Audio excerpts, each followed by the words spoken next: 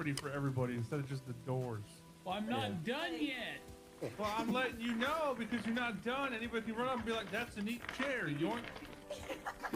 Yeah, like this brick right here is cool, and this brick right here. Oh my god. I quit. I quit. What? No, please. Please.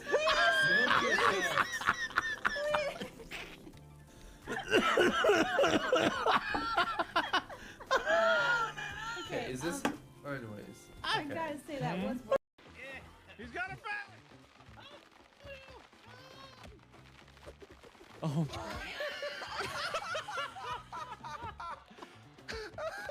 I just watched Gassy smoke I himself. deserve that. I deserve it. Listen, I'm sorry. I guarantee you, Wicked Chaos, I'm having a worse night than you are. You want to know why? At 1 a.m., my internet went out, right? Internet went out, right, buddy? Internet went out, okay? And so I had to fix that shit. And as soon as I fixed that shit, the computer that I was gaming on, it died. It died on me. The computer, the gaming computer died. So I had to run my fat ass in the other room, grab another computer, hooked all that shit up, right? Turn that piece of shit on, and then download Blizzard, download Diablo, right? And yay, I fixed the problem. I'm gonna play the game. And now, this shit!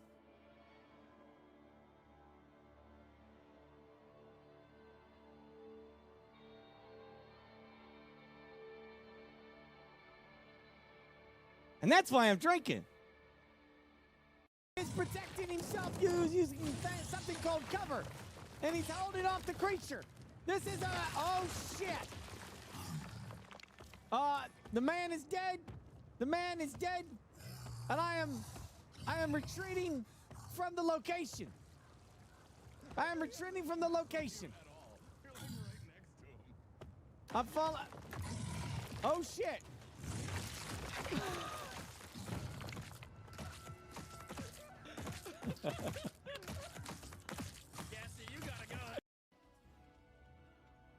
There you go. Woo! All right, and Why do I have to sing in real life to play a bard in a game? Because That's it's not- role play, cream. Isn't Play your class. that one. There you go. Hey, hey, hey, hey! Hey, hey! Look at us. I don't know if I'm in frame. I don't think you're in frame. Sincere apology. Can always count on you. Good idea, though. That was nice, eh? There's no fucking heal box in here. You know, actually, you going down was the best thing for us because we all got some healing out of that. Oh, my gosh. It came right in after him. Help! Reloading. Found me out here. Don't you get back here and fight! You guys come out here to our defensible little fucking shed. We're good, we're good, we're good. Burke is dead again. God. Burke, I think your whole LMG build isn't as godly as you think. Big boy coming up the stairs. Big boy coming up the stairs. He's dead. Now, boys. Hold control, and then it'll show you the ones that you have access to. The one you need to do is the Super Earth Flag.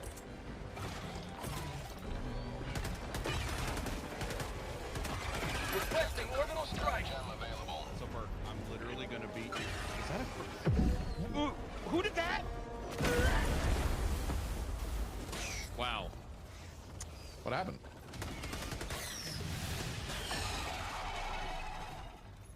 Who called that in? I think I did. Oh, he was supposed to call in the Super Earth Flag. I'm assuming he called.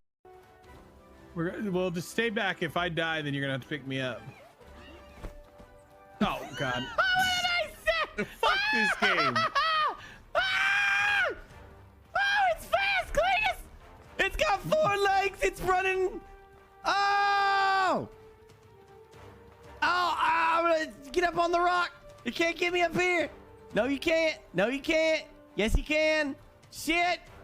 Run, come get me. Come get me. Forget it. It's Just run. literally right on my ass. I know. Come on. Keep going. Come to me. I can't. I'm tired.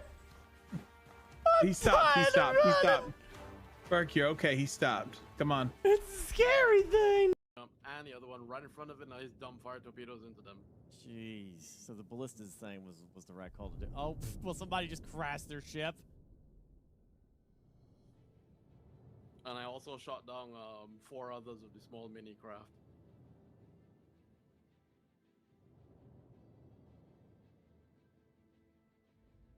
There's a ship passing by pad 1. This guy's gonna die right in front of me.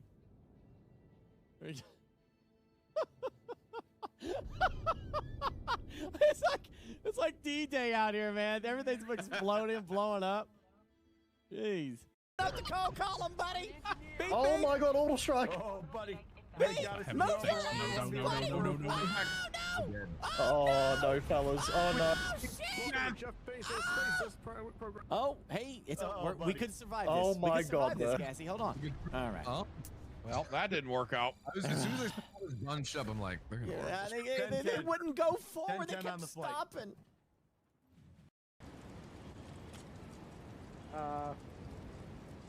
Give me that backpack. Ah, shit.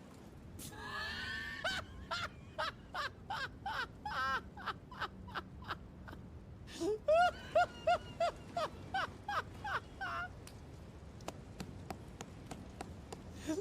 gotta be watching this stream. I know you are. I know it.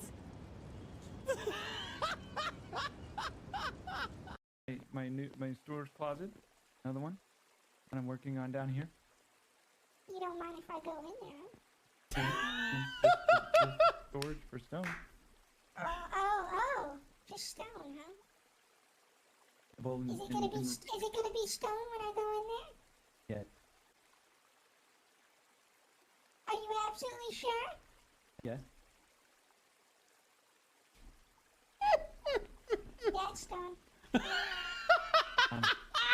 And then down here, as I'm building more.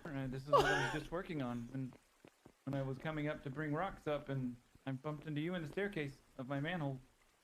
I was trying to go deeper, and build my house down here, my vault. Why are you trying to Survive. go deeper? Because the deepest, the best. Oh, shit. All right. All right, you watching? Just fire stopper.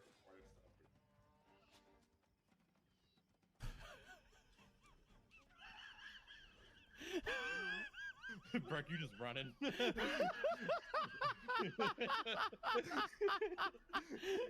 Hey, auto run, and type tour. Do your damn board quest. Do it, Burke. Do it. Hey, wait, what's the button for auto run? Whatever you. I don't know what your auto run key is. I don't either. The default is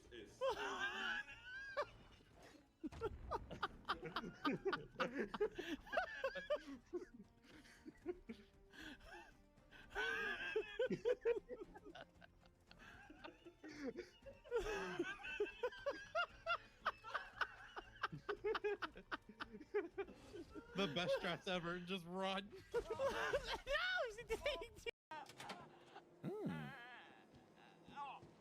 Toast, come here. There you go, bud. Look at that. I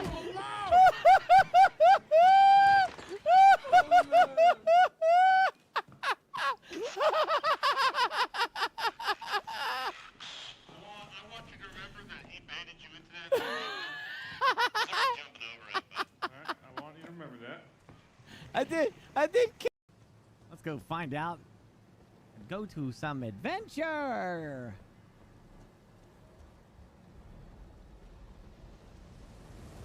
Holy crap! What the frick, man?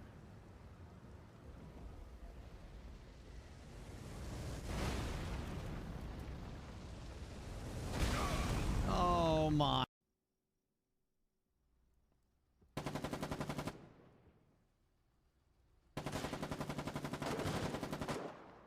Careful! Don't get him. Don't draw him. Don't let him draw you in. Run! Back up! Go around flank.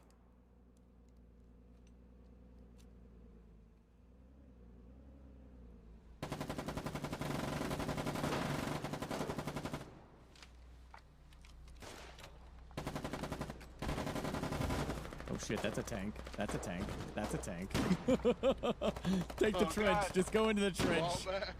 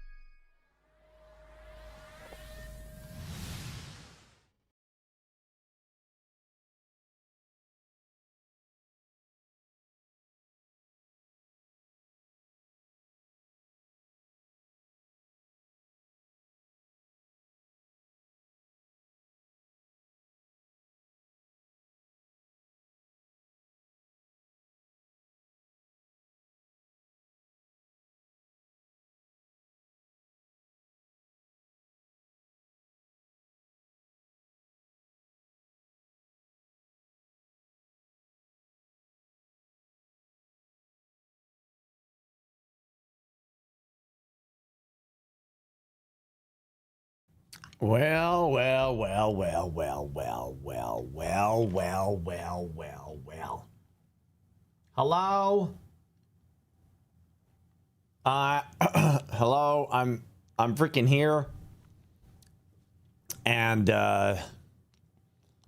we're doing another round of this tonight. So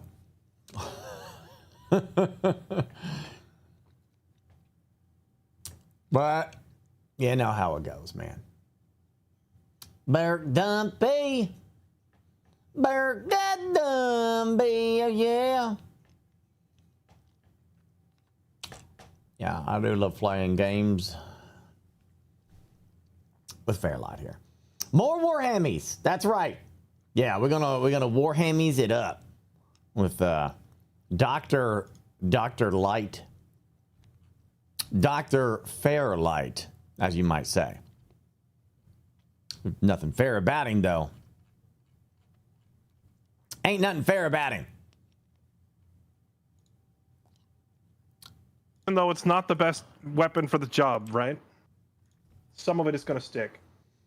Hi, Burke. My face is also not the best weapon for the job, but it gets the job done. But it sticks? It sticks. Also, I do feel I need to clarify something. What's up? All right. Because I was in the car today and I saw your tweet. You're like, which tweet? The one you were like, going in my third game. I'm going up against a guy that's been playing Total War or Warhammer since the 80s. Oh, that's from like 2 days ago, but yeah, go on. I just want to clarify, there's a big difference between somebody playing tabletop since the 80s and just being a fan since the 80s. I am a fan. The only Warhammer I was playing in the 80s was Space Hulk. Technically, I hadn't got into this side of Warhammer until recently.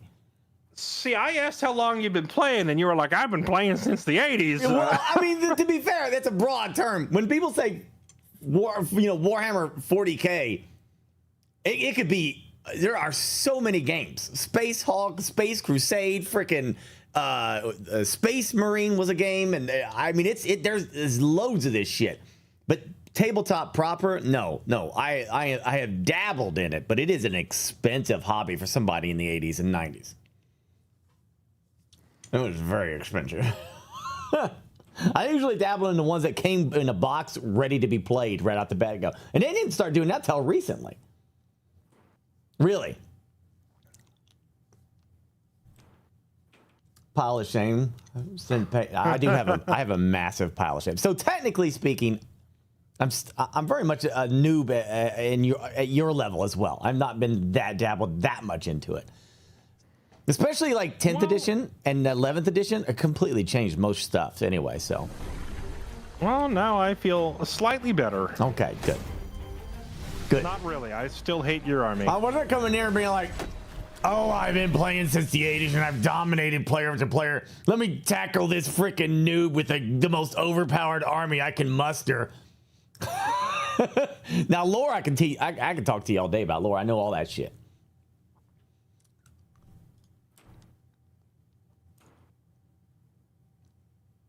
And what have you been doing? For the stream, you mean? Yeah. Are you? I played Space Marine 2 for the first hour and a half while I was waiting, and then I saw you were live, so I just loaded up the lobby just now. Oh, we're going right now, huh? We're going right now. Okay.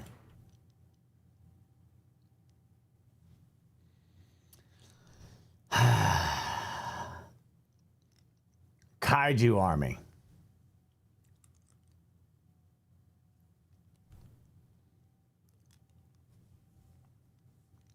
This will take all night just to do turn 2.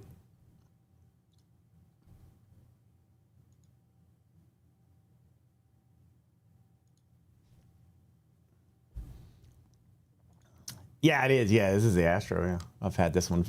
I don't know how long I've had this one. At some point in my 13-year career, it was sent to me.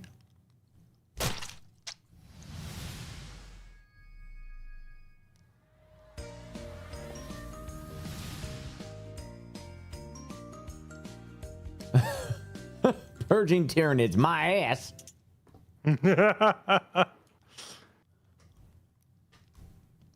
All right, lobby's up. Hello, Mr. Gibson. He's back to be our referee to make sure we don't do anything blatantly illegal. Okay. Hello. I've been yelled at and told only to just correct rules and not give advice. Yelled at by who? You know who. By me?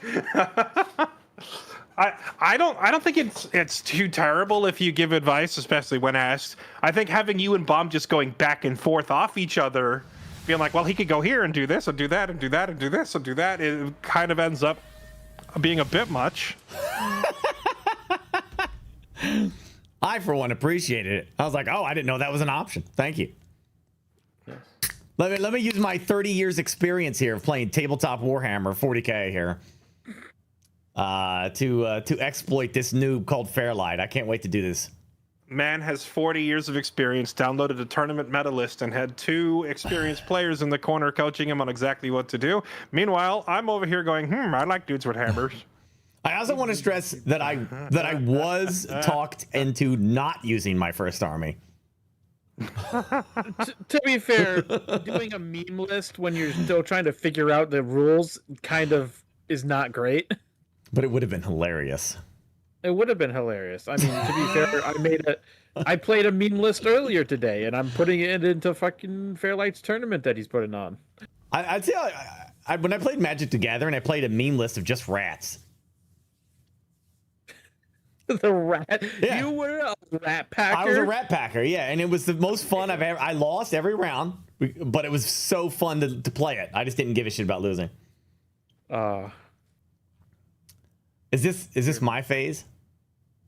Yes. Yeah, we ended. Right. You went, then I went. Now it's the top of turn 2, and it's back to you again. Awesome, Gibby. What should I do? God. Okay. Well, the first thing you do need to do is you need to make some battle shock tests. Shit. Sorry. Actually, speaking of Battleshock tests, I forgot. It's like when you fight Terminators, it's instantly a Battleshock test. They just have it built in. So sorry, I'm playing Tyranids. We don't care about your stupid armor. Yeah, odds of you actually getting battle shocked are pretty slim, but you still owe me 2 battle shock tests, one for the Norn and one for the Maleceptor. All Well, right. regardless, he's going to do the battle shock test for all 3 of these units right here. Because they're all below half health. All 3. Where's the third one? I see 1, Hive 2. Tyrant. Hive Tyrant's not below. Oh, right, because it counts the 3 bodyguards he had, right? It counts the 3 bodyguards, so the unit itself is below half strength. You can't battle shock a Hive Tyrant. They don't give a shit. Well, you have to roll for it anyway. So What am I rolling? 3d6 on all of these. 3d6 because of your You're rolling synapse. 3d6. Start with your Maleceptor. Maleceptor over here? No, This one here. This one right here. Okay, okay. The one at 3 health. That will never die. He's fine. Okay. Almost, though. What do I have to roll to not be battle shocked? What is the number I'm looking at? The leadership. The leadership, 7 on the Norn. Okay, so LD 7. Okay, I need to go just get my damn cards from my freaking closet, so I don't have to keep looking at this shit. Trying to give PTSD to a kaiju. Yeah, that's where attempting kaiju PTSD. Godzilla, you suck! Oh man, you All right, now suck. You're now fat. you Norn. This one is important that you do pass. So. The Norn? Yes. Its leadership is 7+. Yes, it's really hard for you to not get this, but if you roll like triple ones, then you get fucked. You would think that the Norn would have like 3+, right? Because be like, or am I reading this incorrectly? Should it be like? If he had 3+, it'd be impossible to fail. It'd be Because impossible the minimum you can roll is 3. Because if you rolled 3 ones, you still have a 3. Interesting. Re-rolling. You did fail. Oh, of course. You managed these. It's because you were talking smack about how impossible it is to battle shock your. Yeah, that's your units. actually a big deal. I'm not gonna lie. That's actually a very huge deal that got battle shocked. I have never heard of Tyranids getting battle shock in my life. Because that flips the point now. Jesse owns that point now, not you. Okay. And now because he loses his objective control stat when he's battle shocked. And now you can command point reroll it if you want to. That's an option? That's an option. I use it. Screw you, Fairlight. You can't battle shock a Tyranid. Well, I'm using my command point on reroll to prevent your reroll. I've already got. I have 2. You have 1. I use my command point number 2. Can only use it once per turn. Where's the table flip? Oh, actually, I'm sorry. I'm wrong. You cannot use a command reroll on battle shocks in 11th. Oh, really? No. I didn't realize that. Command reroll. Oh yeah, advanced charge, damage, hazard, hit, save, wound. Yeah, not leadership. It's not. So on never the list. mind. You just get fucked. All right. All right. Now you're Hive Tyrant. Hive Tyrant it is. Ready? He's fine. He's fine. What next? That's it. That's all you need to worry about. Because that's all that's at half health. Okay. All right. So so the Norn emissary is just a little dazed. Well, you can't do actions with him. You can't use stratagems on him, and his OC becomes null. Even though he had 15 OC because of his ability. But, so battle shock is like just a universal stun. You're not stunned. You can still fight. You can still fight. You can still shoot. You can still charge. You can fight and move and all that. It just prevents a lot of special abilities and stratagems from kicking in. And in particular, a battle shocked unit has no ability to control an objective, which means you're no longer on your objective. And the Northern Emissary's special ability is that he wants to be on the objective. On his objective, right? Yeah. That gives him the feel no pain and the other stuff. And now he doesn't have that anymore. Gotcha. Okay. These guys are worthless, by the way. I was going to use them and just walk up there and just flame his ass, and I can't do a damn thing about it. I mean, you can.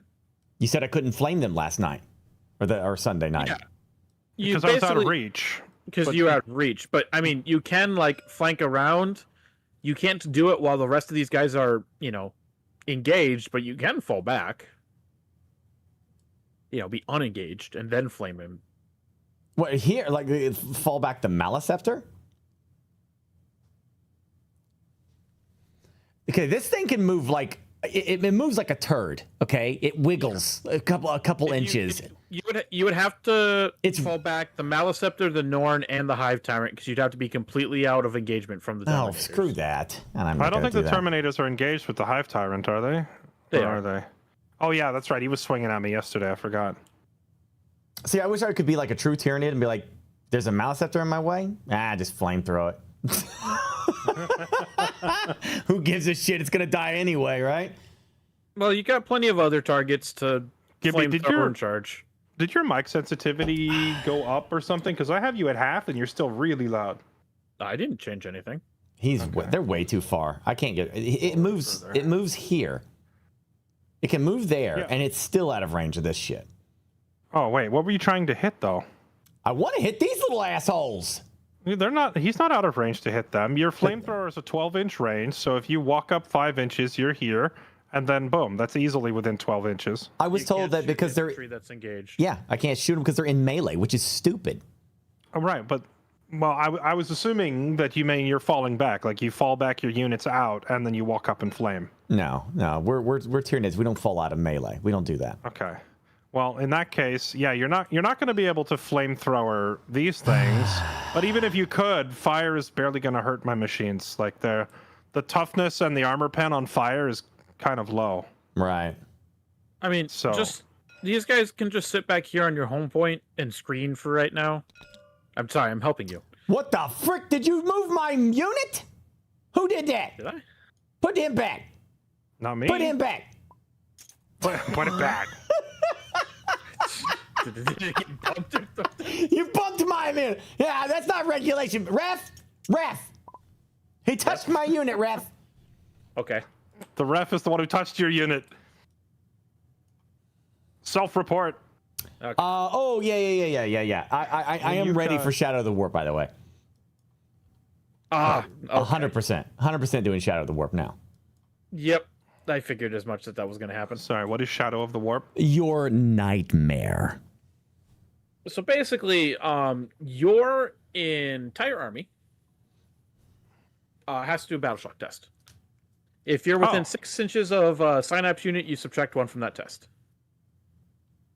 Okay, what triggers this? Is this a stratagem or? This is something the Tyranids can do once per battle during their command phase.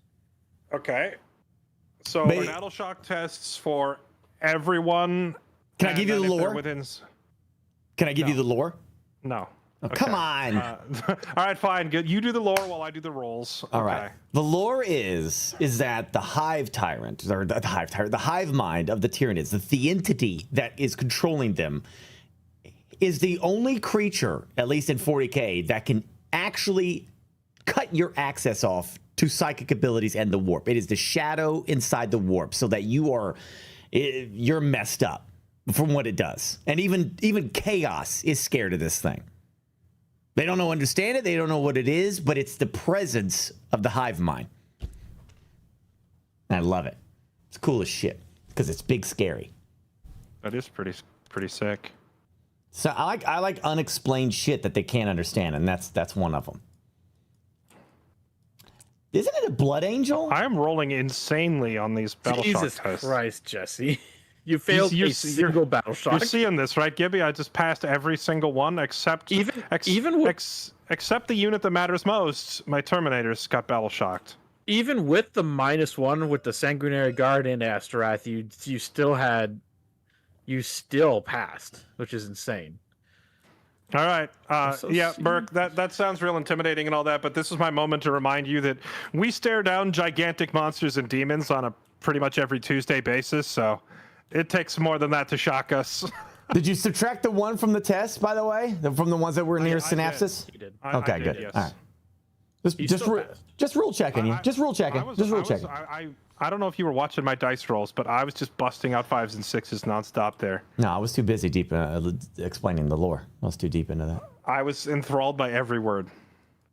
Okay, so we're in this. Does this change this now that so all of his Terminators are battle shocked now, right?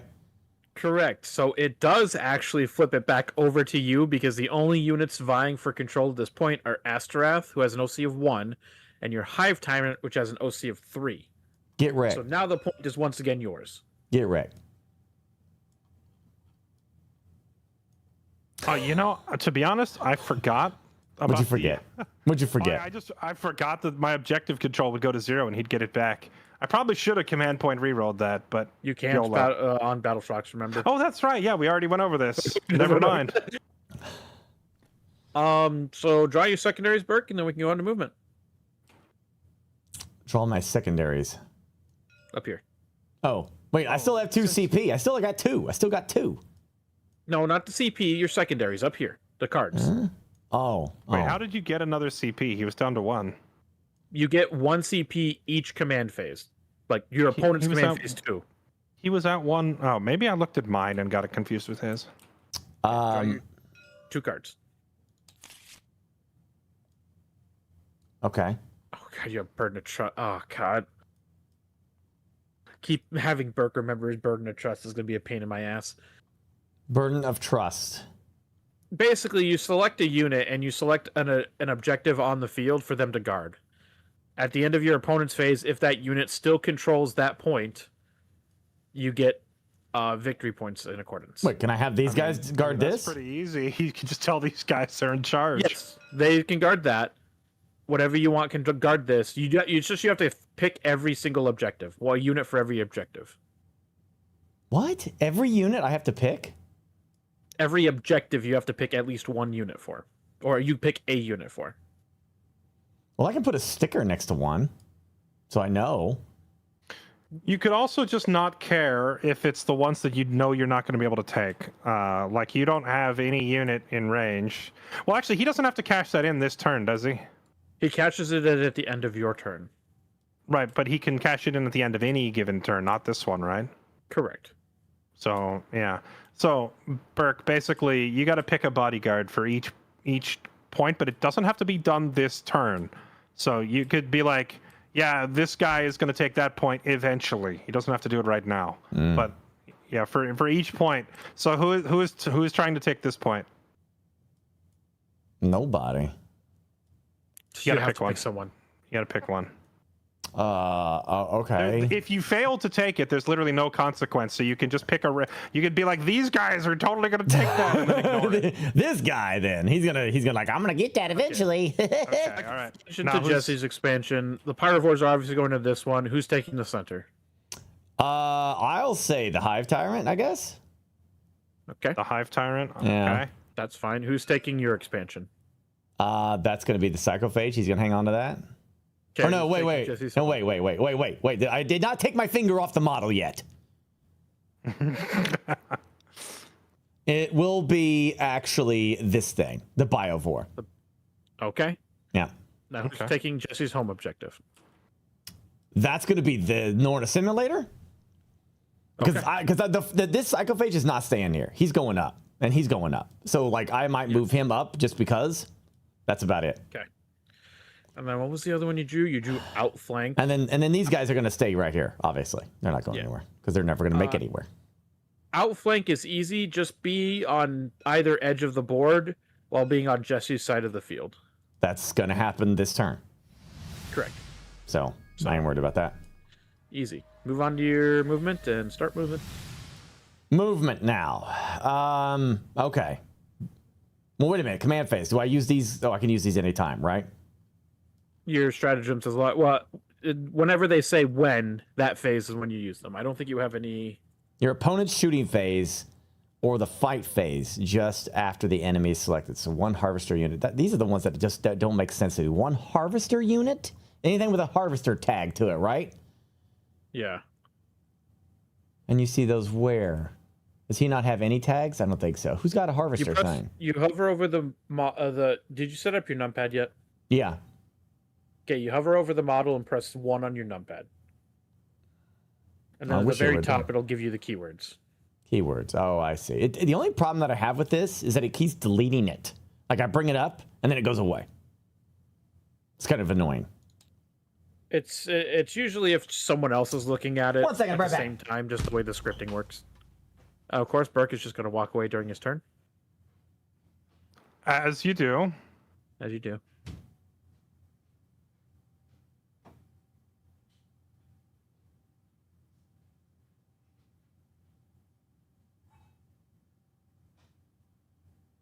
Gibby, can you give me a measurement from the Norn, whatever that big crapper is in the middle, to here? 6 inches. 6 inches. Exactly. And then measure it to the Maliceptor. 5.1. 5. I have come to play Warhammer 40k. Okay. I'm ready to play. All right, start moving your units. I got my shit. Let's do this.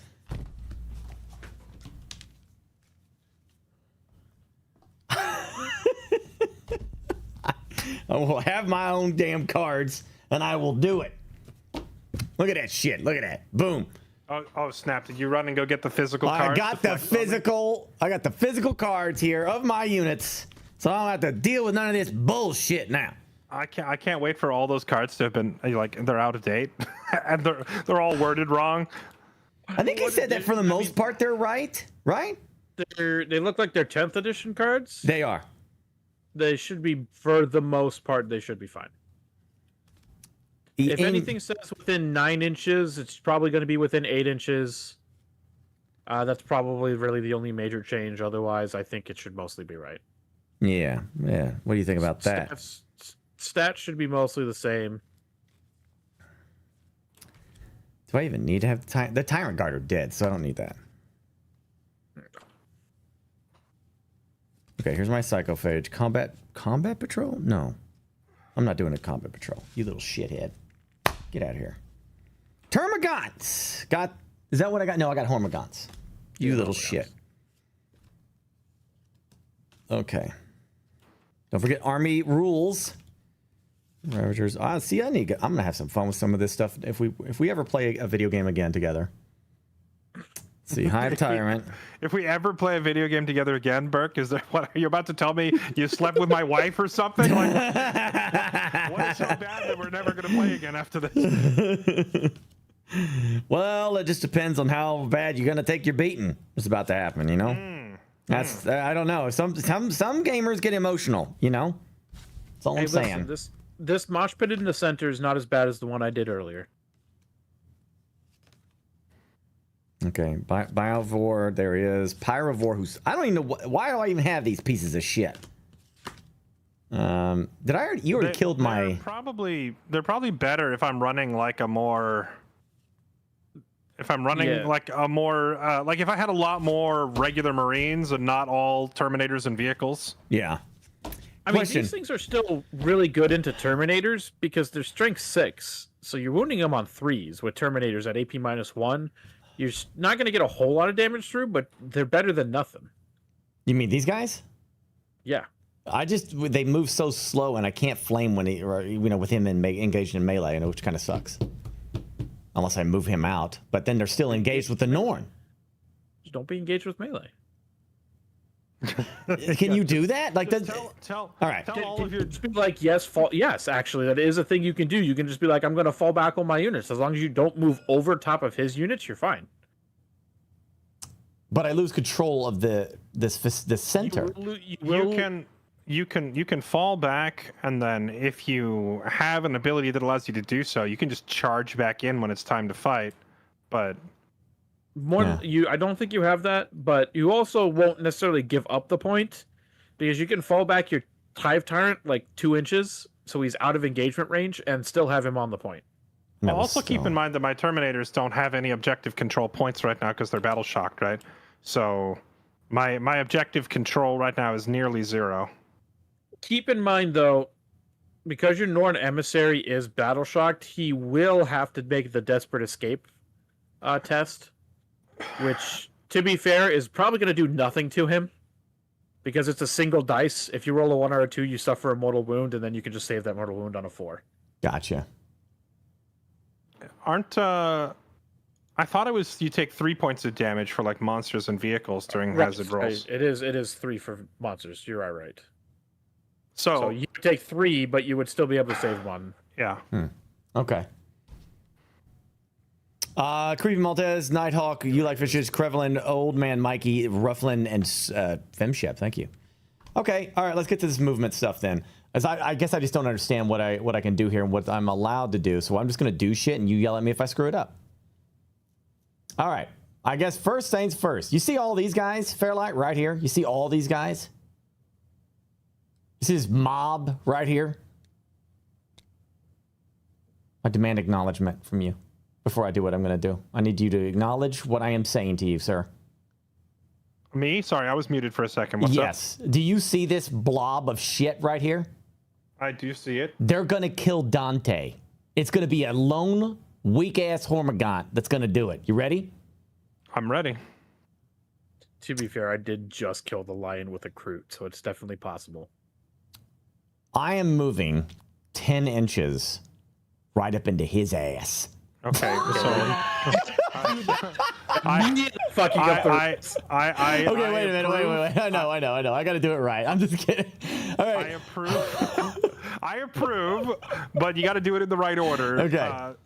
So you gotta stop 2 inches away. Yeah. Because you have to wait for the charge phase to charge him. Gotcha. I know, I'm just joking. Right now you're just doing normal movement. So what you want to do, if your intention is to charge these guys, you want to just get like right outside the 2 inches, so you have a very easy charge to make in your charge phase. Is this the 2 inches right here? Stay outside the bubbles. Hold left click and right click at the same time, and it'll hold the model down lower to the floor.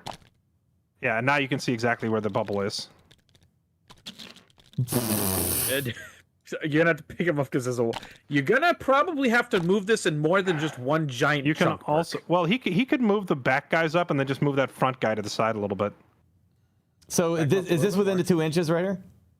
Yeah, you gotta have him outside of it. This big guy at the front. Move it up a little closer. Move it up a little. I'm just gonna help you get it into the right spot. All move right. it up so that these little guys are right on the circle. Right here? Yeah. Just a little bit back. They can't be touching it. Yeah, perfect. Right there. But then grab this big guy and move him move him over here. Shit. Just the big guy. Move him out of the circle, and now he's legal, and now you're good. Well, he's got. Now Now you have a very easy charge at the charge phase. This is great. All this shit is just gonna get right up in it. You know what I'm saying? Yes. Okay. So I do have a spore question. I want to deploy these spore mines. Are you saying I cannot? Because I heard a snicker from you when I changed my opinion for the psychophage holding this and swing it to the biovore. Was that snicker because I can't use the spore mines if I move him? No, you can use the spore mines. You can't shoot, but you can use the spore mines. Okay. Well, maybe the sticker was more of you being like, I haven't put my finger off the model. Okay, all right. Well, maybe I'll shoot instead. We'll figure it out. Maybe I'll just forget that point. I just want to kill Fairlight's minions. You can go take this point from Fairlight if you want to. Yeah, maybe. Well, you can't actually. Those have an OC of 0. I didn't realize that. Whatever. Okay, so these guys have been moved. This guy is 100% going to move. He's going to haul ass. Now, I mean, this is like a trap thing. He's not going to kill that thing.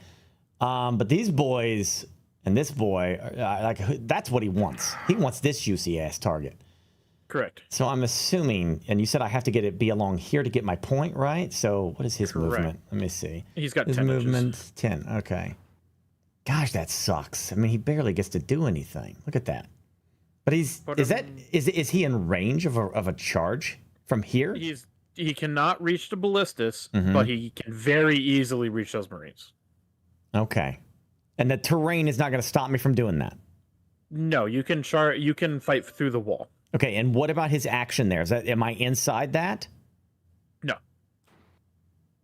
Quick question on the objective control stat. Is it per model or for the whole unit? Per model. Okay. All right. 12 meters. So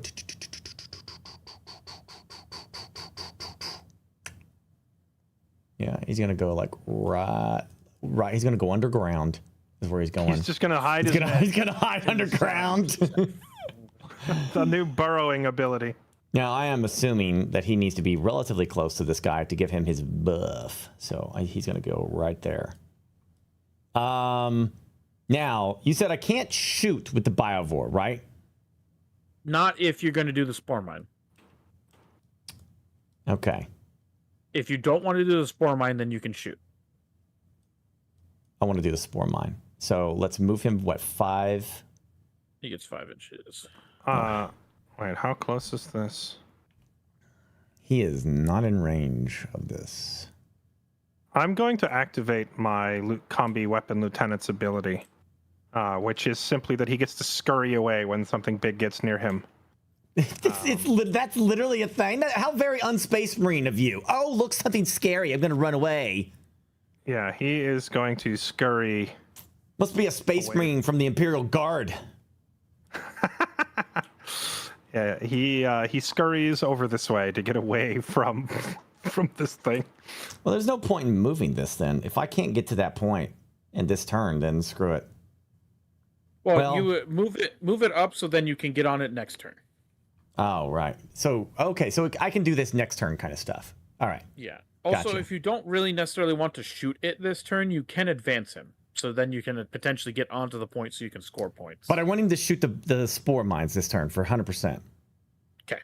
So I'm not going to do that. I mean, I want Fairlight to deal with spores. I want him to enjoy that. Okay. Okay. These guys have moved. He's in it to win it, so he's not moving. These guys are going to do their charge. Now here's the interesting aspect. Yes, I would very much like to give him some ass flame, because I'm pretty sure that's their ass, right? Mm-hmm. Let's take a look at that. That definitely looks like a butt, I think. An orifice of some sort. And flame, very, very chilly.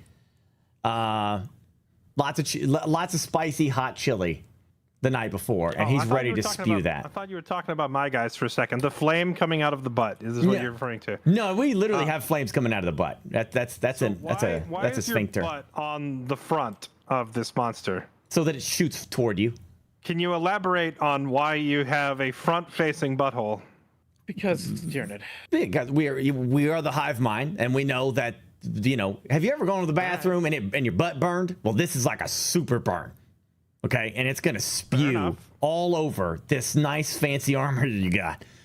Okay, so what? You're having all of your guys fall back then? Okay, I'm trying to see what the negative for that is, because it doesn't sound like there is one. Okay, so if you fall back, then you won't. I mean, obviously, you don't get to fight this turn, and you don't get to shoot or charge unless you have a special ability, like a stratagem or a unit ability that lets it shoot or charge. So basically, if it falls back, you're just ending its turn. It moves out of melee and ends its turn. And it can do nothing else. Unless you have a stratagem or a special ability on the monster, yes. Okay, that's just ending. That's kind of huge to know. Yeah, it just backs up and then ends its turn. Now, some monsters and some stratagems and detachments might give you the ability to do something. You could look at your stratagem cards and see. What is a harvester unit? I don't even know what those are. The harvester is is like the keyword. It is essentially, I think it's just his it's his psychophages. It's his assimilator over here, and I think that is it that's left on the field. Gotcha. All right, I just read through your stratagems. I don't see anything in here about fallback and still be able to fight. So yeah, if you want to extract yourself out of the melee, you can, but it ends the turn for that monster. I don't want to do that because they need to fight. Okay. So that means, once again, back to the original thing, these guys are worthless! No, they're not. Move. I'm not playing the game for you. In this particular instance, yeah, they're not doing a whole lot. All right. They're screening. I am going to... Don't forget, Jesse has a unit that he hasn't put on the field yet. Right, yeah. That's true. I could totally drop a unit back here behind you if that were the case.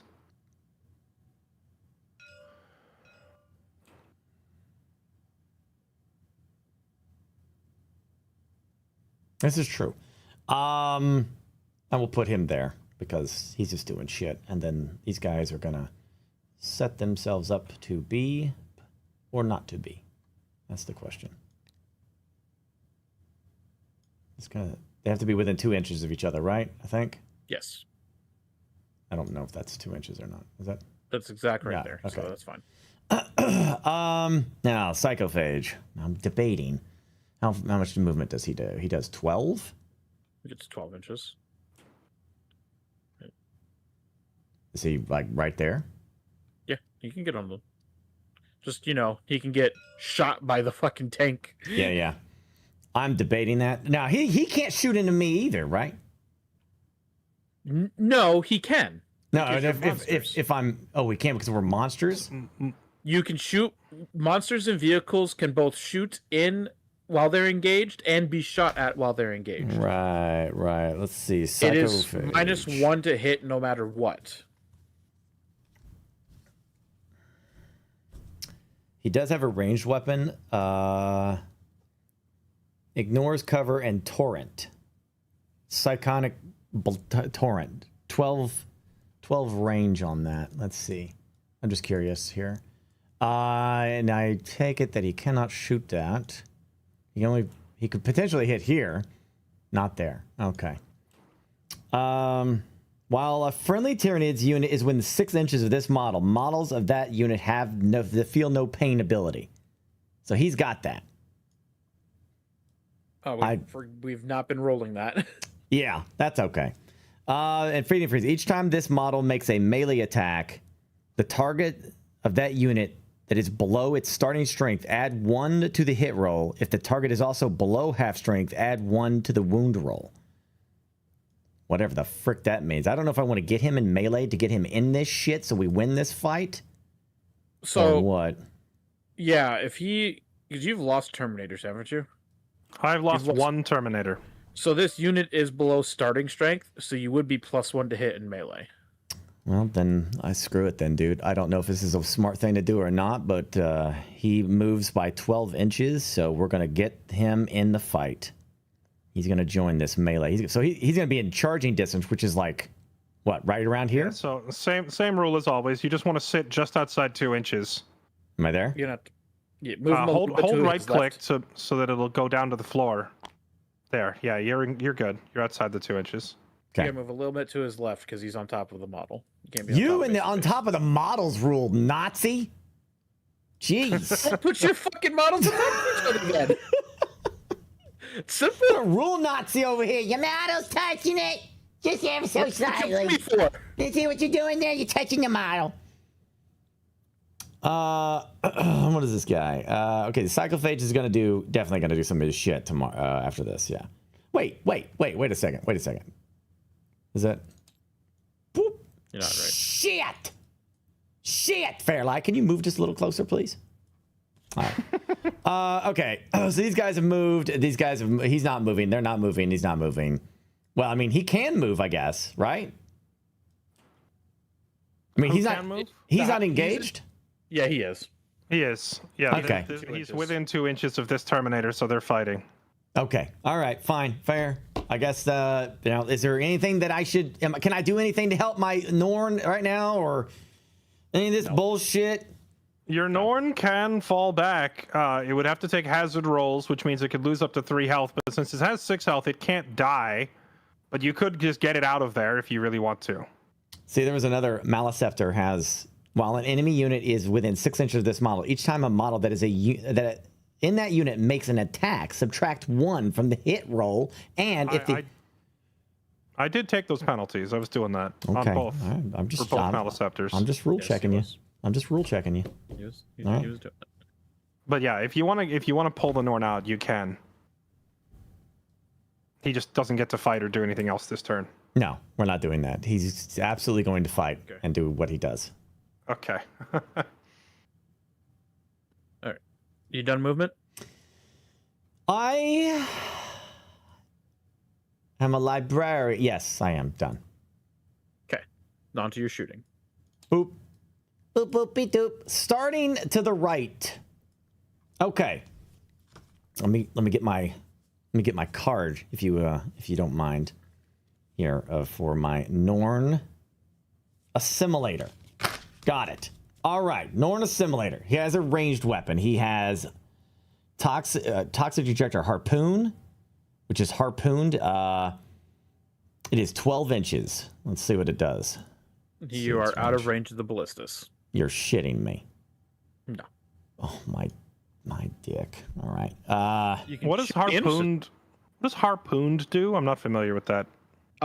If he hits something with that weapon, he then gets +2 to the charge when charging it. Oh my god, that's actually so sick though. I don't have a Swarm Lord. That's a really cool ability. It's a hive. I have a hive tyrant, and this is a psychopath. I don't have a Swarm Lord. Oh wait. Hold on. You're ending your movement phase, right? If you're starting to talk about shooting. Yes. Yes.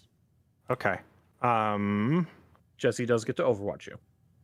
Yeah, I can overwatch attack. Let me read something real quick.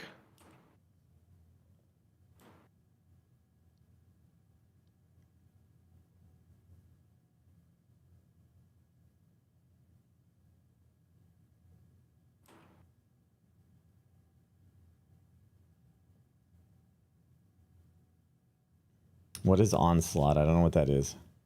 All right, Burke, are you ready? I am ready. I'm spending a command point. Rapid ingress. Ooh, he's doing rapid ingress, not Overwatch. Hello. Okay. So, yeah. Okay, those guys decided to ruin their epic entrance by standing on their heads. Okay, I'll do this for you, Jesse, and I'll do the 8-inch bubbles. Yeah, give me the 8-inch bubbles. You will not take our home objectives so easily, sir.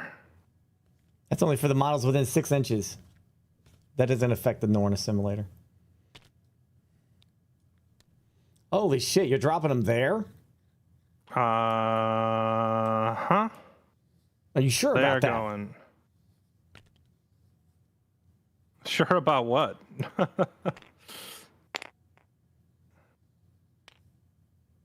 Are you sure about that? Are you sure about that?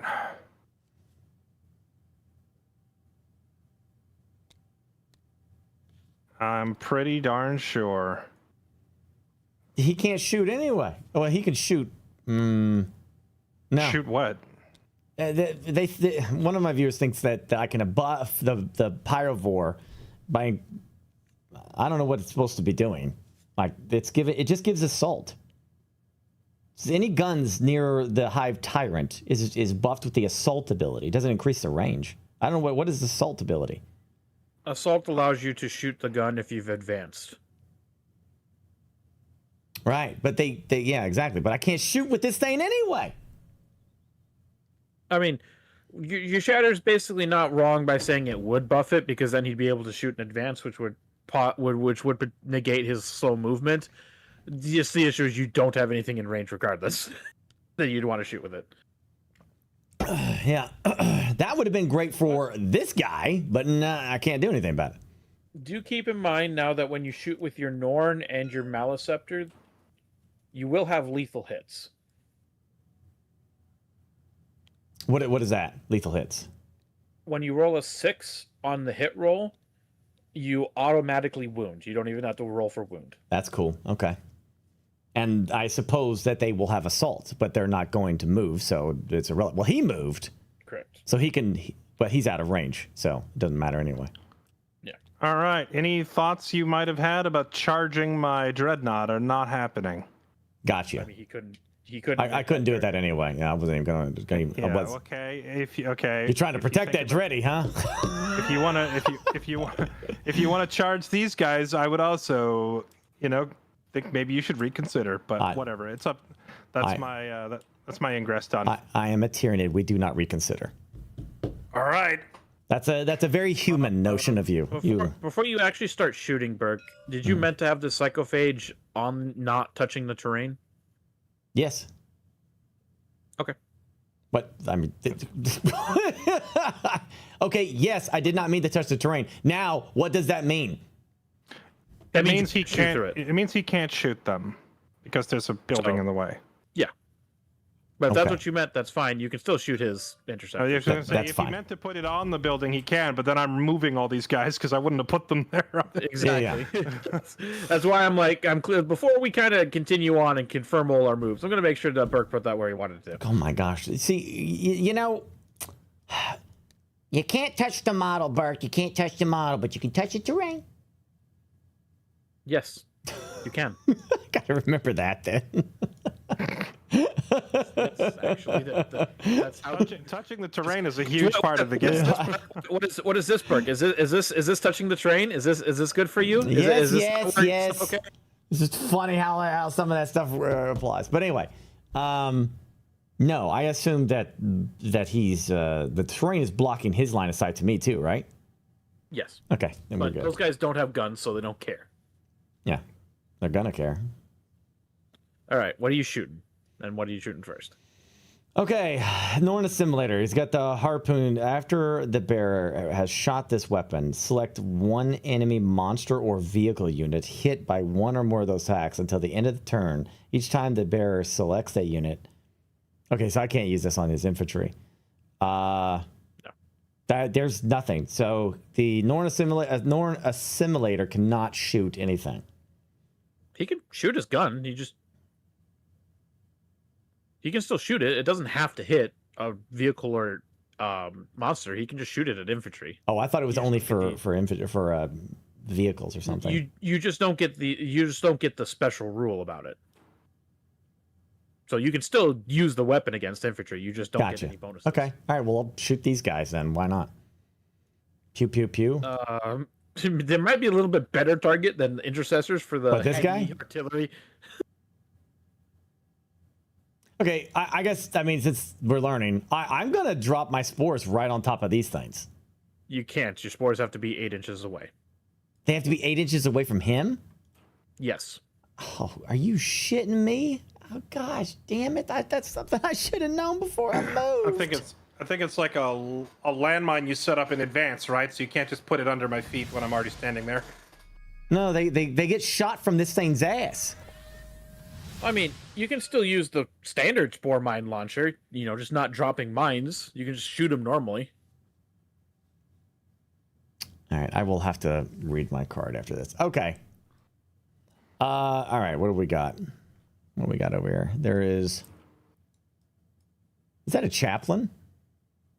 It is. Oh, interesting. All right, well, I have, let's see, the gun range is 12 meters. Let's see, 12. Yes, it's 12 meters. Well, whatever. 12 meters, so you can shoot to about here. Okay. All right. Sure. I'm guessing these guys are the bigger threat. I don't know. Yes. You're that the Terminators are more dangerous than basic intercessors. Yeah, probably. These are standard rifle boys. These are elite heavies.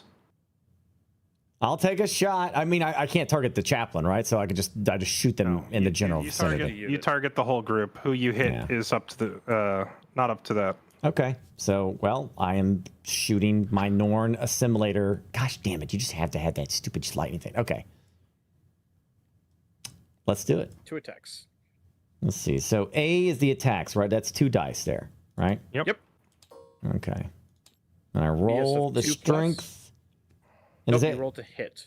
You're rolling to hit. So you're first rolling to see if you hit your target, and your ballistic skill is 2, so you need to roll a 2 or higher.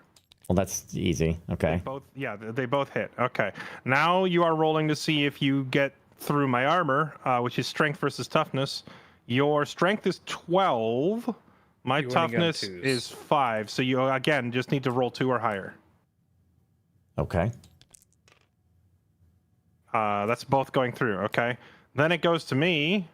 I'm rolling the invuln save, which is just the Emperor protects, or maybe I dodged out of the way or whatever, and I need to roll 4s or higher.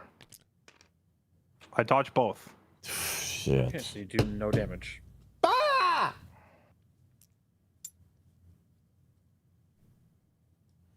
Okay. All right. That's the chaplain right in the middle. He just did the Neo from the Matrix move, bending backwards while the harpoons went around him. That's the end of the Norns. Also, I sent you a link on Discord, Burke. If you would like to engage in some legal view botting. Yes, because we need to control the Warhammer category. Yeah. We need to make sure that what's their name down there? Tamsin does not get any chance of overtaking us. Sure that no other Warhammer streamer has any chance of ever being discovered. Oh shit. All right, Psychophage. He cannot see them, so he cannot shoot. Right, but he can shoot these guys, right? Perhaps. Yep. Is he within? Is he within 12? Wait, is he within 12? Oh yeah. Oh yeah, he is. Well, there you go. Fry Yeah. some baby space marines. He's got Cyclonic Torrent. Ignores cover. It's a torrent attack. Right. So you're gonna roll you're gonna roll a d6 for your attacks, and this is auto hits. Yeah, so torrents are like flamethrowers. You don't roll to hit; it just always hits. So what you're doing is rolling to see how many times you hit. So you're rolling a d6 to see how many times it hits. So 1d6. All right. Oh Lord, have mercy. Times. Dear heavens. Okay. They might be dead, sir. They might be dead. That is Will 6 not hits. kill off the unit, but you know. Strength of 6 versus my toughness of 4 means you damage on 3 or higher. Okay. So you landed 6 hits, so you need to get out 6 dice. You got and roll to see if they get through the armor. So click add 5 to the one you already have. Okay, and now roll, and your strength is higher than my toughness, so that means you need to roll a 3 or more to punch through. Oh, I got lucky. Okay, so 3 of them go through, and then for me, AP -1. AP -1 on my armor save of 3, so I have to roll 3 dice now to see if the Emperor protects. I need to roll 4s or higher. The Emperor said F you. You lose one guy because it's only 1 damage. Okay, yeah, so 1 guy gets toasted. Rip this dude. He served well. You did it, Burke. You killed a space marine. Thank you. Thank you. But a whole bunch of them are about to die here in a second. Successfully murdered a child. That's not quite a child. The scouts are children. All right, what's next, Burke? I wonder how that's going to work. Does Torrent double your attacks, or is my check getting it conflated with rapid fire? Who in the fuck is saying that? No, Torrent is what gives it the ability to do the auto hits. Yeah, the double attack you're thinking of is rapid fire if you're within half range. Gibby, if this thing charges into these guys, right? Or if it even charges into these guys. Well, let me see, because they have to be within 6 inches of the Psychophage. He'll probably be within 6 inches because you'll probably end his charge right there. He'll be within the 1 inch. You'll probably have to move him over here. You can pre-measure it, Burke. Pick up your Norn and move it up to within 2 inches of this guy, but don't let go of it. You know, just hold the button, move him over, hold right click so that it stays flush with the ground. Move it to here within 2 inches. Yeah, so he could stand right there and fight from there, and he's still within 6 inches of this thing if that's what you're trying to do. Yeah. What about over here? That's still within 6 inches. Yep. So now, without letting go of the mouse, hit escape to put it back.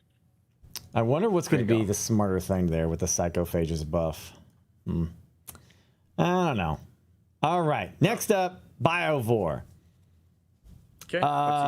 Okay. So the rule I'm going to need this explained to me of these spore mines. I'm going to need this explained because I think I was under the impression that I could launch them, like send them out to where I want them to go. That's essentially what you are doing. You have to place them 48 inches within 48 inches of the Biovore itself, but they have to be 8 inches away from an enemy unit. You're essentially deep striking them. Oh, I see. Okay. Once per turn in your shooting phase, when selected to shoot, one unit with this ability can use it to, instead of making any attacks with its ranged weapon. If it does, you can add 1 new spore mine unit into your army and set it up anywhere on the battlefield that is wholly within 48 inches of this unit and more than 9 horizontal away from all enemy units. Spore mine contains 1 model for each model unit. Interesting. The enemy units cannot start or end in advance of a floating death. Each time this unit or an enemy unit ends in the move. So this can be 9 inches as long as it's 9 inches from him, right? It's 8 inches for 11th. Oh, 8. Okay. But yes. But it doesn't care about me, right? I could dump it right here if I wanted to, or something. If you want to dump it right in front, but just remember, I don't know. Yeah, you can do that if you want to just dump it right in front of you. But just remember, you can't place anything on top of it. So, where can I see? Well, he can't put it there because that would be within 8 inches of these guys. Yeah. So it has to be 8 inches away. You can almost put it back there. What does this thing do that he's trying to place? I don't see any stats on the unit. So it's a spore mine. I got the unit card like right over here. It's essentially you cannot start or end an advanced move within 6 inches of them, and each time you end a move within 3 inches of them, he can select that unit, rolls a d6. On a 2 to 5, you suffer a mortal wound. On a 6, you suffer d3 mortal wounds. Okay, and does the mine explode, or does it stay there forever? It explodes. Okay. And they move, right? You can move. Yeah, you can move them as well. Burke can move them around afterwards, but they only have like 4 inches of movement. They also only have 1 toughness and 1 wound, so you can just shoot them. So they sound like they're shit. It sounds like you put them between a unit that wants to charge and the thing that they want to charge to prevent me from charging. Yes. So like, I guess here. You can't because of the intercessor. If you're not planning to charge with the Norn, then you could put it there, and then I couldn't. Well, I could charge you, but I would eat damage to do it. And yeah, it has to be more than 8 inches away from any of my guys, so this whole area here would be off limits. The problem is they changed it, because of how they changed how objective control works, you can't use them to control objectives anymore. They have an OC of 0. Doesn't matter if you put it on an objective, you don't control that objective because you don't have any OC. Oh, apparently it counts as a unit for the purposes of screening out deep strikes. That's pretty funny. Yes, it does do that. My thought, Burke, would be you drop it on this objective so that if any of my guys try to run onto the objective, they risk blowing themselves up, but I can't think of anywhere else that would be useful to put it. Like, obviously you would love to put it here, but the 8-inch requirement means it doesn't fit. And this area is screened out by my intercessors, so it's either like here to disrupt my vehicles or here to disrupt this point. I guess in my mind I thought I was gonna plop like 3 of them like right in here. I should have read that card. Question: what about just raw shooting with the Biovore? Can I do that? Yeah, you can just raw shoot, but then you won't be able to do the mine thing. It's either you shoot or you do the mine thing. I think I'll just shoot then. Okay. What do you want to shoot? I'm gonna shoot this mess right here. Excellent. So, because of blast, you're gonna actually get 2 additional hit dice. Okay. So you're gonna roll a d3 and add 2. A d3. So roll a regular 6-sided die, and a 1 and 2 are a 1, and then the 3 and the 4 are 2, etc., and so on. So you divide by 3 the result. So roll one die. Yeah, just roll 1 die. Now where you guys see this? It says okay. Oh, I see. Isn't there a d3? You said there was an actual dice that did this, right? This one. Yeah. Okay. Okay. There we. He's got it. It's at the very end. It says d3. So go ahead, roll that. So 5 attacks. Cool. Ouch. All right. Now is that? So then I do these 5 dice. Yep. And it's going to be hitting on 5s because you're going to be using indirect fire because you obviously can't see them. And they always get cover when you're doing indirect fire. Even with the Hive Tyrant seeing them? Yes. The Hive Tyrant seeing them is what allows you to, or the Maliceptor seeing them is what allows you to hit on 5s instead of 6s. Otherwise, you'd be hitting on 6s. I didn't realize they always get cover. From indirect fire, they do, yes. Okay, so roll your 6 dice. That's 5. You need 1 more. Just add. No, it's just 5. Oh, it's 5? 3. It's 3 All right, plus 3 2. plus 2. Yeah, I'm stupid. So, any hits on 5 or higher? He hits on, so that's 2 hits. 2 hits. So 2 of them hit. And then strength 6. It's going to be higher than my toughness, so that means you wound on 3s? Wounding on 3s, 6s are dev wounds. Okay. So roll your 2 hits. Oh, roll my 2 hits. Right. Okay. Yep. 1 gets through. 1 at AP -1. AP -1 into my armor. Oh my So, gosh. Emperor protects on a 3 or higher. Emperor protects. These Terminators are gonna be so hard to kill. It's gonna be disgusting. Yes, they're very hard to kill. All right, what do you want to shoot next? Okay, he shot. These all did. Can he fire if he's in melee? Yes. Okay. All right. Let me get my unit card. He cannot shoot the unit he's engaged with because he has a blast weapon. Well, he's gonna shoot those guys over there. Okay, you're gonna be -1 to hit because you're engaged. Okay. I mean, well, he can't use it for these guys, right? Correct, because it's blast. So I have no other choice. We're gonna be pewing that way with its. Where's its gun? You don't care because it's a psychic weapon. So you don't care about hit modifiers anyway. I love not caring. Look at that. Gosh, you imagine if this thing was animated? Oh.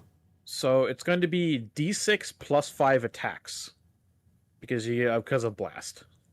Mm-hmm. This is actually probably a Terminator killer right here.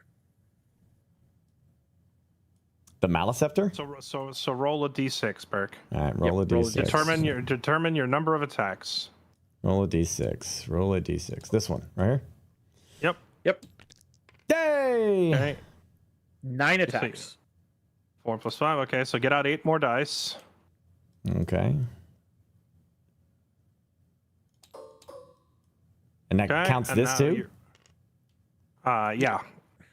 And now you're rolling your 9 dice, and you need to roll 3 or higher to hit. Wow, I got very lucky. Gosh, damn it. So 3 of them hit. Now you're rolling to see if you get through my armor. You have a strength of 10 to my toughness 5. So I think he hits on 2s, right? Oh, you got 6s. Wounds on 2s, and he got... Okay. So all 3 go through at AP -2. Every wound you fail, or every save you fail is a dead Terminator. Dang, that thing does 4 damage a pop? Or 3 damage a pop? Yeah. So I was thinking of these guys with their 4 health. Wow. Okay, so that's 3 wounds, and the Emperor protects on a 4 or higher, right? What is it, AP2? AP2, force. That's unfortunate. That sucks for me. The Emperor did not protect today. That is 3 dead Termies. That is bad for me. Thank goodness for that. Just weaken that army. Okay. Anything else able to shoot this turn? Oh yeah. I mean, we got shit to we're gonna be here for a minute. Got a Tyranid Prime. Does he have a ranged weapon? I believe he does, doesn't he? No, he has only melee weapons. Really? Yes. You little shit. All of these guys only have melee, so we can skip them. All right. What about these guys? They all have guns. Can they shoot even though they're engaged? The Hive Tyrant cannot. He doesn't have guns. The Norn can. You cannot use the Neuro Blast because it has blast, but you could use one of the other profiles. The Norn Emissary has ranged weapon, Psychic Tendril. That's a neuro. Wait a minute. I can't use Neuroblast. You said right? Yes, because you can't use that because you cannot use the blast weapon with an engaged target. Now you can shoot his land speeder or his predator because you do have line of sight on them. If you want to shoot them with the other weapons. And yeah, you have range on them, so. I mean, it's 18 inches. I think I have range on everybody, right? Pretty much. You absolutely can shoot his Terminators if you want to. Yeah. And I would use Neuroparasite for that? Well, that one you could use Neuroblast for. I could use Blast for this. You can use Blast for those guys because they're not in engagement. Okay, we want to do that. Okay. I mean, it's up to you. You can shoot. These Terminators are honestly more dangerous than these Terminators. Yeah, these Terminators that are engaged with you are probably going to kill your Norn this next turn. So you probably want to do more These- damage to them than anything else. I thought you guys said I couldn't attack these guys because I'm engaged with them in melee. You can't attack them specifically with your weapon labeled blast, but you could use either of the other two. Yeah. Or you could fire the blast if you wanted to into these guys. You also have an anti-tank on this thing, that middle one, whatever it's called. Neural Lance? Neural Lance is also an option. You could fire your anti-tank into one of these if you wanted to. You could also, for the memes, just fucking delete Astaroth. Oh yeah, I forgot about Astaroth sitting there. Because you do have a precision psychic damage one that'll just destroy him. He doesn't even need precision because Astaroth is like solo at this point. Yeah, he's like solo at this point, but that's You're talking about a psychic neural parasite, neural blast to destroy these guys, and the neural and the melta 2. I guess it's the real like. You only get to use one of these. Right. Yeah. Yeah. So you I guess- basically decide what you want to do. Right. Now my next the information here is what is likely to kill something. Like if I target this, can this kill these guys? The neural lance, can it kill that one of these tanks? Is it strong enough? Yes. One of the Terminators? It's absolutely strong enough. No. Here.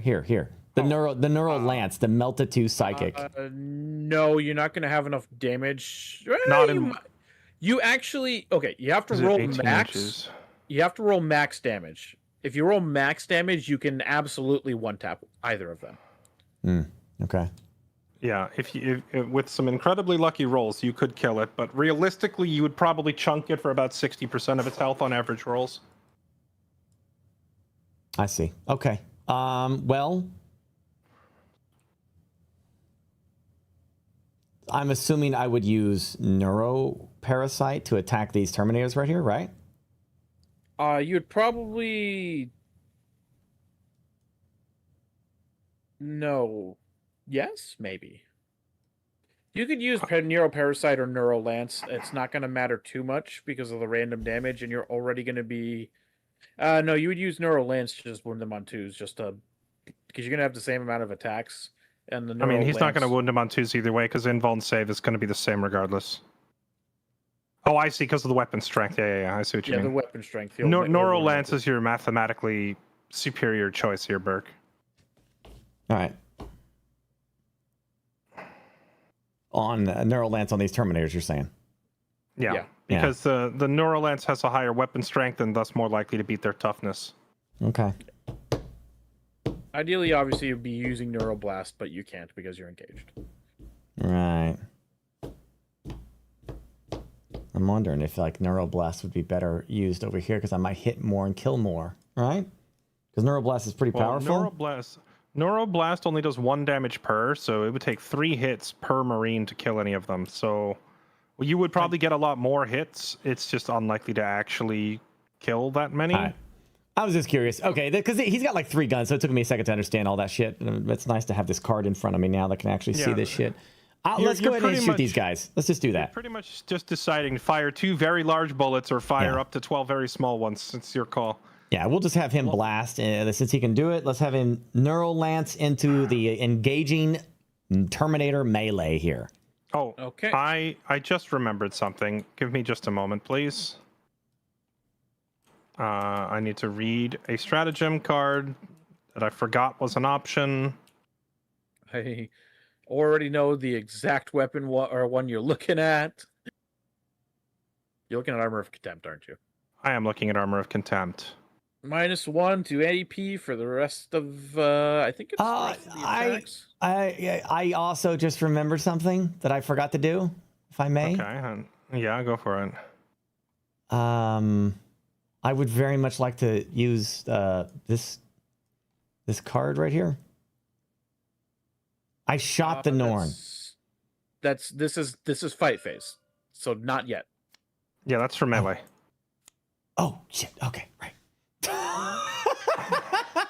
Never mind. Delete that from your brain. Nothing. Don't worry about it. My bad. I thought it had to be done. Also, you. Oh no! Wait, no. It's here. It's this card. This is what I meant. Yeah. No, this one. Your shooting phase. Let's see. Once per round. Oh wait, he's battle shocked anyway. I can't use a stratagem on him. I don't know why I'm even contemplating this. Never mind. Carry on. Okay, yeah, that and also your Norn is battle shocked, Burke, so you can't use any stratagems. The Norn assimilator is not battle shocked. Yes, he is. The assimilator, assimilator. the emissary. The assimilator. That's there.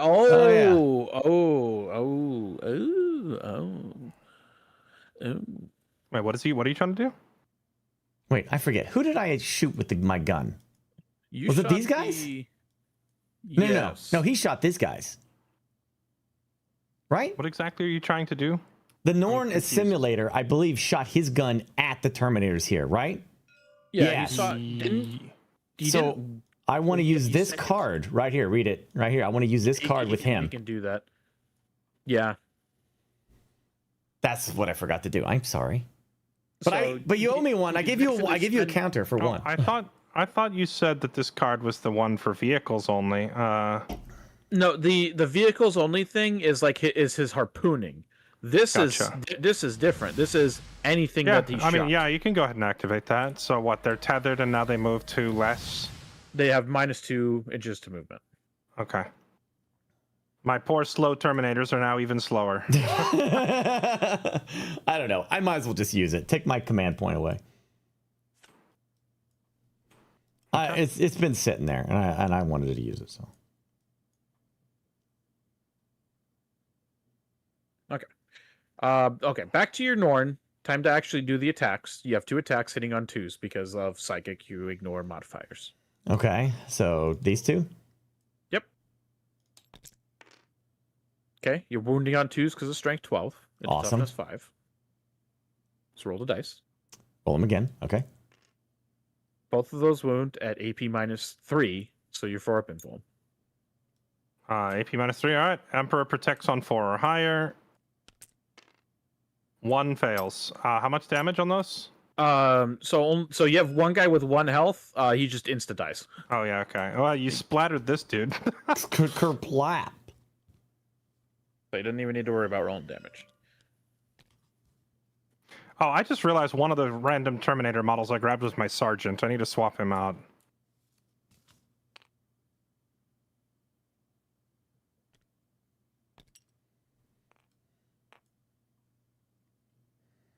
All right, Burke, what do you want to shoot next?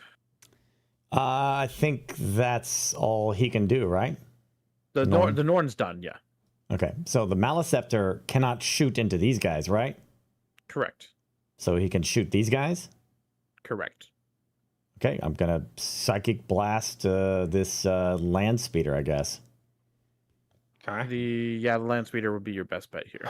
Okay, so roll a d6 +3. 1d6. One d6. Okay, I was looking for that one. So 5 + 3 is 8. So now get out 8 dice. That's crazy. And roll your ballistic skill 3 or higher. I don't think there's anything to lower it, so you're hitting on 3s. Yep, come on, Hive Mind. It's psychic, so it ignores modifiers anyway. Okay, so take these 3 dice and just toss them in the trash here. So you have 5 that hit, and you need to beat my... Toughness is 8. What's the strength on your weapon? 10. Strength is 10, so you wound on 3s, right? 3s. Okay, so roll again. You need to beat 3s to see if the damage goes through. Come on, Hive Mind! So 3 of them get through, so you can toss those other 2 dice, and now... AP -2 on your Land Speeder. There's a button I can press that mimics the number of dice on his side of the field. Where is it? Oh, here it is. Copy Blue's dice. Instantly gives me 3 dice. And what's the AP value on that thing? -2, so 5s. -2, yeah. 5 or higher. Oof. It all goes through. It's dead. It does 3 damage apiece. Dang. Wow. Well, no shit. Does he have... He doesn't. Okay. Dude, wow. Okay. I didn't expect to kill that. All right. That's helpful. Very, very helpful. Okay. Okay, next is going to be, I guess he's done, right? And Does it explode? Yeah. Is there an explode feature to the land speeder? The land speeders don't explode. Okay. He does not have the Predator does, but the land speeder doesn't. Oof. Yeah, that ain't happening. That ain't happening either. Nothing else eligible for shooting. Okay. Well, friends, that is the end of my shooting phase. And it was a decent shooting phase. Charge phase. Okay. This is where it's about to get interesting. To the right here. Now, let's see. I'm curious. They only have to be within 2 inches, so he's going to get me regardless with this, isn't he? So, no matter what, you're measuring base to base to find the distance, and you still have to make that roll. So, you have to make an 8-inch charge onto him. He can move 3 inches, which will basically put him at a 6-inch, well, like a 5-inch charge, maybe a 6-inch charge. Right. Well, actually, sorry, you need 9 inches because it's over 8 inches. So that would put him at a 6-inch charge into your simulator if you don't move. Which, to be fair, it's pretty easy for him to get a 6-inch charge. That's not super hard. Right. So, like, basically that card was useless. No. You limited where he could put those guys. Okay. All right.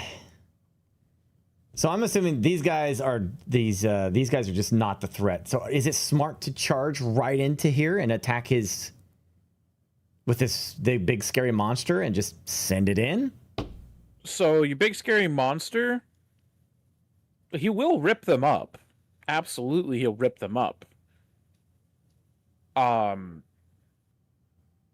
Honestly, it is a play to just charge in there and rip them up because your main melee weapon is any wounds that do get through. You're hitting on 2s, wounding on 3s, AP -2, forcing him to his 4-up invul, and damage 3. Any saves that he fails kills a dude. Your other melee weapon, hitting on 2s, wounding on 2s, AP -3, forcing him to 4-up invul, D6 +1, potentially killing dudes, depending on how much damage you do. So you could definitely do some damage, or you could just kill these guys. You will 1000% just murder these guys. Yeah, that's what I'm trying to gauge the best decision here. In the backfield to do some shenanigans later. I'm trying no to see. No matter what you do, you're gonna get shot by this ballistas next turn. Yeah.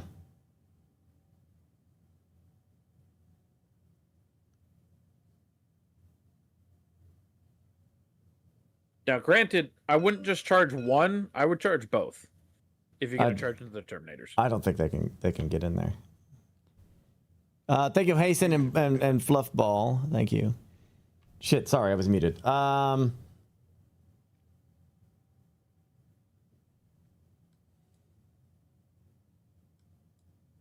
Right.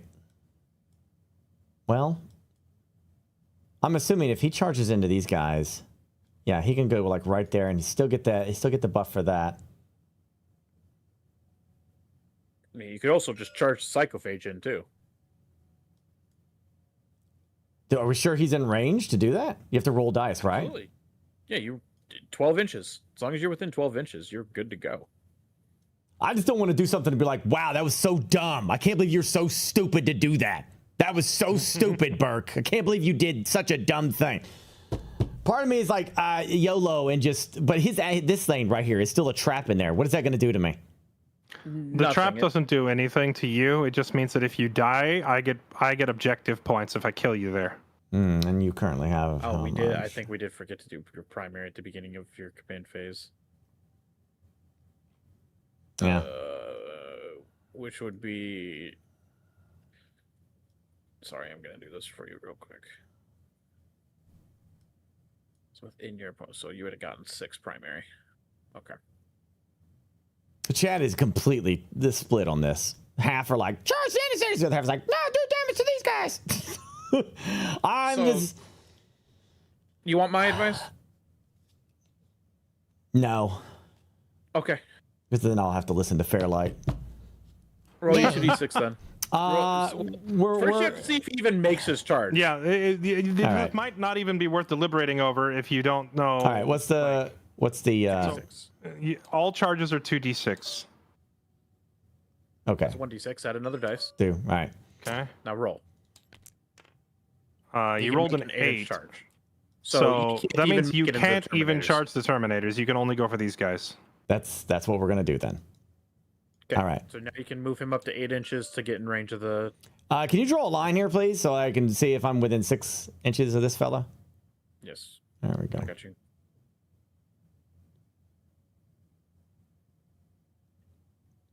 So he's like right there. Is that enough? No, you have to end at least within 1 inch of the enemy models if you can. I can't move on this terrain. Correct. I thought it was just within 2 inches. Within 1 when you actually charge. Oh, okay. I thought it was just into engagement. No, you have to end within 1 inch if possible. Outside of that, if you can't end within 1 inch, then you end within the engagement range of 2 inches. Yeah, well, he can't go within 1 inch because this wall is in the way, so he's just gonna have to sit. Yeah, because like when we measured this last time, it was like, yes, you are still within range of your psycho range, and you can charge right here. But now I'm like, you can no, never mind. You got to get over here. Why are you smacking me with the model, Bert? This is good, right? That's perfect. Yeah, you're fine. Okay, good. All right, he's in the shit. Now let me see if I don't know if I should charge the psychophage, but I can roll the dice just to see if it could, right? Yeah, just roll the dice. You don't have to charge if you don't want to. All right, let me. 8. He also An 8. I think actually for him, not enough. He's not close enough. He just fails no matter what. Oh, does he? Yes. Yeah, he didn't roll high enough to get any of them. Oh shit! Wow. Okay. Well, at least he still gets the buff, so that's good. Wow, that's great. Okay, cool. He's right there. Nice. At least he's getting the buff. So eat that, Fairlight. What's charging next? Hello. I'm Mr. Ed. Okay. Yeah, All they're right. here. Don't roll snake eyes. Right. Plenty. You should Okay. command point re-roll that 5. Maybe you get a 1. No. Well, you would re-roll all of the dice, or both of the dice in this case. What is it? What is it? Okay. 6? 6 inches. More than enough. So you can move up to 6 inches. Oh wow, they all get in, right? Yes. If you can fit all the models, you might have to you're gonna have to probably do it by hand here and spread them out a little bit. But yeah, they can surround them and get in there. Don't stop, Burke. Put it back. Put it back. Why? It's perfect. You can do it one at a time, so you actually get them all within range, because they don't fight unless they're within the 2 inches. Well, no, he can slide the whole thing up, but then just manually grab the guys in the back and move them a bit. Yeah, they got plenty of. They're 6 inches, right? So even the one in the back is at least gonna be right up in the shit. They all make it. There's not gonna be a single one that's out. Well, make sure you position your guys properly, because he can move there. We're having a friendly game here, Fairlight. Does it matter? Look at this. He's gonna be 6 inches right up in your ass. All right, move his ass then. Yeah, I'm gonna say, for sake of time, since Burke somehow manages to make all of his turns take 3.5 hours, to just They're move them all there. up. They're in it. And then I would say grab the dudes in the back here. I'm gonna help you with these if that's okay. All right. These. Whoops. Put it back. Oops. These guys in the back. We're just gonna do this. The guys in the back. Blah blah blah blah. Okay. Yeah, they're all in there. They're in it. Not on top of each other, Burke. They're in it. Rule Nazi! Ah! I need America! We got a rule Nazi in here! Somebody call the veterans! You just say to me? There's some of these guys are still not in reach. Bullshit! Here, I'll help you out. This guy would go in last and let these guys jump in front. Would be the way to do it. Now they can reach, and he's tall enough that I think. Is he within? Yeah, he is. You're gonna have 1 or 2 models that aren't gonna be able to get in. Yeah, I think realistically there are a couple that won't make it in. So you have how many dudes is this? 20. 20. You get 18 of them in. Actually, yeah, move it, but push him a little bit. He's in. I think they're all in. There, that's perfect. They're all in. Yeah, they're all in. They're all in for fun. They all just pile in, just like in Space Marine 2. They just pile in. Any other charges you want to do?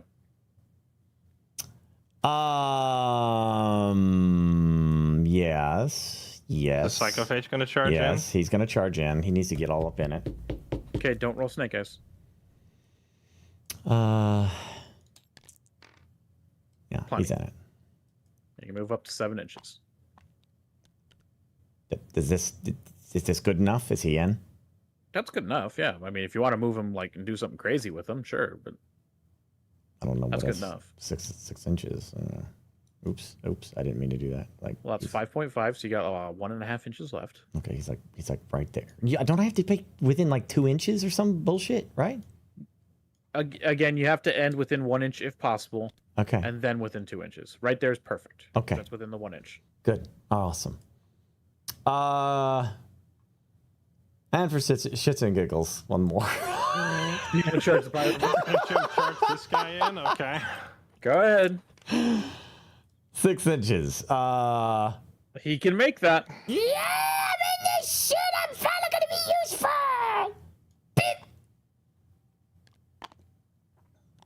Right there. All my skitter madoodles are in. Okay. Now onto your fight space. Which one you want to do first, Burke?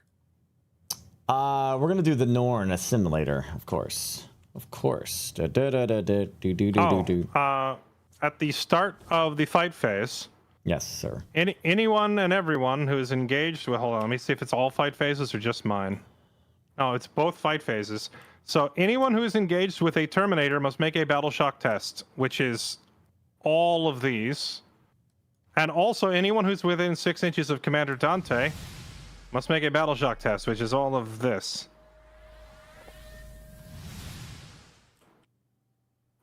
Don't worry, Burke. You still get your 3d6 for every single one of these rolls. I know. All right, what am I doing?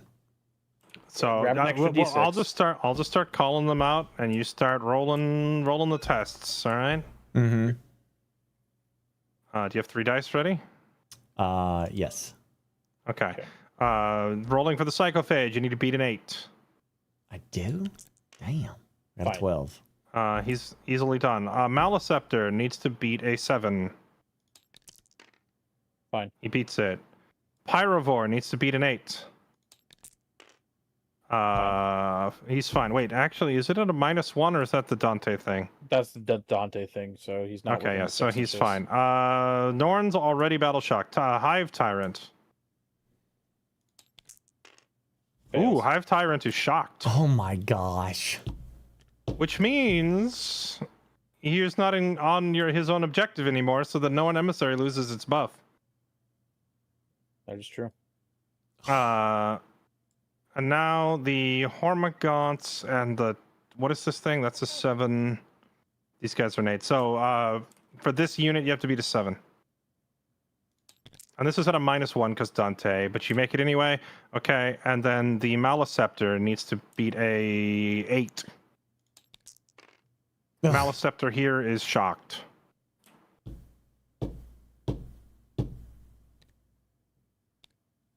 Okay, I think that was all of them, right? Yes. Okay, carry on. All right, your simulator, Burke. Yeah. Okay. Norn Assimilator. Now, did he get a buff for these guys or something? No. Why? Because I have another card here for them.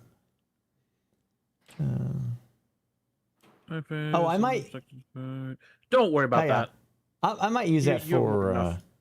I might use this for the Norn Emissary. You can't because he's battle shocked. Oh.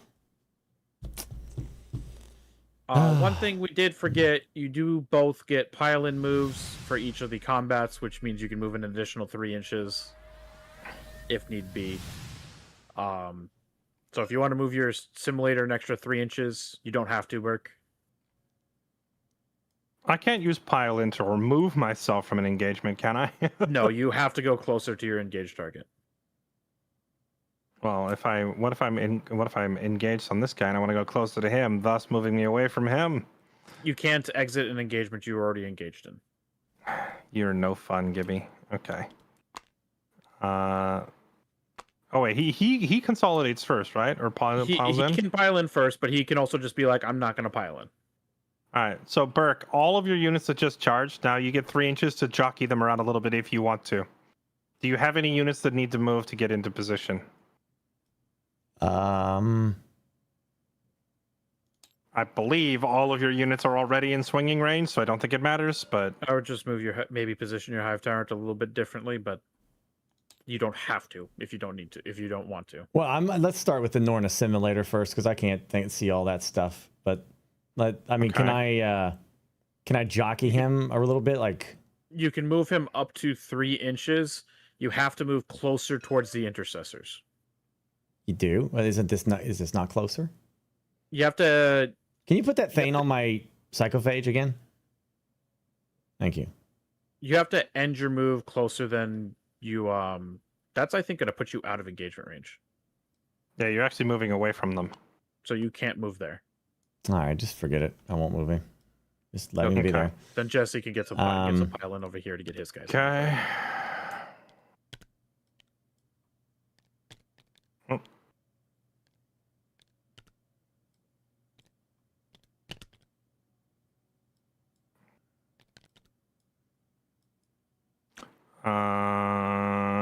They are in. Okay. Go ahead, do your swings, Burke. Oh, okay. All right. Let's see. Norn simulator. Where is it at? What did I do with it? Here he is. Okay. He's got. Should I just pick up the models and remove them now? You can. I mean, if you want to, it's up to you.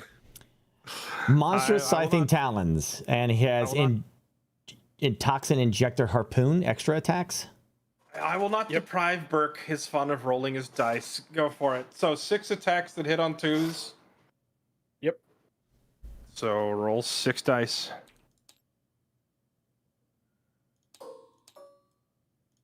Choose. They all hit. Okay. He has +1 strength because he is within synapse. Okay, and their toughness is 4, so you hit so he's more than double, so what's that, hitting on 2s? 2s for wounds. Wounding on 2s. Okay, so re-roll all those, and 2 or higher does damage. Ooh, that's a lot of ones. Oh, wow. I got lucky. I thought he was honestly just going to kill all of them in the one claw swipe. Okay, oh my so gosh. Toss out the 3 that failed. Keep the other 2, and then... Oh, wait, no, I'm sorry. It's up back to me now. So I'm rolling my armor. AP -2. AP -2 into my 2, so... On 5s? Yep. Oh, wow. I'm actually shocked. I thought you were just going to delete this entire unit. 3 damage, so it still obliterates, dude. Hey, what about Harpoon Barbs? It says once per turn, and when an enemy unit within engagement range of this model is selected to fall back, roll 1d16 on a +2.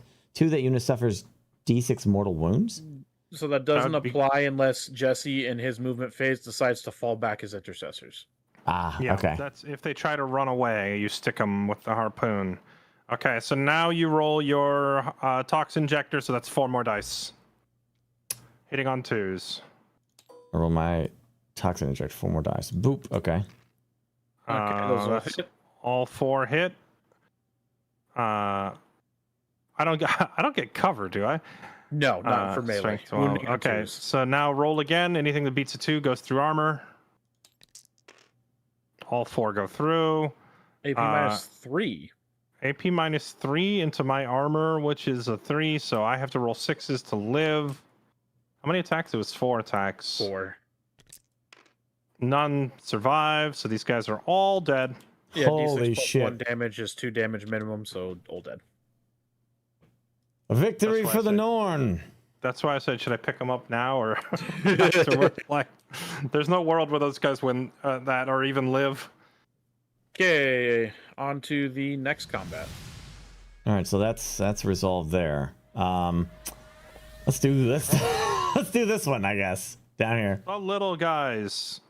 Okay, so 3 attacks apiece for 20, or not full 20. Jeez, this is gonna be a wild one. I don't even have that card. Hold on, what is that? Who is that? Is it a? Those are Hormagaunts. No, I have that. I mean, this guy. Tyranid Prime. That's 54 attacks. Wait, did some of these guys die? How come I only count 1, 2, 3, 4? Because 5? yeah, two of them died when the Harrowspecs exploded. Oh, right. Okay. All right, so 18 times. It's 54 attacks. Okay. What? You say 54? Yeah, you're swinging. You got to get out 54 dice because you're swinging 18 monsters 3 times each. I'll just take y'all's word for it. Okay.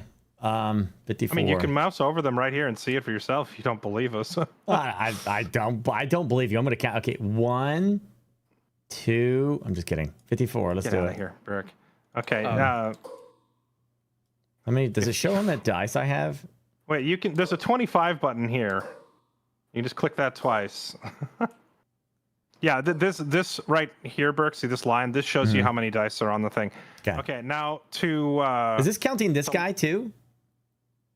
Counting what guy? No, because he has a different weapons. He has a different weapon, so you roll it separately. Okay, this is just the so these Hormagaunts. guys- All right. So they're rolling 54 attacks. Their weapon skill is 4. So you're hitting on Dante's perk is a -1 to your incoming attacks. So you need to only the ones that hit 5 and 6 are actually going to connect. What about the diffusion from the Maleceptor? That penalizes my attacks. It doesn't increase yours. Okay. Yeah. All right. Just checking. All right. So hitting on 5s. Hitting on 5s. Roll them all. Ew! What the frick? So first things first. Yeah, it's an insane roll, by the way. Actually, you have a lot of 5s and 6s. So right click there to delete all the dice that missed. Right click. Right click. Oh, right, okay. So 19. And now to actually do damage, your weapon strength is only 1. No, his weapon strength is 3. It's 3. Yeah. What am I? Oh, I'm reading his wounds. I'm an idiot. Okay, yeah, strength 3. But he has +1 because he is within range of a synapse, so it's going to be strength 4. Okay, but he has -1 because sanguinary guard are led by a character, and it's a -1 to wound against them. So 5s again. So 5s You again. have to beat 5s for it to go through. Let's go, Hormagaunts. Okay, so Decent roll. right click here, and it'll get rid of those. So you got 9 attacks that got through the armor. So that means -1. an AP -1, and these guys have armor save. What is it, 2? Okay. AP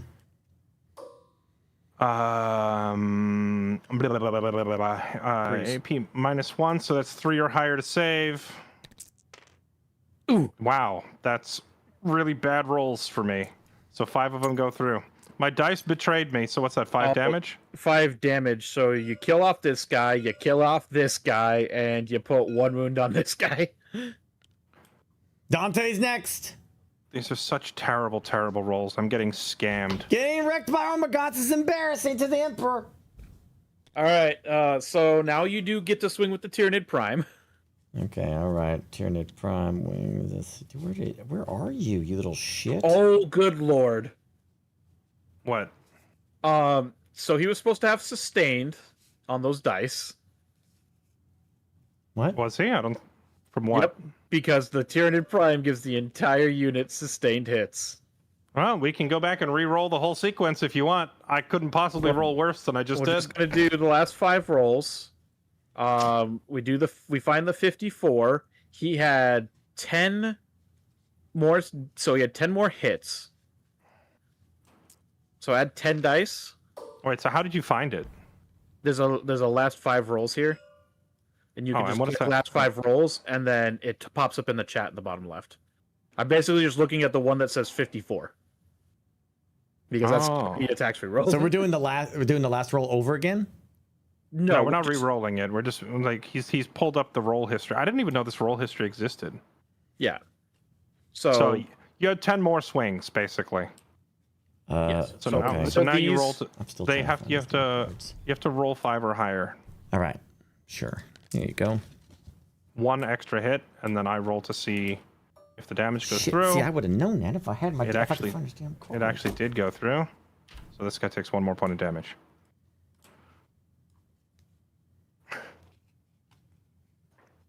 Okay, now we get to swing with your Tyranid Prime. Okay, hold on. I need to find his damn freaking card real quick. Why can't I find it? Shit, it was right here, I thought. How's your day? How are you doing today? Did you do anything interesting today at all? Nope. Just. Are you talking to me, Burke? Yeah. Just I'm asking how your day was. How'd your day go? Everything good? Oh, well, I'm currently I'm playing my 3rd ever match of Warhammer, and I'm Are you having a good time? once again faced with a deck list that is entirely massive monsters. So I'm never playing Warhammer again after this. Yeah. It's okay, Jesse. For your 4th game, I'll play you with the Crudapalooza. I told you let me play Gene Steeler Cult. I can't find this card. Cult. I don't have it. I guess it doesn't exist. I don't know. Okay, so all right, I'll just deal with it. Choose which attack. Okay. Which, you have 3 weapons. You can do the Lash Whip, but then you can only do either the Rending or the Scything Talons. Lash Whip, Rending or Scything Talons. So we use the Lash Whip now, right? Yep, we can do the Lash Whip now. And then you choose between Rending or Scything. I don't know because I can't. I got nothing to read, so I don't know what the difference is between those two. You're technically supposed to decide before you start rolling dice. The Rending is less attacks but higher strength and more AP and more damage. The Scything Talons is more attacks but less strength and less damage. Well, I'm against Space Marines. I probably want Rending Claws then, right? Probably. More power. More damage. Yeah. All right. So you'll do the Rending Claws. So you can do those first, actually, just in case you just completely annihilate this unit. So 4 attacks hitting on 2s. Okay. Hitting on. Oh wait, is he getting a bonus or something from? Sorry, hitting on 3s then. That's right, because of Dante's. Okay. Hitting on 3s, and that's based off of his weapon strength. Sanguinary Guard. Yeah. No, it's not weapon strength. It's weapon skill, which is how accurate you are. Your skill is a 2, but the Sanguinary Guard have a penalty when you try to hit them, so it's a 3. So you got to roll 3 or higher. Okay. 3 of them hit. Okay. Mm-hmm. Now you're rolling to wound. Your weapon strength. Which one was that? The claw? Yeah. The claw, strength 8. Strength 8 is double their toughness of 4, so that's wounds on 3s or is it 2s? Wounds on 2s, but you have -1 to wounds. So Yeah. So you have to same math. You have to beat a 3 to get through. 2 at AP Okay. -1. AP -1 into their toughness. Sorry, AP -2. Okay, so it just goes to invuln saves either way. So I have 2 dice to roll, and I need to beat 4s. The Emperor protects. 1 goes through, 1 blocked. It eviscerates that last Sanguinary Guard. Okay. So it won't apply to these attacks, but now that the Sanguinary Guard is gone, you lose the -1 to hit and -1 to wound. Good. I was under the impression you'll get the -1 to hit. You won't get the -1 to wound, because the -1 to wound is when it says this unit is being led by a character. No longer led by a character because we had this conversation yesterday, I thought, in Discord, and it was like when your leader is part of a unit, he maintains the traits of that unit even after they're dead. He does, except for if it says specifically the unit if the unit is led by a character, then you get this bonus. Because the unit is no longer in existence, they don't get that bonus anymore. Gotcha. The leader will still get he'll still get the unit bonus of -1 to hit, but he won't get the if being led by a character bonus of -1 to wound. Yeah. I getcha. All right. So you have 8 more attacks to make with your Lash Whip. Right. Let's do it. So 8 hitting on 3s. 8 hitting on 3s. I have to do this every time. I'm sorry. So this like that, right? Yep. Okay. Rolled. Okay. Damn. Every single thing hits. Damn. Strength 8 versus my It's Toughness strength 4. strength 5 because it's +1. It's usually strength 4. So usually wounding on 3 is because it's still happening at the same time. He'll get it. You still get it for this attack, so it is still going to be -1 to wound. So you're going to be wounding on 4s. All right, you got to roll 4 or higher. 5 of them go through. Ouchies. Okay. AP -2. You won't kill him, but this is going to hurt Commander Dante. I think it will kill him, won't it? Or are those only 1 damage a pop? Well, they are. Oh, Burke had a stratagem that on this entire unit was +1 to wound to completely negate that the entire time. We forgot about it. He can't get a +1 to wound if he's already getting the +1 from the Maleceptor, can he? The +1, the Maleceptor isn't giving a +1. It was a stratagem to give you +1 to wound. Oh, I guess. Right. So, but you can't stack it more than once, right? Right, but the Maleceptor isn't giving him any bonuses. Right. So what am I doing here? It's 5. 5 at AP -2. Sorry, I'm kind of hitting the information overwhelm. I just want to roll my dice. Yeah. I don't care anymore. Yeah. 5 at AP -2. 4 up invul. For invuln saves, 4 go through. He's at 2 health. All right, Dante is alive. What a Chad. All right. Okay, Burke, Done. Psychophage goes next. What about the Maleceptor? I haven't moved him yet. Done anything with him? He is not charged, so he doesn't get fights first. You have to do all your fights first. So your Psychophage goes next. Oh, he didn't charge. Oh, okay. Oh, well, you could also choose your Pyro dude here if you wanted to. Your 'cause Pyro, he that's also your charged. Pyro charged also charged, yeah. He's not going to do So shit. these two monks just need to go next. I just So yellowed whichever. him. Okay, we'll YOLO this Pyrovore. Why not?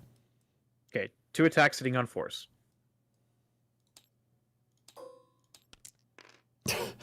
Okay. Strength 5, so wounding on 4s. Single Okay. 1 at AP nothing. AP nothing? Okay, so... I will laugh if this puny little thing hurts your guy. He laughs it off. Shit. I mean, I was going to say, at AP nothing, good luck hitting a Terminator. Okay, now you Psychophage. Psychophage. He's going to use his very, very powerful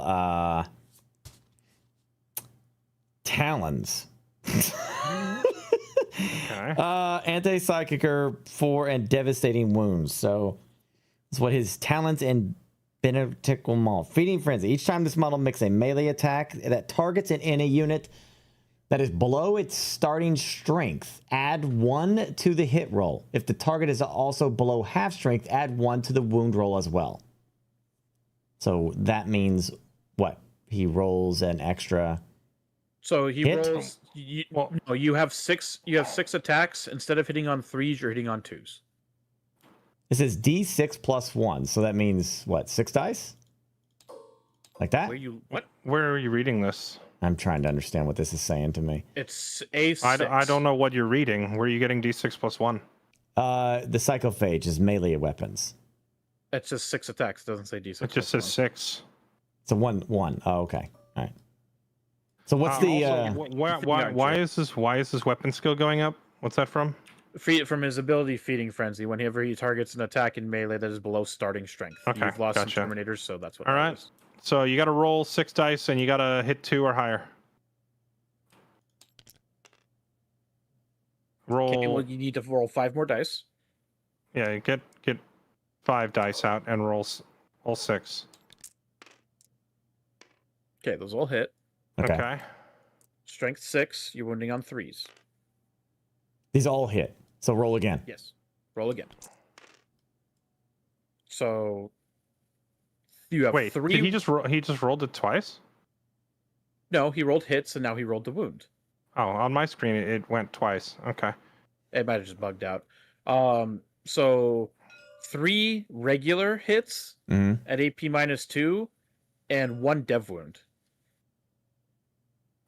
Devastating hits, right? Yep. So Or devastating wounds. You're gonna take 2 damage no matter what here, Jesse, and then you need to make 3 at AP -2. Okay. So 3, that's going to be 4 ups. 2 go through. Okay, so that's 1.5 Terminators dead total. Okay, how much damage is this? It's 2 damage total. 2, and then 2. Yep. 2, 2, then 2. Oh, I disconnected from server client. Uh-oh. I'll just try to reconnect. Fairlight? What's up? I got disconnected. Just reconnect. Okay. Did I win? I mean, you killed 1.5 Terminators. Wait, I grabbed the wrong guy. I need this guy here because he's the only one that can reach the Maliceptor. So... You took your finger off the unit model. I'm sorry. So did you, like 16 times. I don't care. All right.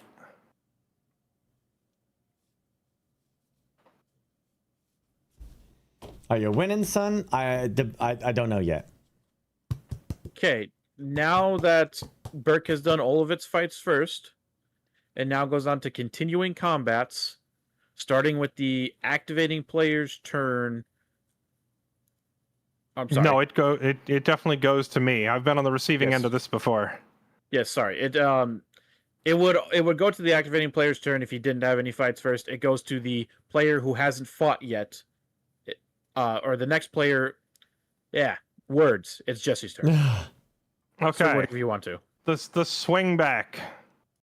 This is a swing back to the things that charged, right? It's swing back to anything I can reach. Yep. Which it's tempting to have Dante try to kill as many Ormagons as he can on the way out. He's gonna obliterate at least 6 of them. Yeah, he's gonna kill a whole bunch. But I think it mathematically would make a lot more sense for me to have my Terminators start getting their swings in before they all die.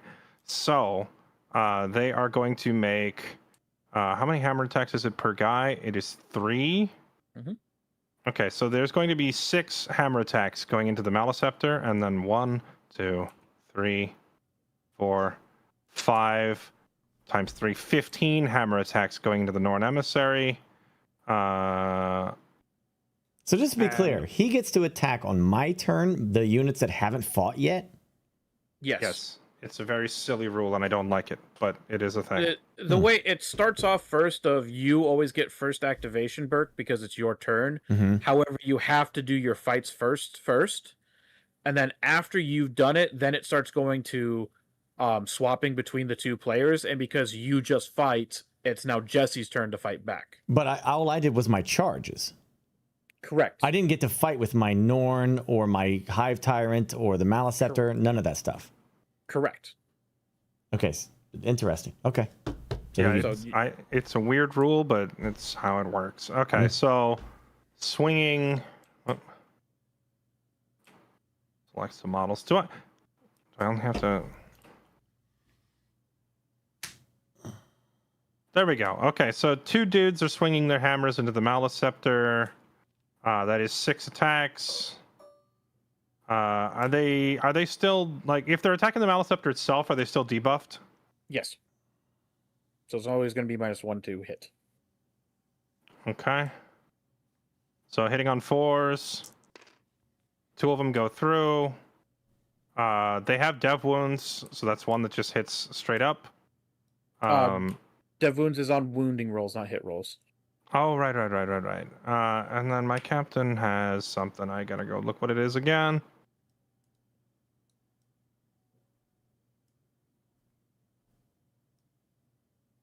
Right. I don't have any chance to recover from battle shock till my turn, right? So there's no way I can use stratagems on these guys? Correct. Okay. Rolling the wounds. Whoop, wrong button.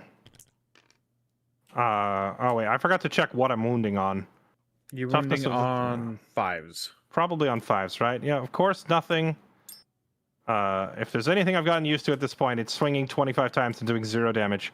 1, 2, 3, 4, 5, 15 hammer swings going into the Norn. Jeez.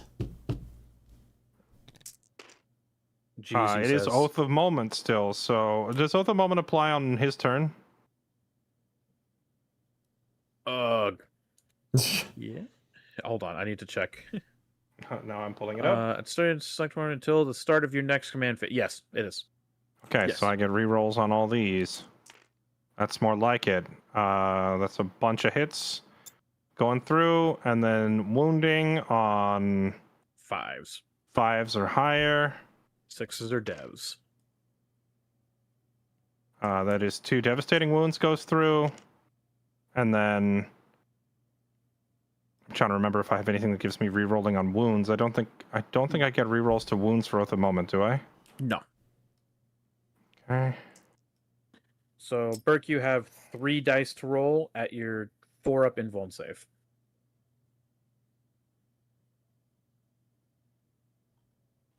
You can't use any stratagems on this guy. He's battle shocked. Ugh. Okay. 3 All right. dice, Burke. 3 dice. All right. What am I? 3 dice. Boop. You gotta beat 4s. 2 go through. Oh my god, is it finally dead? Wait, does it have Feel No Pain?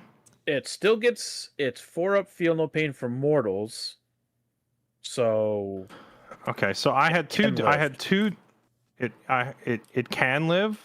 It can live. Well, so does Feel No Pain? Does Feel No Pain not apply to the normal attacks?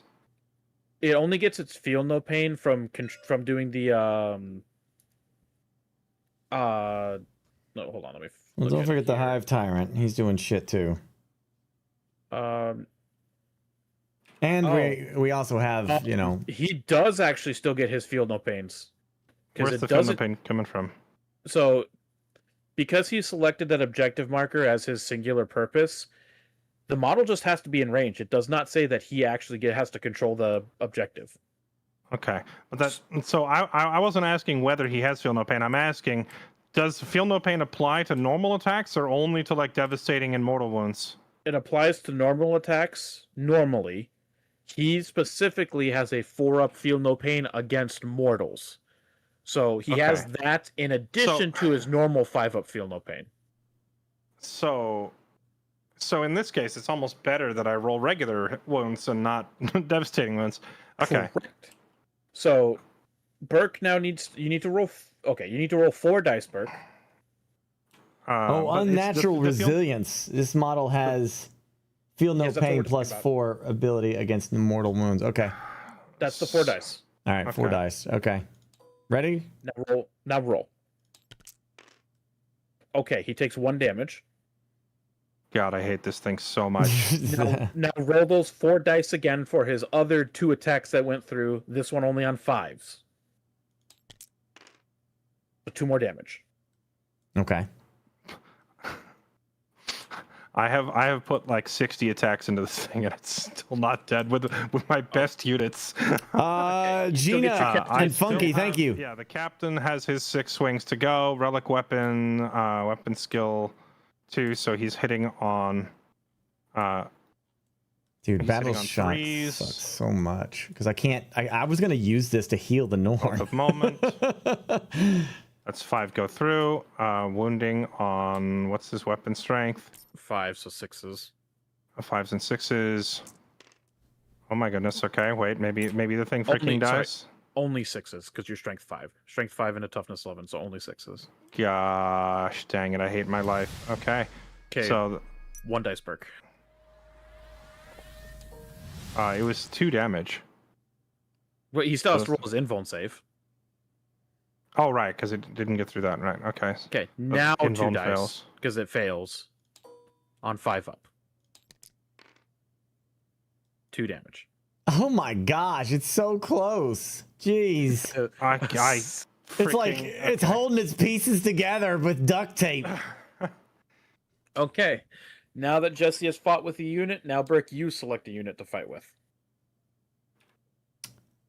I mean, I'm gonna swing back with the Norn, I suppose, before he does more damage to it. Yes. Now, because you're damaged, you will have -1 to hit. That's fine. But I don't know what's about to happen next, so I'm gonna swing with that Norn. Okay. You'll have plus All 1 right. to strength because of synapse, so 6 attacks hitting on 3s for your scything talons. All right, monstrous scything talons and also monstrous rending claws are an extra attack. Yep. So I get both. Yep, you get both. Okay, so 6 dice, right? That's what the 6 means under A. And then I roll, and I need 2 or higher to hit. 3 or higher. Because I'm wounded. Is that why? Yes. Okay. Just trying to learn. Remember this shit. It's gonna take a minute. So when it's red, I'm having some trouble there. Okay. So 3 or higher, so I can delete these. You wanted to keep the 3. Yeah, the 3 was still good. So, Okay. The 3 was good. All right. Well, let's say it was a 3. Plus 1 strength because of your bullshit. Strength 10 into his toughness 5, so you're wounding on 2s. Is there anything with the Hive Tyrant buffing him, or the Psychophage is also supposed to be doing some shit? I don't freaking know. The Tyrant? No. Only ranged weapons for that. Okay. All right. The Psychophage just gives him 5 up, feel no pains, which he already has. So. Okay. Yeah. All right. Just checking. So just wounding on 2s. Oh gosh, and the Malice after 2. You're wounding on 2s, Burke. Okay. Just reading. Roll again. Yeah. All right. So 3 at AP -2. The Emperor protects. 3 damage. 1 went through. Do I have a guy who's already injured? I do. Yeah. This guy. Okay, now your extra attacks, Burke. All right. Extra attacks. That's 4 dice. Hitting on. Yep, 4 hitting on 3s. Ah. Okay. And then wounding on 3s. Okay. 2 more at AP -2. The Emperor did not protect. 2 damage. 2 more damage. Okay, Jesse then now selects his next unit to swing because it's the Nordun. Okay.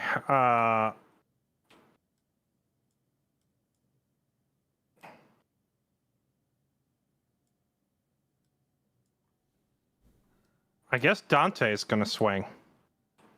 Okay. Bring it. All right. Dante, is he close enough to reach this? Oh, well, this thing was like in range at the beginning, and now it's not. Does it still count as in since it all happens at once, or how does that work? No, because because it basically checks at each unit's activation. Okay. But he does get an extra pile in with the Maliceptor if he wants to, because it began. When does this pile in occur? Technically, it happens when he gets out of engagement range, so he can do that right now if he wants to. Okay, so Burke, is your Maliceptor stepping up to Dante or not? Because if it is, he's probably attacking that thing. No. You Okay, don't so you don't get to attack back with your Maliceptor then. Okay, hold on. I'm literally joking. I'm joking. I'm assuming this is for a you wanna have this melee, right? So. Well, no, I'm just like I'm just trying to decide if I'm attacking the little guys or attacking this thing, but right now this thing's out of range, and technically when you killed the Sanguinary Guard is when this guy should have stepped up. So did you want to do that now because you missed it before? If he's going to stay in combat, he has to step up now. I'm assuming you want to kill this, right? So I don't know. I'm assuming that this is something I'm supposed to do. I don't think well, you're not supposed to. You can choose whether to keep this guy in combat or not. Yeah. It is entirely up to you if you want to do the overrun fight or not. Is it? I think it's better that I let you waste your attack on the Hormigons, right? That's probably the smarter thing to do. Yeah. But He doesn't get in, and if he doesn't kill the Maliceptor kills Dante. That's true. The Maliceptor hasn't attacked yet, so if you want it to get its turn, then it has to step up. But Dante's going before it, so Dante will get to swing first. Gotcha. You literally only need to get 1 wound through to kill Dante, so. You know what? Sure. Let's YOLO. I'm a Tyranid player. Let's do it. You want to have a showdown? Let's have a showdown. I really want you to die to a Hormigon, though. Quit stepping on my toes. I'm so sorry. Get off my toes. Okay, Dante, do All your right, thing. let's go ahead. Let's go ahead. It's Okay, probably stupid, what is but I'm a Tyrannid. Let's eat. We're here to eat.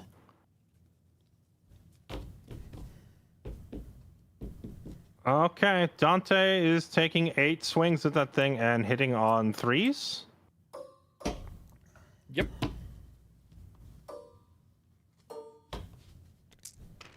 All in good fun. Let's see what happens. I gotta refresh my memory on what his other ability is.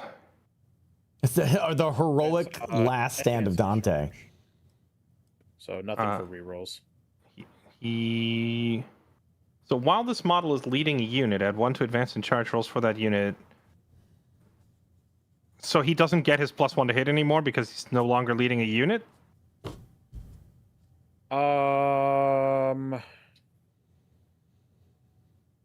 Or is he not just leading his own unit? Because he's the leader of... He is the unit, right?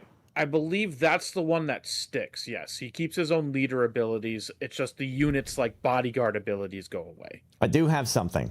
So he will still get the +1 to hit, so it is actually going to be hitting on 2s. Hold on, wait. There's something that this thing has. It has an aura that says that while an enemy unit is within 6 inches of this model, each time the model of that unit makes an attack, subtract 1 from the hit roll. That's literally the thing we're discussing. Okay, I'm just sorry. I'm just making sure.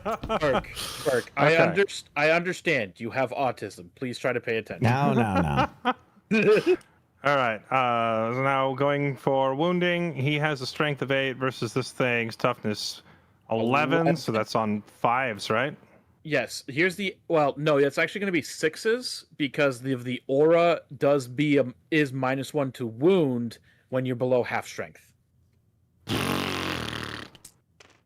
Oh yeah. Well, Dante says "F you, kid" and lands 3 6s. So that is 3 at AP -3. Yep. Of your 4-up invuln. You got to roll 3 saves. How many dice? 3? 3. Okay. 4 or higher. 2 go through. 2 go through. Okay, Dante gets some chunks on that thing then. That's 4 damage.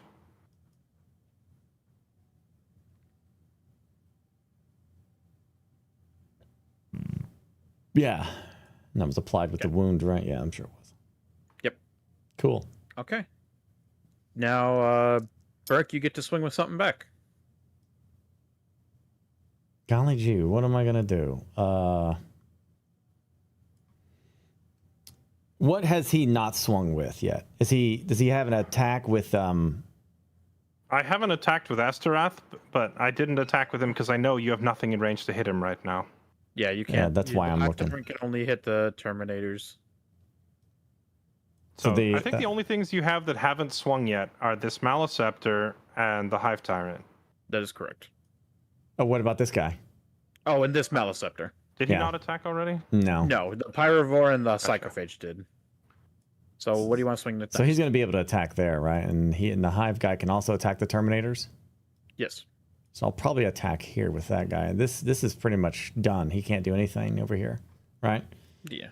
But I mean, you'll attack with the Maliceptor and probably kill him next turn. Yeah. So, all right. So Hive Tyrant it is. Yeah, let's go ahead and do that. Hive Tyrant into his Terminators, I guess. 6 attacks, hitting on 2s. All right, cool.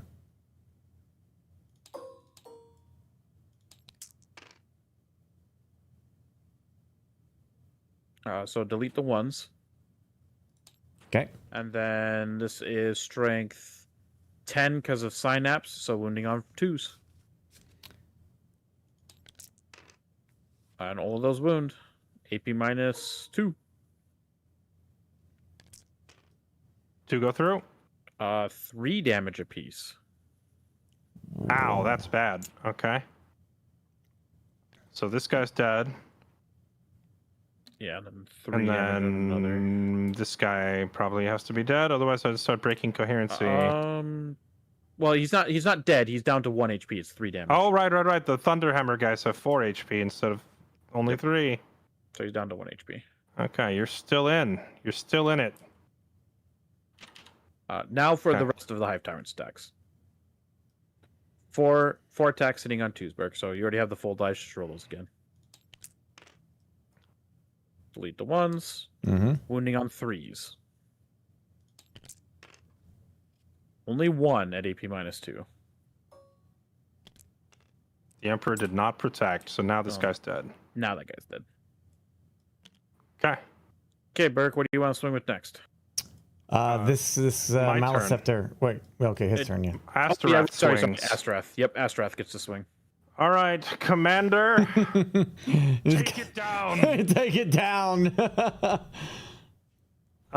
Is Astorath not within 6 inches of the Maleceptor? He is not. Oh my god, finally I have a unit that can attack without being debuffed. So he gets normal hits, yep. Oh my goodness, finally someone can actually swing at full strength. Are you gonna kill it? Is it gonna happen? We're gonna find out right now. 6 attacks going through. Astorath hits on 2s, if I'm not mistaken. He does. Hits on 2s. 5 of them go through. Oh wait, Oath of Moment. Yep, you still at the moment. Just pick it up and Did it not roll? Okay. There it goes. He hits all 6. Okay. He Strength has 7. Strength 7 versus your toughness, so that's hitting on 5s, right? Yep. 3 go through. 3 at your invuln save, Burke. Okay, how many dice? 3. 3. Okay. 1 makes it through. Okay. His damage is 2. You still have your feel no pains, right?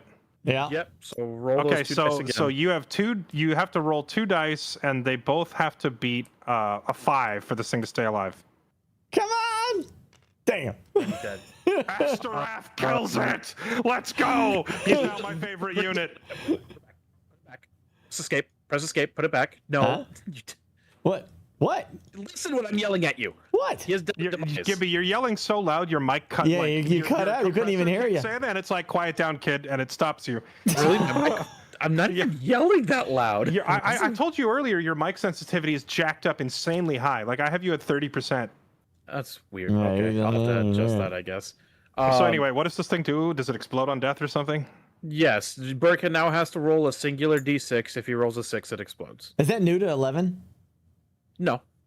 I don't have that on the Norn Emissary card.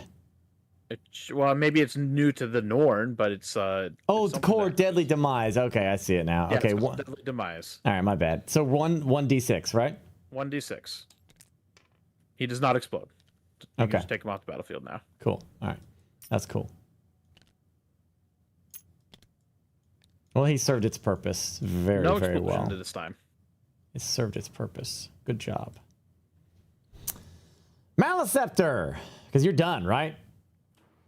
Now he's done. Yeah. Yes. Yeah, Maleceptor. Into them boys.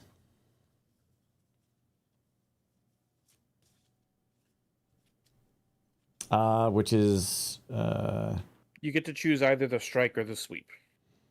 the weapon strength. It looks like the strike is more powerful, right? The It strike is, is more. but it only swings 3 times. Versus getting 6 swings that are a little weaker. With your +1 to strength, you're going to be wounding the Terminators on 3s with the sweep and 2s with the strike. Let's go with the sweep then. Let's give it a shot. Was it 6 dice? 6 dice hitting on 4s because you're wounded. Something's wrong. But you cleared the dice. Just add them again. Hold on. Okay. I can't get rid of this one. Get rid of what? I don't see a dice there. There's no dice here on my screen. I am bugged then. Weird. Okay. You can't pick up the 1 die and move it? I can't interact with a lot of stuff right now. Uh-oh. Maybe you need to just leave the lobby and rejoin again. Yeah, maybe.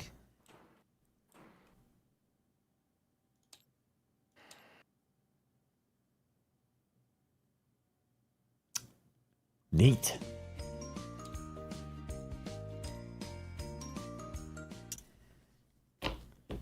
That explosion would have been so bad for you, Burke, if that actually blew up. I'd have been fine with it. That would have done so much damage to you. Hive time would have been fine.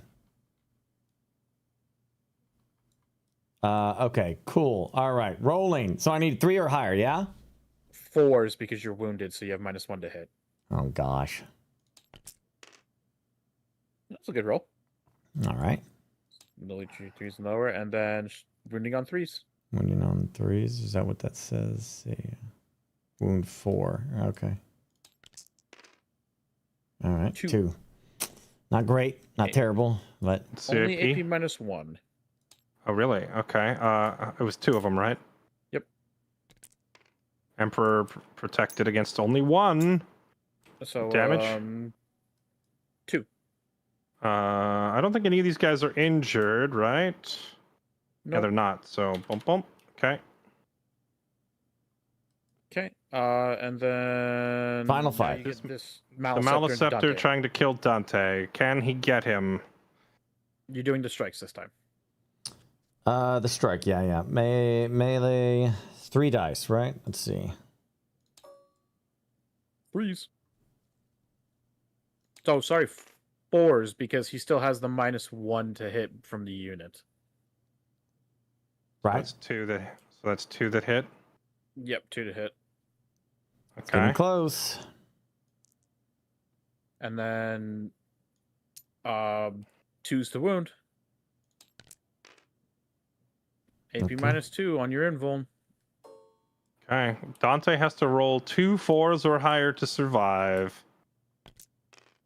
And he dies. I have gotten scammed every single turn on every roll for this entire battle.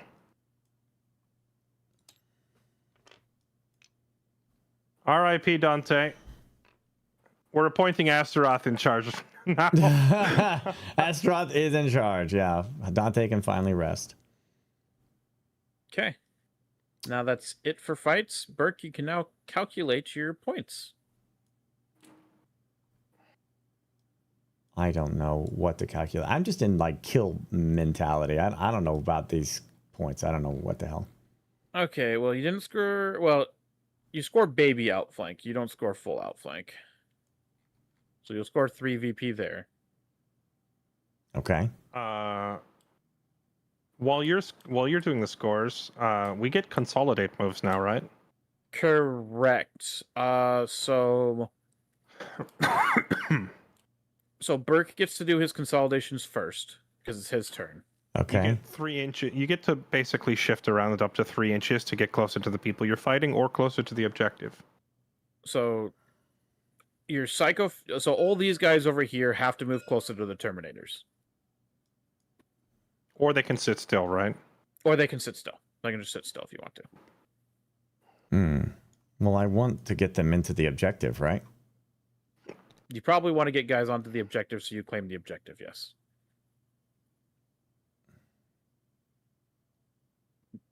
Is that legal? Yeah, that'll work. Okay. Yeah, that's legal. He won't be able to get onto the objective because of this Terminator. Okay. Ah!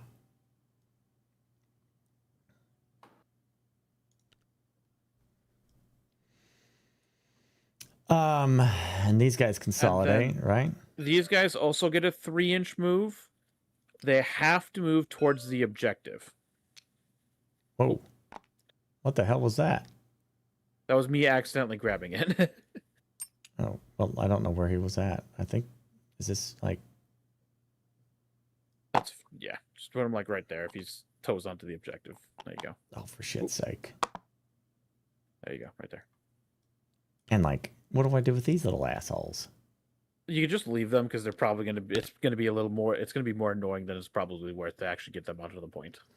Well, they can all move, right? 3 inches? 3 inches. That's good. There. Can this guy move 3 inches? No. He wasn't fighting. I mean, he was, in his heart, he was. Well, that's too damn bad. He was fighting. Yes, he does get a 3-inch consolidate towards the objective. He probably can't actually get all the way onto the objective. He's too fat to get through. He's too fat to get through. Maybe try going over to this side. Maybe you can get around. Not all the way. No. That does not work, Bert. Why? Why not? He can little thing. Listen, if this were Dungeons and Dragons, this is where rule of cool has to kick in, and we allow If you're fine with allowing that, Jesse, we'll allow it. it. This one time, we have to allow it because it looks funny. Okay, we'll allow it this one time.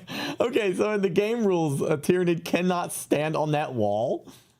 No. Not just a Tyranid. No unit. You can't stand on walls, period. You can stand on these, like you see this spot here. Yeah. Like the second floor, you can put infantry up there.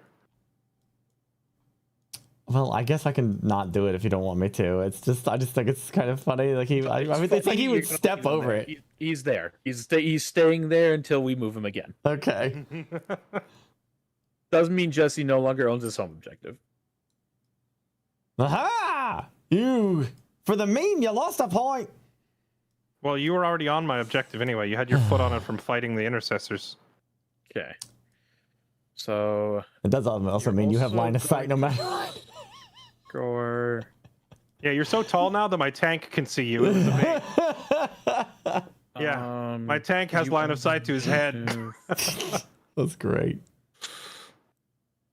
So you're gonna score another 2 objective points, Burke, or victory points for now controlling an objective you didn't at the start of your turn, which is Jesse's home objective. Mm-hmm. Oh wait, what about the flank rule? Did I lose that? Because no, I can still have baby flank, right? No, you still have baby flank. Yeah, You're still okay. within 6 inches. All right. So you just to get daddy flank, you'd have to be over here as well, on the opposite side of the board. If I was playing for points, I guess I'm just playing to fight, and you know what I mean. Like I'm not really like exactly point Nazi in this. All right. Well, pass your turn for Jesse, so we can continue this on and hopefully get through more than one turn. All right. Okay, command phase. So now I declare a new oath of moment. You need to do your battle shocks first. Battle shocks. Does it matter what order we do these in? No. Okay. I think you actually only have the one. Yeah, I just need to beat a 6 on the Terminators, right? Yep. Emissaries. They are no longer shocked. Oh, you forgot your consolidate move with the Terminators. Oh, right. I was going to consolidate. These guys are going to step up. This guy's going to... Well, he can't... Hold on. He can't go that way, right? So Chat, what is tabled? What does that mean? Can you explain what tabled means? Pulling me out of coherency. I just don't take the move, yeah? You can't. You cannot move out of coherency. Okay.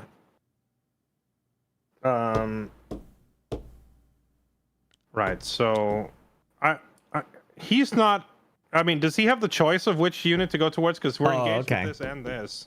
Or do I have to measure and go to the closer one? You're supposed to go to the closer one, if it is possible to get within engagement range of them. It is. Is this within 2? Can you give me a... Not quite. There. Oh, go a little bit. There. Yeah, perfect.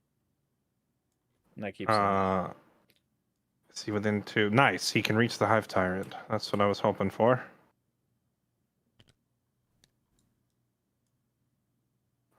These guys aren't gonna move. Is this guy base to base? He's not. So he's gonna consolidate to here. And then you can move your captain up as well if you want.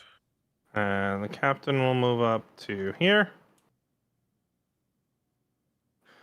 And I think that's it for my consolidate. Astaroth is not going to consolidate. Well, here's the funny thing. You can't actually consolidate towards the Hive Tyrant. He's more than 3 inches away. You have to consolidate towards the center of the objective if you do. Gotcha. Yep, that's legal. Okay. Okay. Oh, you do need a battle shock on Astaroth. I forgot he was standing there. Oh, wait, actually, hold on. That was 3 inches, right? Let me see. I guess, I mean, I probably am going to have to put the...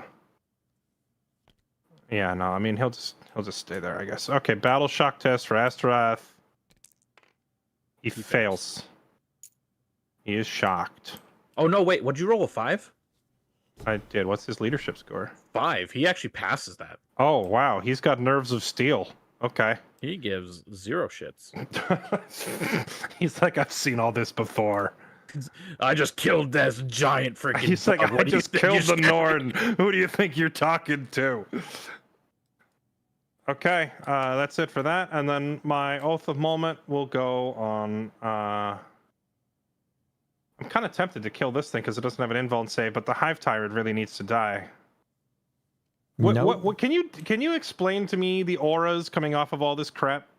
So the Maliceptors are what give the -1 to hit if you're below starting strength, and the -1 to wound if you're below half strength to your units. Okay. The Psychophage gives 5 up feel no pain to everything within 6 inches of it. Okay.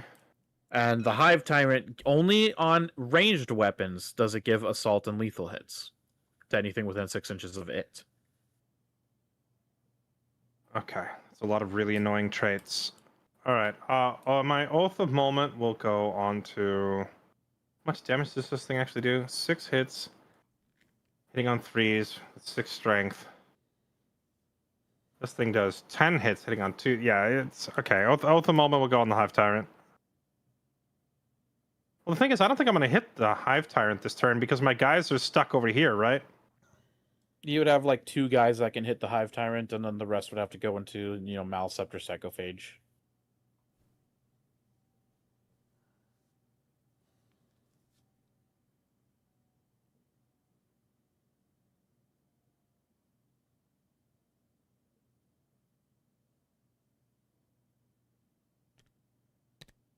Okay, you know what? F this guy. Oath of Moment on you. Gasp. Okay, that is it for my command phase, because I don't think there's anything else to do in my command phase. Wait a second. Are you talking about your these lightning claw guys right here? What about them? They got the -2 movement, right? Yeah. Yes. Okay. I'll just make sure. All right, I gotta draw my secondaries. Do we have to put like a marker on that to remind us of that? I already did. Oh wait, you mean on my guys to remind us of the -2? You can if you want, but I'm not gonna forget. I don't think. Select one friendly unit on the battlefield embarked within a transport on the battlefield to be your beacon at the end of your opponent's turn on the end of the 5th battle round. Beacon unit is alive. Beacon unit is on the battlefield and not within your territory. Okay, I will declare my beacon to be my... it's either the Predator, which is 10 toughness, 11 wounds, no invuln save, armor save 3, or it's my Lightning Claw Terminators. I'm gonna say the Lightning Claw Terminators are my beacon unit. That's a better... because you have to get them to this side of the battlefield to score the points. Yep, and then Grievous Blow. There are no enemy units with starting strength of 13 or more on the battlefield. You can discard this. I'm sure there are.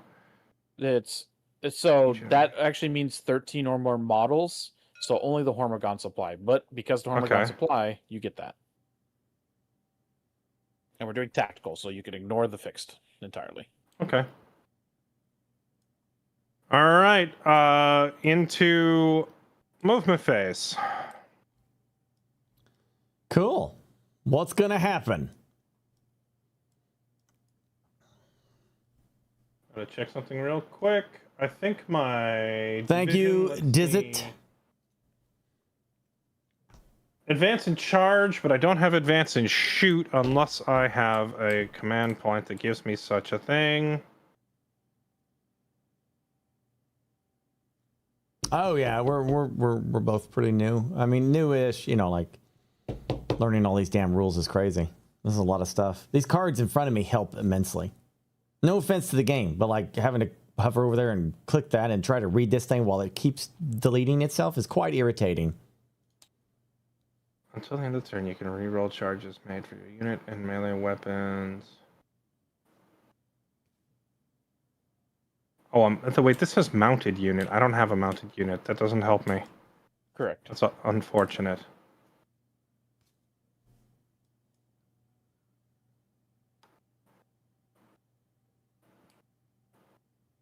Okay. No, I love this. I got my whole damn freaking cheat sheet over here, man. Go, Ballistus, go.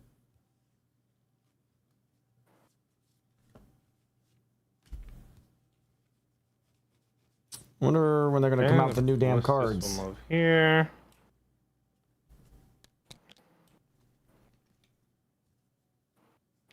My lieutenant with the combi weapon will go right here. Part of me is thinking that Ballista is like side-eyeing that Norn emissary going, oh, get it? I'm just moving the ballistas away from your anti-tank, really. That's all it boils down to. And like that thing has such crazy movement, it's going to chase it down anyway, but I'm trying to delay the inevitable. He wants that metal ass. Oh, I'm gonna have me some fun. I'm gonna have me some fun. Cease and desist, please.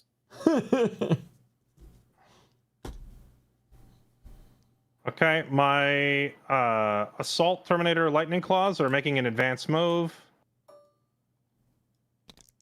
They rolled a 5, so their 3 inches of movement becomes an 8. Oh, for crying out loud. Oh gosh, guys. Here, I'll make it easy on you, Jesse. I'll draw the bubble. 2-inch bubble.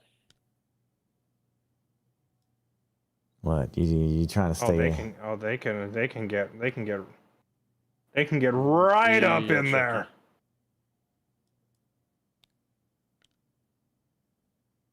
You're going this way? Through the home objective. Our brothers need help in the middle. Oh shit. Okay. This is a mess in the middle, isn't it? Damn. It's a mosh pit. The center objective is a mosh pit.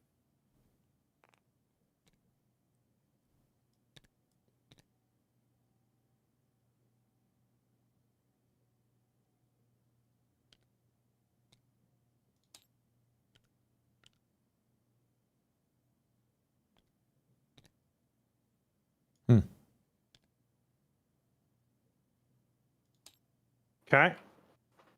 I think that's pretty much it for them. The tank gets a little closer. He's got rapid fire in one of his abilities, right? 24 inches. Fire on the storm bolter, so you just gotta be within 12 for that. Probably not gonna matter.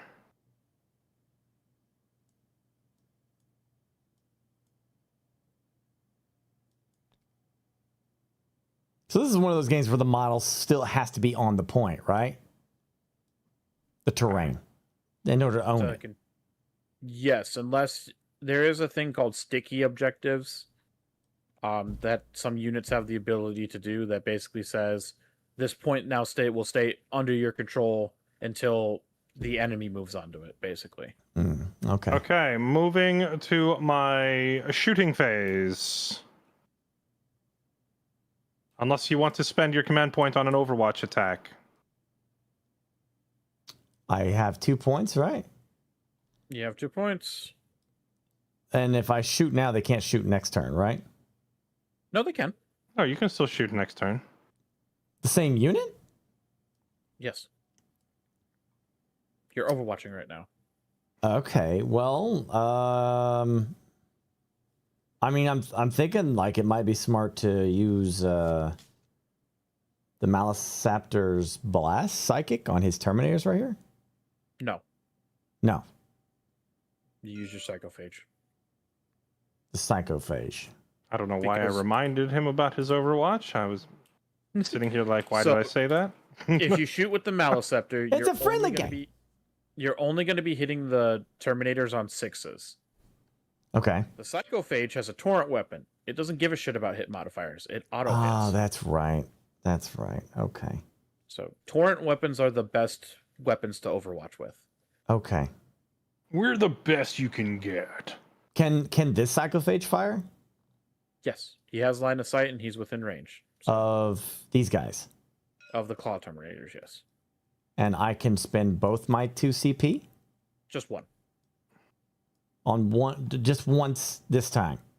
Just one CP to do one Overwatch. You only get one Overwatch. Okay. All right. Well, I'm guessing that I'll do it with this one then, because it's the same, right? And the weapon range is 12, so they're literally right there. Yep. So, pew, bang. Okay. So spend your CP and then make your attacks. Okay. Which is like what, a D6? One D6 auto hits. Yes. 5. So now roll 5 dice to wound, strength 6 into toughness 5. So 3s. 3 at AP -1. AP -1, so that means I'm rolling 3 ups to save. 2 go through. 1 damage apiece. 1 damage apiece. I don't think any of these guys are injured yet, so I can take my pick. You, the straggler, take some damage. The straggler. Okay. Now Jesse. My lieutenant with combi weapon for his shooting. Let me double check. Oh, and there's the shooting phase now. My sisters love Overwatch. Battle sisters. Okay, I am death trapping the central objective now. Excellent. So this place is now death trapped for Tyranids. Is the other one alleviated now? No, they stay trapped. Okay, the ballistas. Oh, there's a trap icon. I didn't know that was a thing. The ballistas. That can crack missile, twin storm bolters.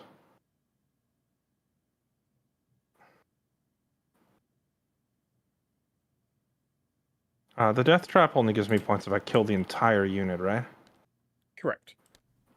Okay.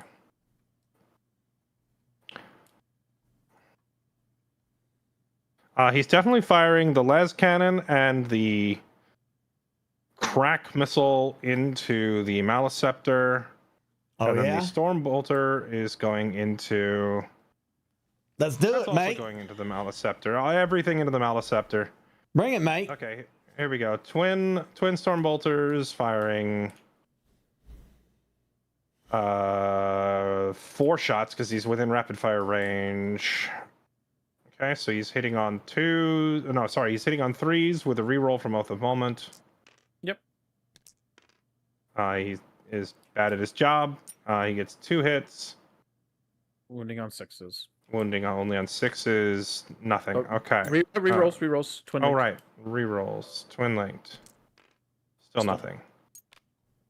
Okay. The crack missile. 2 missiles going in, hitting on 3s. Both hit. There's no special trait to this weapon, so it's just a stat check. Strength of 10, so wounding on 3s. Both hit. All right, Burke, you owe me a armor save check on your guy at AP -2. This guy is save 3, so 2 rolls, and you need to beat 4s to not get missiled in the face. 2 dice, right? Yep. They both hit.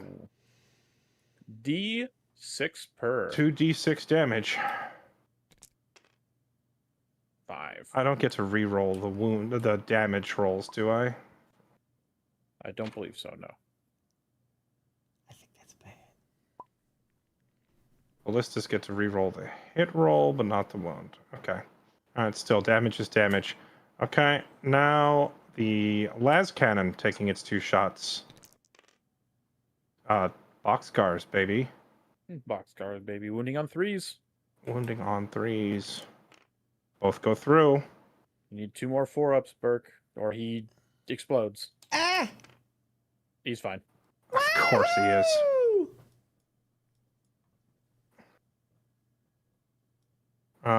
Okay, that's all his shots. I think most of my guys that are left don't even have guns.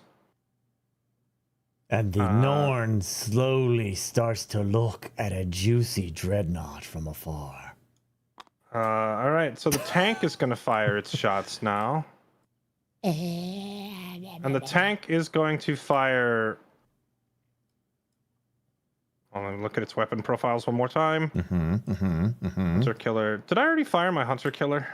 Yeah. I know the Land Speeder fired its Hunter Killer. I don't know if the Predator did. Oh, no, your Predator saved it. So you still have the Predator one. The Land Speeder fired his, but the Predator you still have, I believe. I think so, too. I believe that's accurate. I got lucky killing that freaking thing.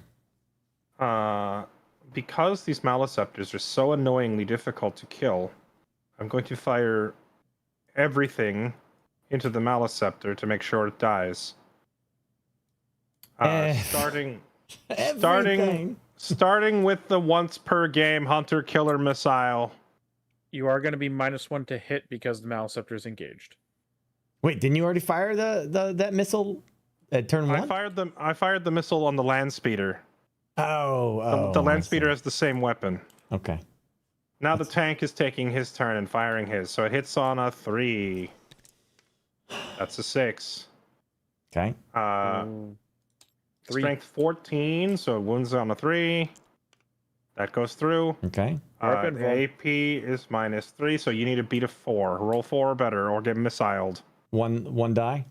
One die. Hey! Blocks the missile. Okay. Does it get the las cannon next? I only get 1 attack with this thing. This thing's bobbing and weaving. That's a 6. Okay, wounding on a 3, right? Yeah. Wounding on a 3.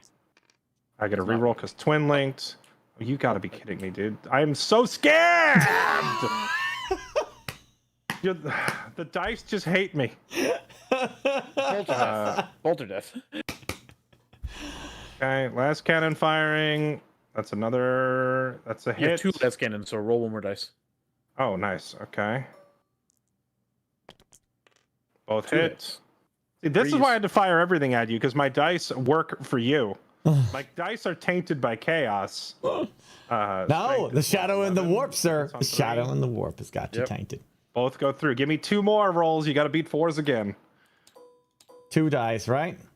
Yep. Right. Finally. Ooh. That is both las cannon shots going through, and they are D6 plus 1. Dice. I think mathematically I can't fail, but I'm rolling this anyway to spite that thing. 9 damage. Maliceptor's out of there. Roll 1d6. Does it explode? It does not.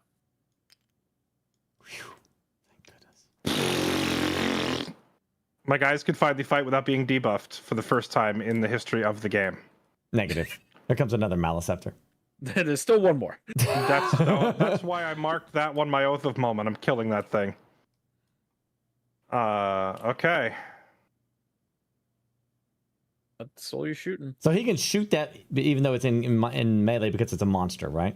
Yeah, correct. Monsters and vehicles are considered like big targets, so you can still shoot at them. But if you're trying to aim at like one guy in a crowd, it's impossible. Gotcha. If it's labeled infantry, basically, you're saying, right? Yeah. All right, charge phase. Guess who's charging? Everyone.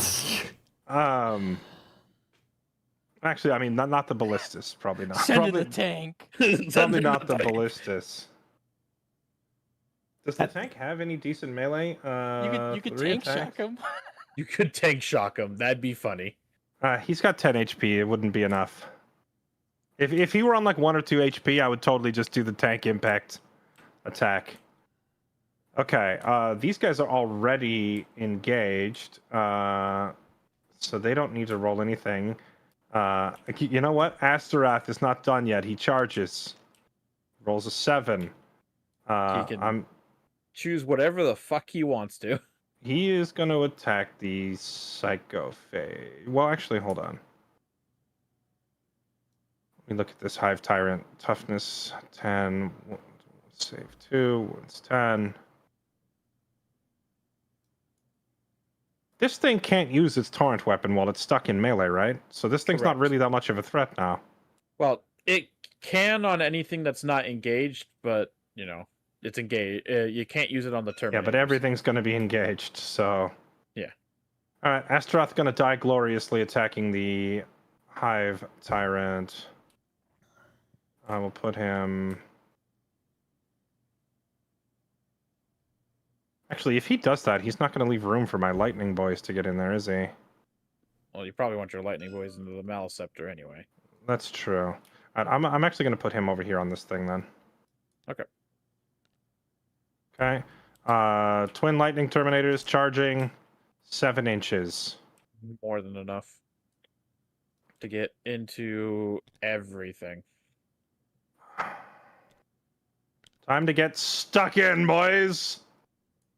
For the Emperor. For the Emperor. Here we go.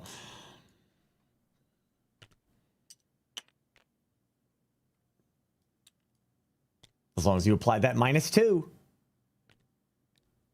The -2 is only to the -2? movements, not to his charges. Oh, okay. From the Oh, strength I thought he was used. talking about the to hit roll. I'm like, get out of here. It's a -1.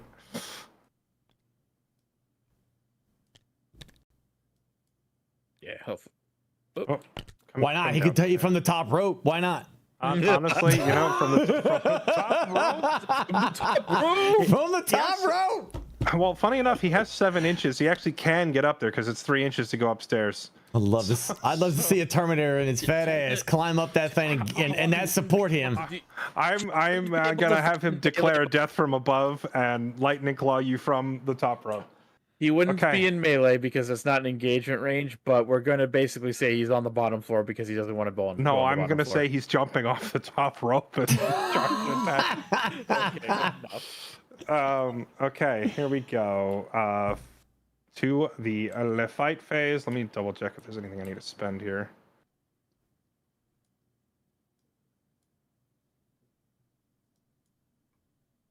All right, I get 1 free stratagem because I have a captain in the unit. So Yeah, I will put Marshal Paragon on my Terminators and give them lethal hits. There you go. Oh. Okay, that's it. Now it's time to fight. Okay. So you have to choose Astaroth or the Lightning Claws, whichever you want to first. The Terminators won't get to swing until we go on to continuing combats. Yeah, which is really dumb because they're gonna get punked first. Well, Astaroth. I mean, both of my guys get to swing before he gets to do anything, so it doesn't matter what order I pick them in. Yeah. Correct. So let's just have the Lightning Claw boys tear up this thing. So that is 1, 2, 3, 4, 5, 6, 7 guys. Each of them making 6 attacks. 42? Quick question. Yes. Answer. I want to know about this card because I'm trying to understand the harvester. I think it applies to the Pyrovore or the Psychophage. 1, 2, 3, Pyrovore, yeah. 4. 42 attacks. Can I apply that? You think? Yeah, Or no? not until your command phase. They're hitting on 4. It says any phase, does it? Oh, command says phase. command Gosh phase, damn it! so not until your did I command not phase. meet? Wait, that's the wrong damn card. Shit. Okay, hitting on 4s. That thing is my Oath of Moment, so This one. I'm sorry. This That's one. disgusting. can I interest you in 33 hits? That wound on, what's the wound number for him? Toughness 11 versus my weapon strength of 5, which means we would hit on only 2s normally, right? Right, because he's double. So you'd be wounding on 5, or you'd be wounding on 6s. Right, wounding on 6s, but the chaplain gives me +1 to wound, so screw this guy, we wound him on 5s. Correct. That is what's your question about this perk? Can I use 9 this? going through. On which one? I mean, it says harvester, so that means it's only the phage or the biovore. I guess the Biovore because it's closer to the objective. He's already getting the five up feel no pain from the psychophage itself. Mm-hmm. So, and that would be a complete waste on a Pyrovore. So don't. Okay. Not for 2 CP. Burke, I need 9 rolls from you of 4 or higher. Got it, to boss. save your Maliceptor. Oh wait, I have twin linked on them and I totally forgot. So that means everything below 4 gets hold that thought. Roll. Okay, so it's actually 17. I need 17 saves from you. I'm rolling 17 dice. Yes. What the hell is hitting me? The Terminators with their twin lightning claws are stabbing it that many times. Okay, if you fail 4 of these, he dies. Okay. So they all need to be 4 or higher. Can you do it? No, it is unbelievably, unfathomably giga dead, but it does have deadly demise, so you got to roll a 1d6. Yeah, one more. Good luck. 1d6, does he explode? He does not. It was close. Oh, my goodness. He does not die. Okay, he was on my death trap, by the way. So yes, so you will get extra points. That is points. Okay. Okay. You have to do your command phase. What do you mean? You get points in your command phase as well. Oh wait, from what? Never mind. You don't because you didn't control it. Oh no, you did. Right? Yes. He didn't control anything.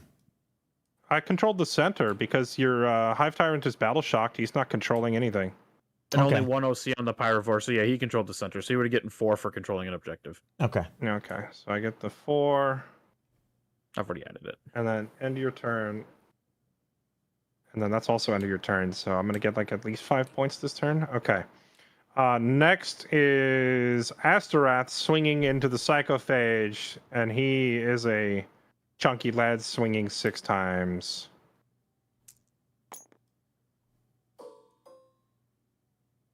Hitting on 2s. Oh, it's nice to finally not be debuffed for once. I know. So 5 go through. Wounding on 5s. Wounding on 5s. A dev wound goes through. He's got 5 up, feel no pain. So, Burke, that's 2 dice. So you got to roll 5 or higher. 2 damage. Both fails, so 2 damage into the Psychophage. Damn. Okay, it's back to you. Your what you call it? Clapback? The clapback. Your Psychophage or your Pyrovore or your Hive Tyrant can attack. Also, wait, do I consolidate immediately after killing the thing out here? No, consolidates afterwards. So you are aware, though, you did move your Terminator in range of his Hormigons. Vertical engagement range is 5 inches, I'm pretty sure. I'm sorry, which guy? The guy up top? Oh, yeah. The guy up top. Well, if we considered this guy being able to attack the Maliceptor, the Hormigon could attack him back. I think he is in engagement range. Let me see. If I had him down here, did he go within 2 inches of them? Oh yeah. Well, he wouldn't have been allowed to go in within 2 inches of them because that was like moving the charge. You're not allowed to charge into another thing, so he would have just had to. He would have been forced to stand like here. Which would have still put him in with the range of the Maliceptor. Yeah, he would have still been in range. So we're fine. Fine by me. All right, Burke, what are you swinging? Well, so this is the Psychophage, and it cannot shoot and attack melee, right? In this, correct. Okay. I'm guessing it'd probably be smart to use my heavy hitter, which is the Hive Tyrant. Go ahead. Into his this guy's annoying though, but we can just smack right into them. Okay, so let's see. Hive Tyrant has, Monstrous Bonsor and Lash Whip, and then Scything has okay, so 6 dice. All right, let's do it.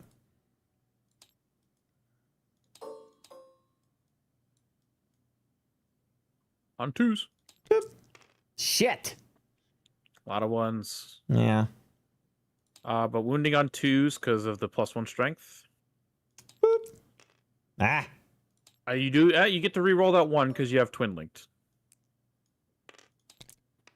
Okay. Twin linked. So, twin linked basically just means you get to re-roll the wound roll on that weapon. Cool. Awesome. 3 at AP minus 2. 3 hits going in. Okay, AP minus 2 will put me at invulns. Emperor, protect me, baby. Emperor said, F you, kid. How much 3 damage? per. Okay, so this guy's dead. And is this guy in coherency? Yes. He looks like it. Yeah, he is. Yeah, he is. I was thinking I picked this guy up and then he's not engaged anymore with the Hive Tyrant, but he would still be in range with this guy, so it doesn't matter. So you're out. Only 3. Oh, Only wait. Yeah. I keep forgetting that the Terminators over here have 3 health and the Terminators over here have 4 health. Okay. Okay, rest of the Hive Tyrant stacks? Yeah, 4. Let's see. Here we go. Hits 4 attacks. Hits on 2+? Yeah. Yep. Nice. And then wounds on 3s. Wounds on 3s. Put all of those dice right down here. No, 3 going through. 3 at AP minus 2. All of them go through. That hurts. Rough. They do 2 damage each. So it's going to finish him off and kill another guy. That's the Hive Tyrant. He's big nasty boy. Big nasty.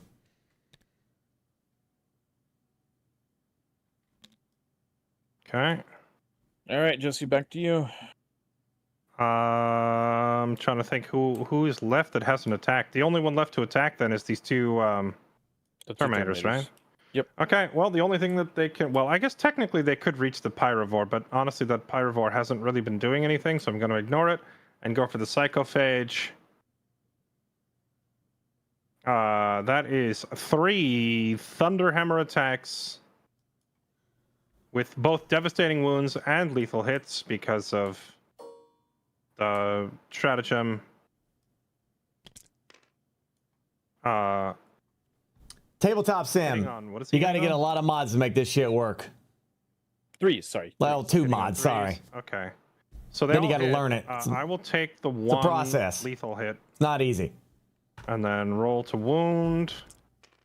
And a dev hit. And does a 4 go through, or is this thing too only tough? 5s. He's at toughness 9, so 5s. Okay. Does he have feel no pains, or does the dev go straight through? He has feel no pains. He's definitely got feel no pain. Of course he does. Why do all of your units have feel no pain, debuff auras, buffing auras? Actually, I'm understanding what I did wrong. I should have just brought 9 ballistas dreadnoughts and sat back here firing rockets into you from across the board. Yes. All right, Burke. So you need to roll 1 dice first for a 5-up armor save from the lethal hit, which you fail. Mm-hmm. Okay. And now you need to roll 4 dice for the dev wounds. Or for the wounds. So 4 dice and 5-ups. So 3 damage goes through. Okay, this thing takes 3. All right, and now the captain's turn to attack. He has 6 attacks that hit on 2s with lethals. 5 hit, 3 lethals, and 2 regulars, which wound on 6. No, 5s. Wound on 5s. That's giga. Okay, you got 5. The dice finally stopped scamming me. Oh. You have 5 dice to roll 5s on. Well, they're 10. They're 2 damage apiece. So wouldn't he roll 10? He's still rolling his armor save. All right. So 5 dice, you said? Yep. So 3 go through. That's 6 damage. So now add 1 more die, and then once again 5-ups. Just enough to kill it. Ah, no! I needed that not to happen. Okay, you're gonna have to roll to see if he explodes. Yeah, he does explode. So roll 1 more d6. He doesn't. The board is looking a lot less infected with Xenos these days. You're clawing it back, Jesse. Clawing it back. I see what you did there. 42 attacks from lightning claws will do that. Okay. Now we get consolidate moves.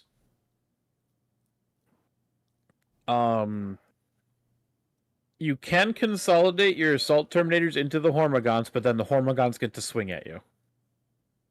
Yeah, I think I'm not going to do that. I mean, they're going to charge me and swing first next turn, but if I move into them now, they swing at me, then it's Burke's turn and they swing at me again, right?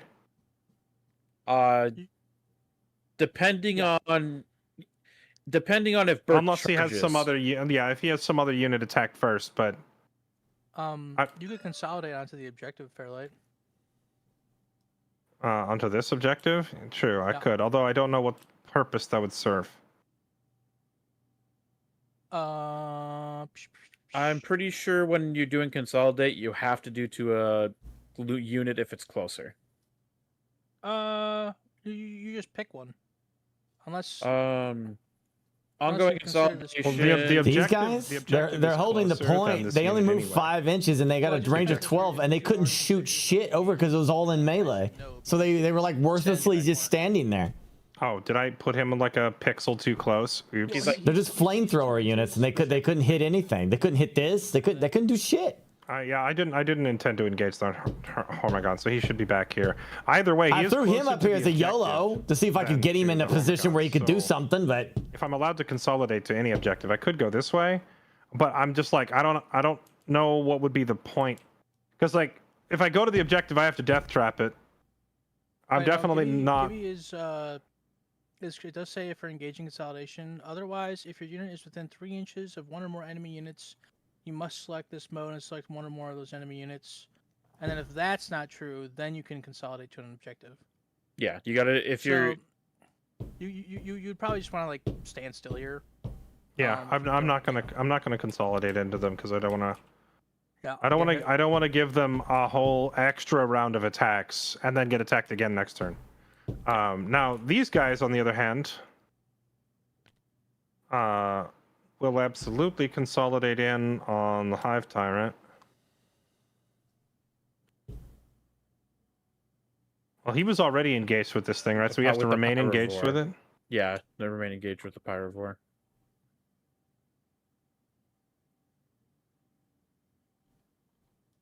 yeah, he's gotta go here. Okay, and then can Astaroth just consolidate to the objective? I believe he can.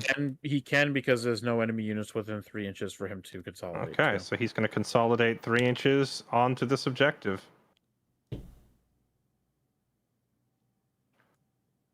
And I think that is it for my turn.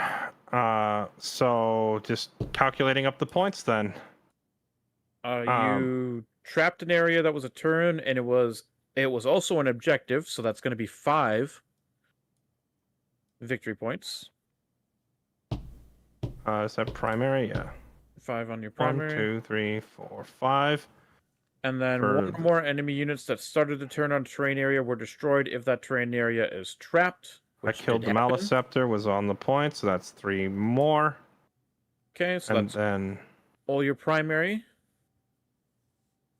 Wait, what about this one? So you control one or more objective. End of your command phase. That was the 4 points you already right. I already got those at the start of the turn. Okay, and then for secondaries, you scored nothing. I don't think I scored any secondaries, right? No. Oh wait, hold on. I just remembered the whole tempting target thing. Wasn't It's this one over here. Yeah, actually, I should have consolidated onto the objective. I forgot because that would have been. What, well, you 5 couldn't. Points?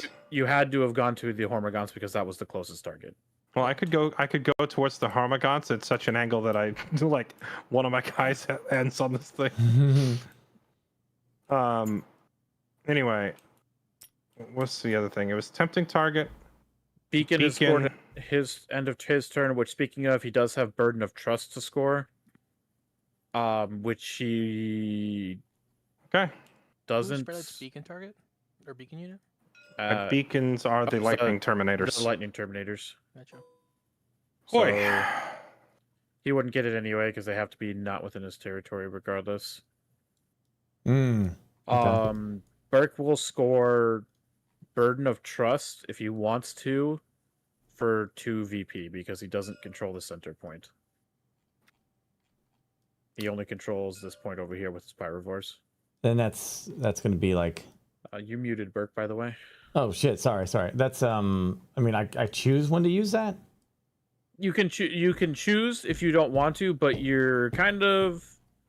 Oh no! Wait, you do have this one over here because the Norn Assimilator. That's right. Yeah. So you would score 4 VP. I would score that. Yeah. Yeah. Okay. Go ahead. So.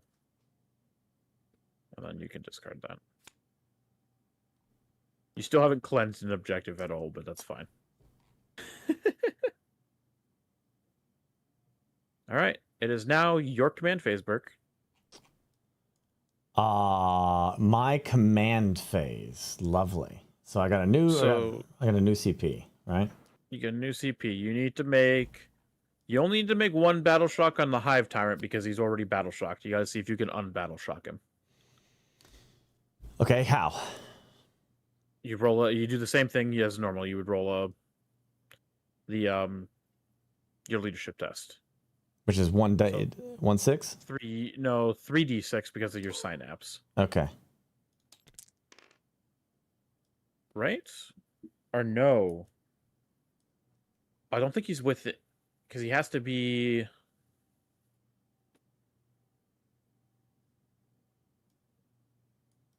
Hmm? Oh, he is because he is a synapse unit. So yeah, he does get to 3d6 still. So yeah, that's fine. So he is now unbattle shocked. Okay. And that's it because you have nothing else that's half strength. Okay. And I choose like a card to do? Let's see, during your fight phase. Oh, I have to wait for those phases. You can do secondaries.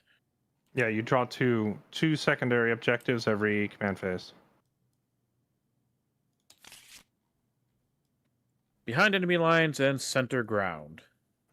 So behind very lucky. He just gets behind enemy lines for free because he's already got a Norn back there. Enemy lines, you score that as long as your Norn stays behind enemy lines. And then center ground is be within 3 inches of the center and don't have any enemies within 3 or 6 inches. Currently, you fail that because of the Terminators. Mm-hmm. So you basically have to completely clear off the Terminators. Oh, you actually have to kill Astrath too, hiding behind the corner to do that one. Okay. Interesting. All right, on to your movement. Okay. Well, obviously, this is 10 movement from this thing. Be careful. Remember, be careful where you put them because you're going to lose your scoring, unless you just don't give a shit. I mean, it's going to charge into this thing, right? So what do you mean, like behind enemy lines? He's going to get that. You're talking about losing the point here? No, I'm talking about behind enemy lines. You need to stay fully behind the red line to be in his deployment zone. Which, to be fair, I think, yeah, if you move there, then you can just, when you charge, you just position like over here. Does the Norn have like mobile built in? Oh, no, you can't go over this wall. That's right. Oh, for the love of balls. So that way. Yeah, do that. At 10 inches. Getting this thing to that freaking dreadnought has been a pain in my ass. The reason it was on this wall bomb juice is because Burke put it up there and we thought it was funny and we just said, fuck it, it can stay there. Oh, yeah. I mean, this is about as good as I can get it right there. 8-inch charge, but you're within range of your melee or your shooting to get your harpoon to get the +2 to the charge, so that's much easier. Okay. All right. Also, he can move 12 inches, right? So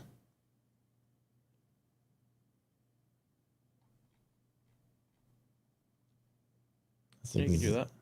Exactly. I don't know if I should do this or charge him into the room to the Terminators here.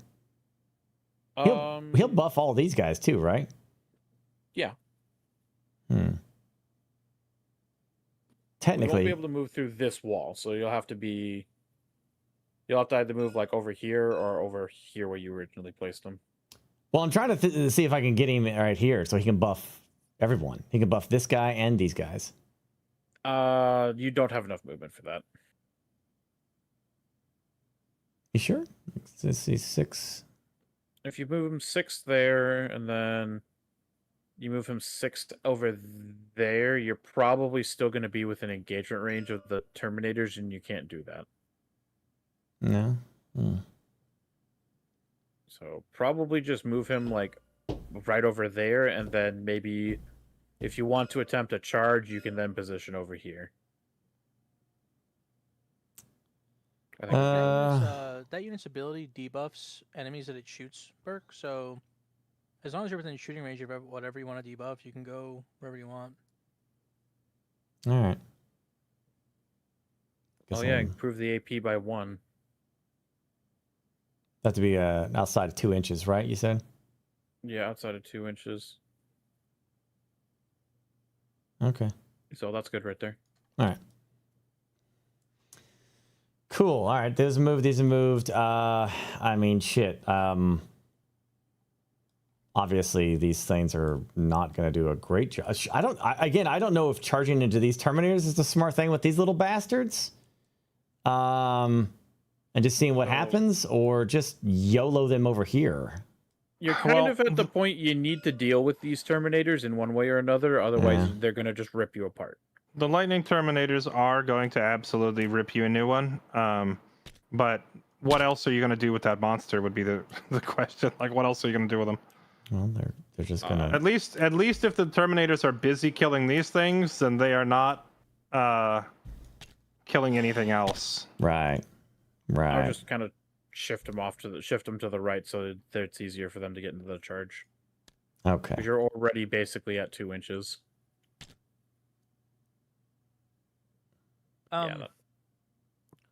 Just back little them up a little point bit. out thing is that this is the only target on the battlefield that Fairlight can kill to score Grievous Blow, which is 5 VP. Mm-hmm. So if you run the hell away, you deny 5 VP. You know what? I don't give a shit. Let's just play. Yep. I'm just. I appreciate the information, but I don't care about the VP. Yeah. I want to get in there. I want to fight. So. You're fine. You don't have to move them any further. Right there is perfect. They'll all get in. Yeah. Yeah, as long as you don't roll snake eyes, you'll be fine. Yeah, I'm not worried about winning. I am very curious about a very specific thing that I desperately have been wanting to do this entire game. All right, yes. So these guys right here, they're fighting the tyrant, right? They're engaged to the Pyrovore still, though, because they're within the 2 inches. Oh, shit. And because the Pyrovore is infantry, it cannot shoot.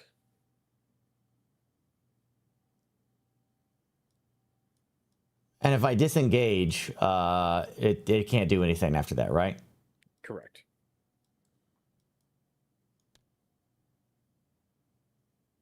But I could do this, right? I could move it here if I wanted to. Yep.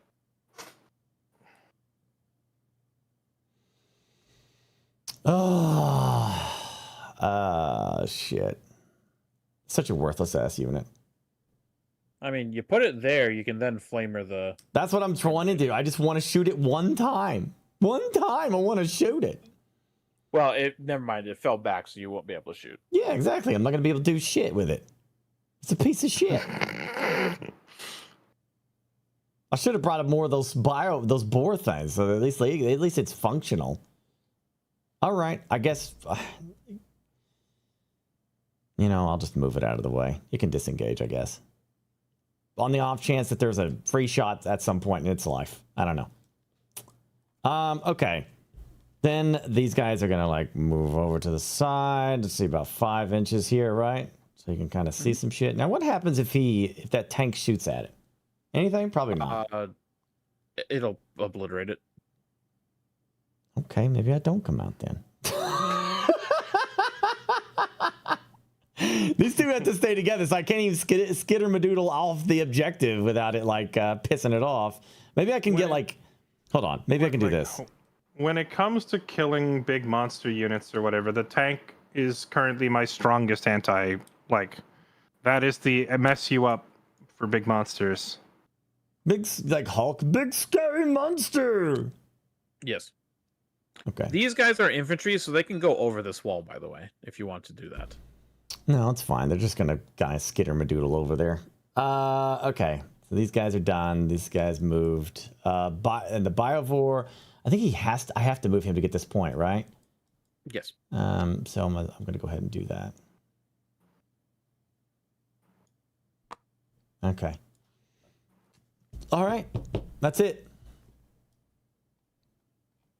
Okay, shooting phase. The important shooting probably first. And shooting. Okay. Yeah. From the right here, the Norn Assimilator is going to shoot its big, scary I killed Dreadnought gun. Okay. That is called, sir, it is called the, I think it's called the Toxin Injector Harpoon. Yep. After the bearer has shot with this weapon, select one enemy, monster, or vehicle unit hit by one or more of these attacks. Until the end of the turn, each time the bearer selects that unit as a target or of a charge, add 2 charge to the roll. So I'm pew-pewing that. All right, that is 2 dice. 2 dice hitting on 2s, and because it's your marked target for your simulator, you get 4 rerolls to hit. Didn't need it. Didn't need it. Cool. Strength 12, so you're wounding on 3s, and you also get 4 rerolls to wound. This is So go ahead, roll. Yep, roll hitting on 3s. Yeah. Wounding on 3s, and you get to reroll the 1. So 2 at AP minus 3. So I have to get 5 or 6 to live? Yep. Emperor protect. Emperor blocked one of them. D6 plus 1 damage. Me roll or him? 1d6. You. 1d6. 4 damage. Okay. And you are harpooned, sir.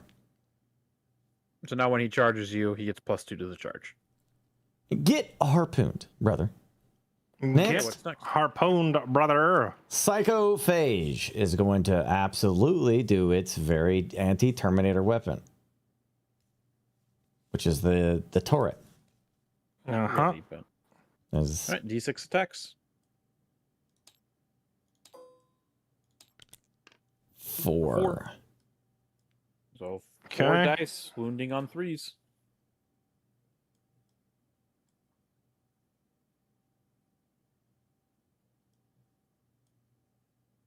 Burke. Oh, I thought it was your roll. I'm so sorry. 4 dice. 4 dice hitting on 3s. 4 dice for wounding on 3s. I'm so sorry. God, I hate you so much. Okay, what's the... AP minus 1.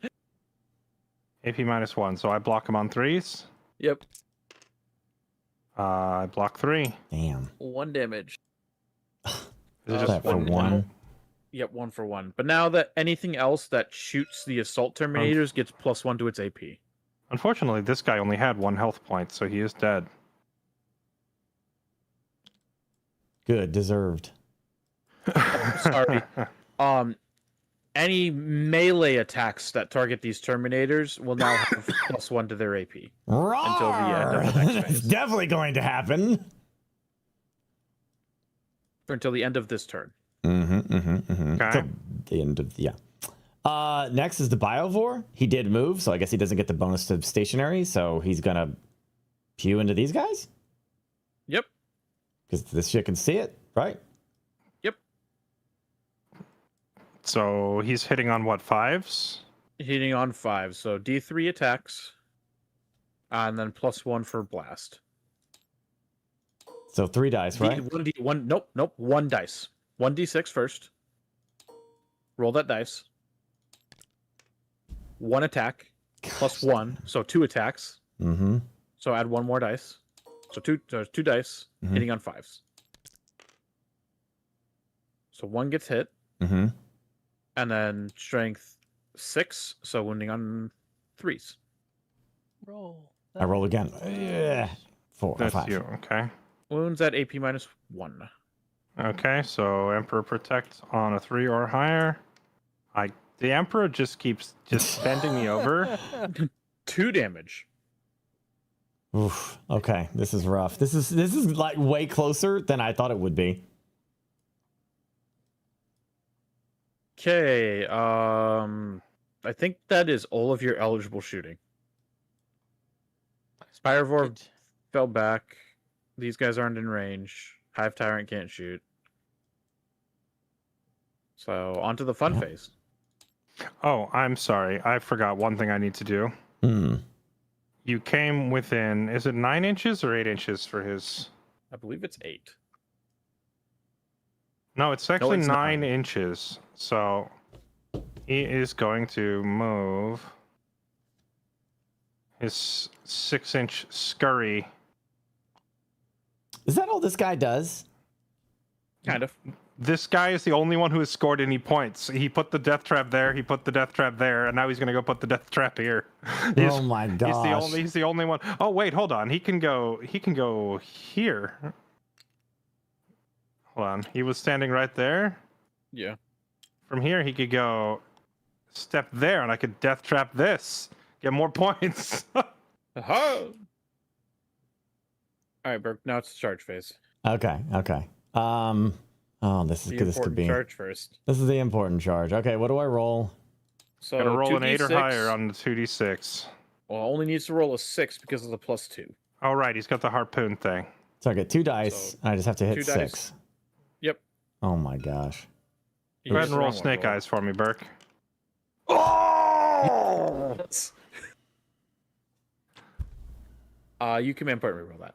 I'm assuming you're gonna pay the point and reroll. Yeah, I'll do that. Didn't even realize I could do that. Okay. Oh man, next time we play Burke, no advisors, just you and me. It's gonna be so much fun. All right, roll snake eyes for me again. Does it reroll to all of them? Yes. Okay. Oh, that's the whole juicy charge. I don't think Shadow of the Warp applies now, does it? No. You've already done Shadow of the Yeah, Warp. we already done it. Yeah, so I don't think it applies now. Okay, so it definitely is in range. So, wait, what I do? 1 inch? You said? Well, you only have to be within 1 inch. So, but you can go base to base if you want to. Oh yeah, There's no reason not to in this case. Yeah. Not on top of him. I know. I'm doing the thing. I'm doing it. What about this card? Am I allowed to play this? This now? Like this one right here? No, it's not the fight phase yet. But I will be during the fight phase. You can do it during the fight phase, yes. Okay, all right. I'm definitely going to. Unless that thing's dead. I don't know. Do I do anything? Do I roll or do I move to the next charge? Move to the next charge. So what's charging next? Rawr. Okay, well, you do D6. Just don't roll snake eyes. Okay. Plenty. Yeah, they get in. Yeah. Oh yeah. Okay. So I mean, let's. Okay. I guess we're just. Rawr. Raw. No, wait. Unselect these two. Just like grab these. And now you can easily move them all up like so without it crapping into the wall, you know? Yeah, but where's the fun you in can that? get them Where's in the there fun like in that. You're no fun. Fix that one. You're no fun. I like watching them like skitter madoodle all over the place. No, you're gonna have to do some finagling here because I think your horde is too big to fit. Well, I had 7 inches. They definitely could fit. You got 4 more inches to move. Yeah, you have movement room. I'm just saying, like, he's too far back because your own guys are blocking it, so they're gonna have to start like filling around the sides or something. Well, that's fine. That's fine. We can do that, baby. We can do that. You know, if that'll make you happy, no problem. I can do this all day. Yeah, it's not a problem for me. I mean, I got time. You got time? I'm here for at least another 4 hours. I'm good. I'm here. Let's just say they're all in. Right there. Yeah, let's just say they're all in, because otherwise we're just playing semantics for something that's going to take a shitload of time. They're in. We're just gonna do That unit is on top of the other one's base. They're in. Why are you touching my foot again, Burke? They're so in. There. I think they're all in now. I think that's everyone. It's a cuddle puddle. No, put it back. He was in. He was in. Oh, he is in? Yeah, he's in. But from the top rope, he's in. So also, they do have a thing that says, I don't know what this means. I don't understand why it's even on the card, but it says bounding leap. This unit is eligible to declare a charge and a turn in which it advanced. So you can advance them to get extra movement, and then you can charge them. So what's their movement? Yeah, so they move. I keep they thinking move 10 inches, and then you roll 1d6 for additional inches, and then you charge up to 12 more inches, so you can cover a long distance. A lot. Okay, I got you. So when I hear advanced, I just think that just means basic movement. So it's dashing, basically. Yeah. Okay. What else do you want? I'm assuming you want to charge the psychophage. I mean, YOLO. Why not? Okay. 2d6. 5 inches is more than enough. Yeah, but where do we want to go? Right here? Yeah, probably right there. Because now your assimilator's in the range. Hot damn. Hot damn. Okay. So they're charged in. These guys are charged in. These guys that's kind of it, right? Yeah. Okay. I'm pretty sure the Hive Tyrants. He's already in battle, so. Yeah, he can't move. So it's onto your fight phase. Holding back mechanical knowledge. Holding back knowledge. Yeah. Okay. He doesn't need any more help. Fight phase. When a friendly Norn assimilator or Norn emissary unit is selected to fight, your unit's melee attacks have +2. I'm plus going. 2 strength. Yeah, I'm going to use that. I'm going to kill what he just did. I'm going to kill you, Harry. I'm going to kill this. Okay. Definitely overkill, but that's fine. Don't care. It's going to die. Kill it to death. Kill it to death. It's also my target, right? So I'm going to get points for the killing this, right? I think. You're gonna not points. You're just gonna get full rerolls to hit and full rerolls on wounding. Oh, okay. All right. Well, let's do it. Okay, 6 attacks hitting on 2s. Oh, wait, Fairlight. This does matter, and it's not. This is a valid interruption, in my opinion. Yeah. Anything within engagement range of your Terminators up here has to take a battle shock test when the phase starts. I know. I was just gonna wait till he was actually attacking with one of those things. Oh, okay. I didn't want to interrupt his moment that he was having down here. Wait, does Shadow of the Warp only happen once? I thought it's like the whole game. Oh no, I guess it's one turn, isn't it? Shadow of the Warp. Once per battle in either player's command phase. So it's only once per battle. You've done your Shadow of the Warp, that's it. You mean once per round? Well, battle would be what we're doing, right? It says once per battle, which means this entire game, once per game. Oh, okay. All right. Well, I used it, so it's gone now. All right. 6 attacks, hitting on 2s with rerolls. 6 attacks. All right. 6. Boop. Reroll the 1.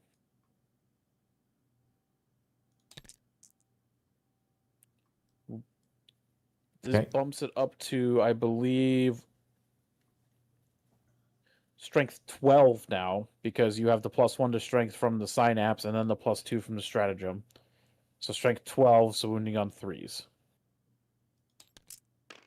With rerolls. So that's What's 6. it like to be unfathomably giga dead? 6 at AP -2. Okay. Him or me? 6 Okay. of these. No. AP -2 into my toughness 2, so 4s or higher to survive. Oh, he does live. Actually rolled really well. What's the damage? 3, so he takes 6 damage. I'm surprisingly still alive. Well, this is you why I rolled me for deployed one. that card. That's why I use that damn card. 4 attacks on the Tox Injector, hitting on 2s with rerolls. Okay. Rolling the 1 into a hit. This is strength 15 now, but it's still only winning on 3s with rerolls. The 2 as well. Ah. Okay, so 3 at AP -3. So 5s are higher. Emperor 5s are protect. Emperor He said. explodes. Emperor said, "Go to hell." Deadly demise. He doesn't explode. Okay. Thank you. You did your one job in the entire game. Good job. Good boy. That's a good boy.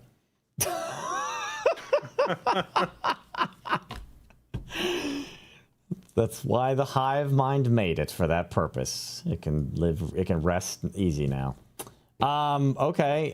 So now this bullshit.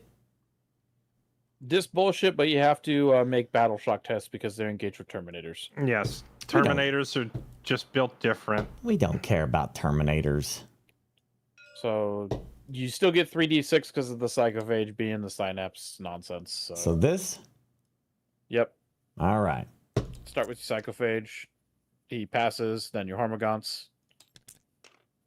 They pass. So that's it. Okay. Well, technically, you do have to do your Hive Tyrant as well, so you might as well just get that over with. What about the Tyranid Prime? Or is he part of the unit? He's part of the Hormagaunts, so okay. you don't care. And Yeah, then he's your Hive fine. Tyrant's fine. Okay, thank goodness. All right. What's the math? How many of these Hormagaunts are doing shit? 54 attacks because you didn't lose any. Holy shit. All right. I'm gonna burn an armor. I'm gonna burn a command point on Armor of Contempt. Yep. How many? You said 54? Yeah, 54. That is the right play because otherwise they'd be getting AP -2. Where's the extra AP coming from? Is it from the Psychophage shooting them earlier? That's right. That's right. Now what do I got to do to hit? Roll a bunch of fucking dice. Hitting on 4s.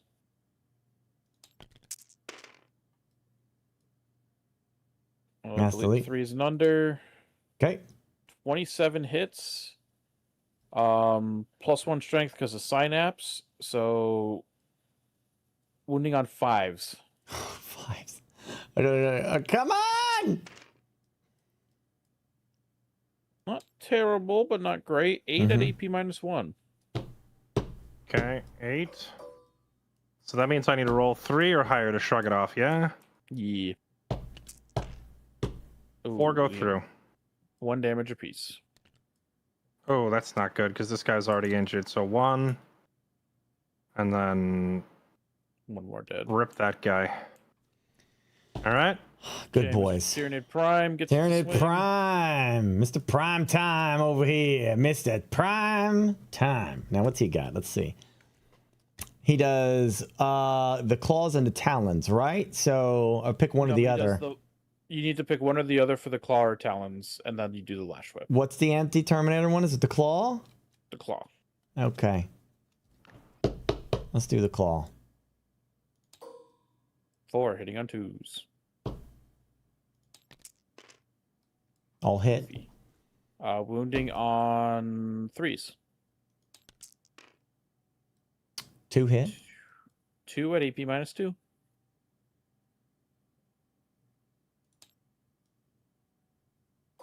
Fairlight will no, not necessarily. It comes down to points. Oh. I forgot about the sustained again. God damn it. Sustained. So Burke, yeah, you get sustained, Burke. So you actually have 13 more attacks to try and wound with. So roll those dice. Holy shit. I am debating a command point reroll because each of these wounds is 3 damage, right? Correct. I'm gonna reroll it. Wait, it only lets me reroll 1 of the dice, doesn't it? Correct. I can try to keep 1 Terminator alive. Well, at this point, I can't afford to lose many more dudes, so I will reroll one. Okay. Live. He lives. So only one guy dies. What is So the one of them- sustained for? What did I roll here for 6? This is from from all of your Tyranid boys. Mm-hmm. So because of the Tyranid Prime being in the unit, he gives the entire unit sustained hits. Okay. So you had 13 6s when you rolled the 54 dice, so that's 13 additional hits to get to roll. Uh-huh. So that's what we re-rolled. So he has... So now there's 2 more AP -1 saves that Jesse has to make. And, okay, do I roll again or no? No, you're done. Okay. So Jesse needs to make 2 more AP -1.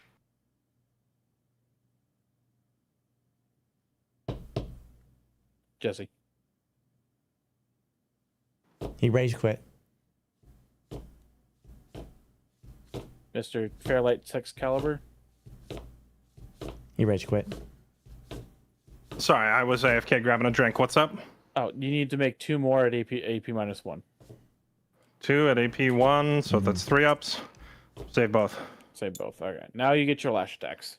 Lash attack. That is 8? 8. Wow. Hitting on 2s.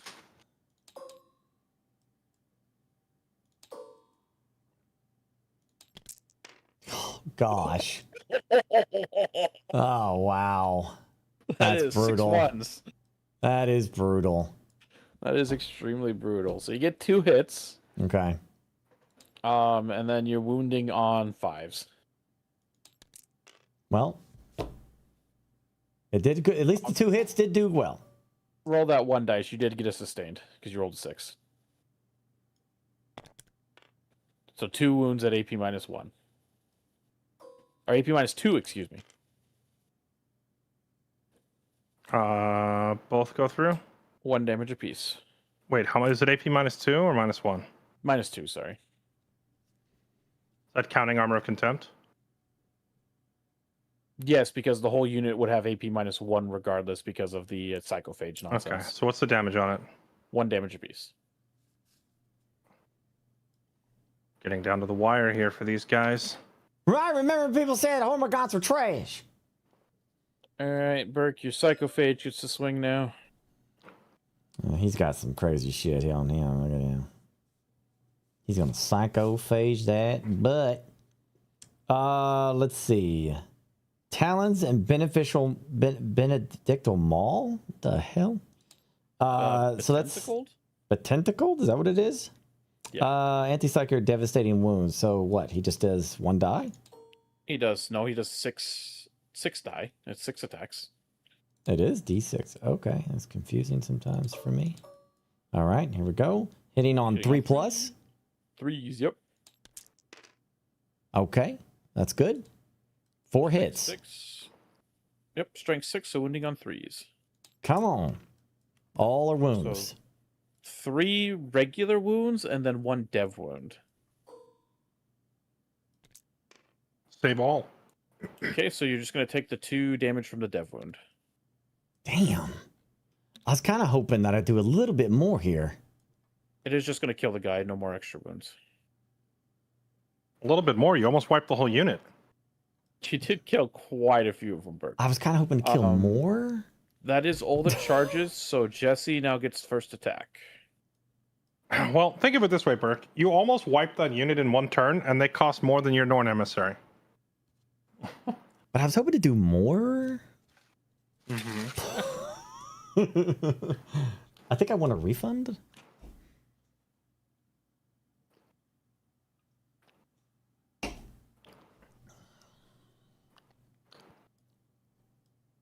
I did have some seriously bad rolls on some of that. They literally almost could have wiped out all this shit. Just the Hormagaunt unit could have done that. All right, 12 attacks into the Hormagaunts. Bring Hitting it. On 3s. You won't kill a single Hormagaunt. You're right, because I'm going to miss both.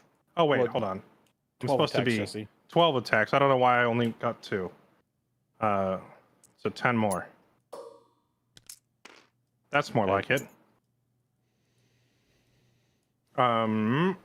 Strength 5. What is their toughness? Not that great. This Toughness is only 3. Wounding on 3s. Wounding on 2s. Wounding is the 2s. chaplain. All Chaplain right. gives +1 to wound. And twin linked, so I get to reroll. That is 9 attacks going through, doing 1 damage apiece. At AP -2, that just straight goes through because your Hormagaunts only have a 5-up save, and you have no invuln. So 9 of them die. Yep. Okay, maybe you got 1 or 2. You got 9. Is there's like I take out the ones that are farthest back, right?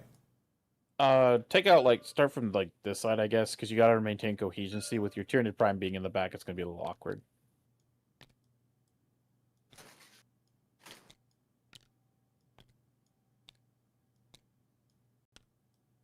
At 7, 8, 9. That's good.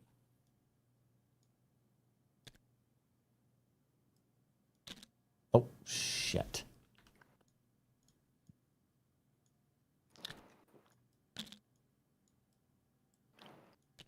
And then Mr. Chaplain gives the swing.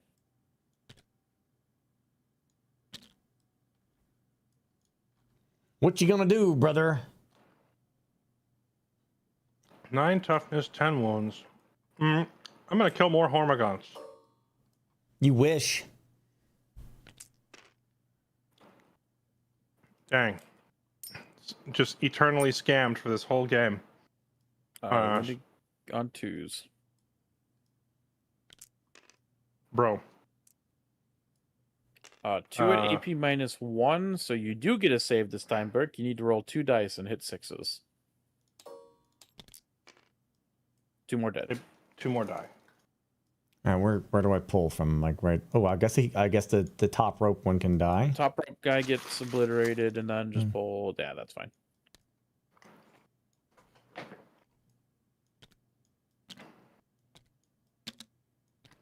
Sweet. All right, Burke, you get to swing with your Hive Tyrant next. Hive Tyrant! I forgot these guys were even alive, or I would have had them swing first. Oh well. I thought you just wanted to kill some Hormagaunts. Pissed off after what we did. All right, No, 6 I die. just forgot these guys were over here. And 6 die, and it wounds on a 2 or higher? Or hits on a 2 or higher. Yeah. No rerolls, right?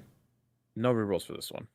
Okay. And now I reroll again, and it's strength. I'm trying to figure out how you do the math on this.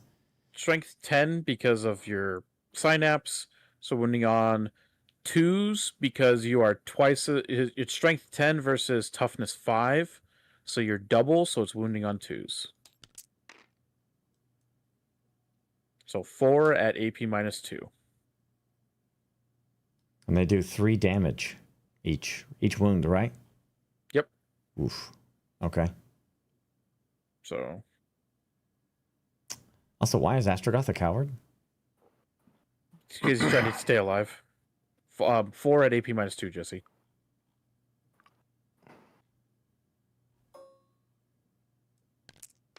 I save all 4. Jeez. All right, Burke, you get your rest of them. Oh my gosh. All right. 4 dice, hitting on 2+. Yeah. Wounding on 3s. And now wounding on 3s. Oh, for shit's sake. 1 at AP -2. The freaking dice turned on me halfway through the game. They did. Saved. They did. You just did nothing to his Terminators. Well, for what it's worth, I've been doing nothing to his monsters for the entire game. Jeez. This is true. Well, now he gets to smack you back. The clapback. All right. From the one Terminator that is still alive with his hammer. 3 swings.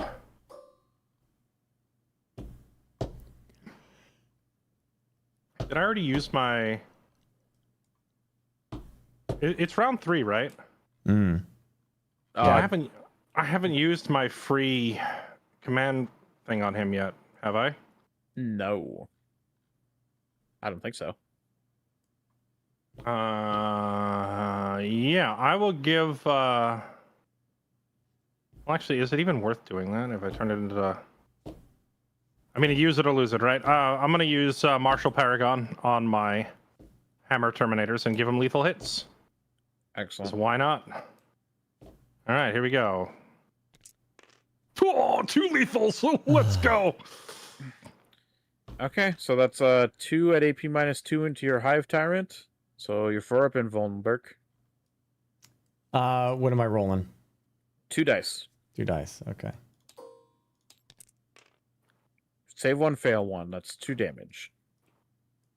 And he doesn't have Feel No Pain anymore because I got rid of the Maliceptor, right? Yeah, or the Psychophage is what was giving it to him, and he's out of range of the other one, so yes. Okay. Captain and Terminator armor attacking 6 times, hitting on 2s. 6s are lethals. Oh. I thought that Psychophage is a 1 lethal. bro stimulus. Yeah. 1 lethal, wounding on 5s. 4s into his toughness 6s. 10, so it's got to be 6s. None. So 1 at AP -1, I believe. 2. AP -2. So roll 1 dice, Burke.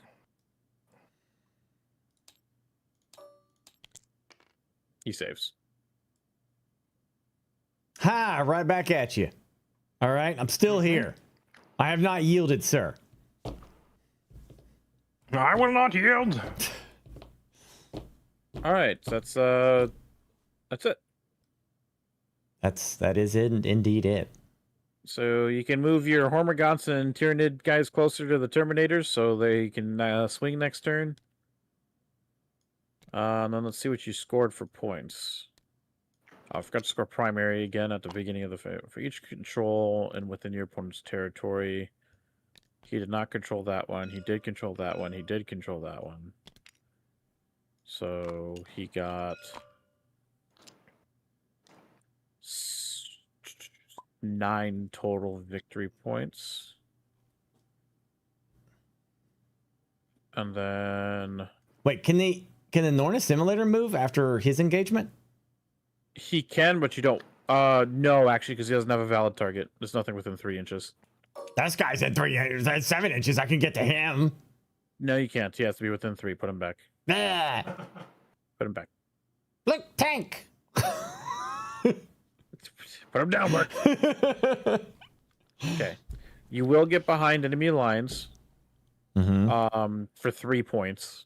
Okay. Because it's only 1 unit. Right. You don't get center ground. Yeah, you don't get center ground because he's still standing there. Okay. So then that is your scoring. So Okay. then it's on to Jesse's turn. Okay. As much as I would love to continue refereeing, I do actually have to be up a little early tomorrow, so I have to go to bed now.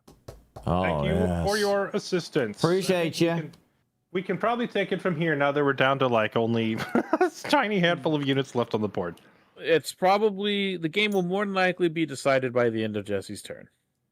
Yeah. Basically, do we kill the Hive Tyrant right now or not? Well, you also have a full health Norna Simulator to try and deal with, Jesse. I'm aware. I'll just keep running away from it and scoring points. That's where it's going. All right. I'll catch you nerds later. I gotta use the restroom. See ya. Right back. Okay.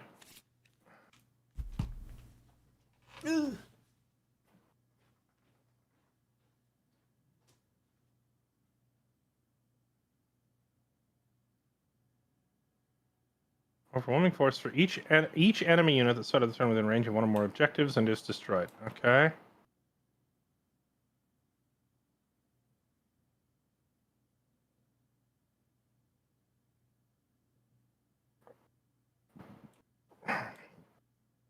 Okay, so I guess we're going to put Oath of Moment onto the Hive Tyrant.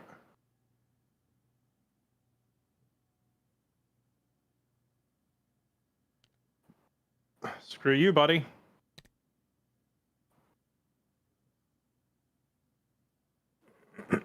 Battle shock tests for my Terminators.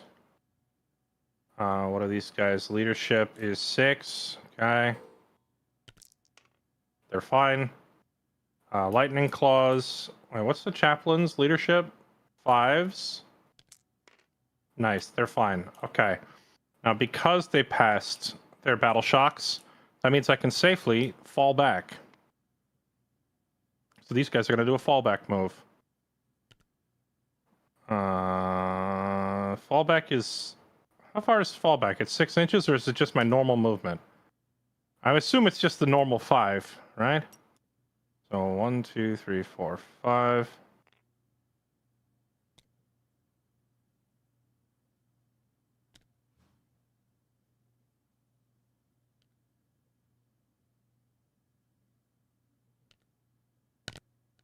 One, two, three, four, 5.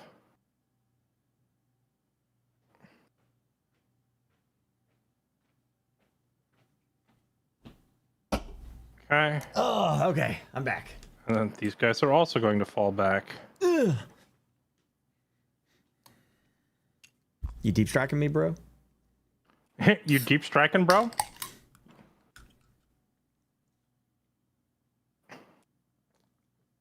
Okay.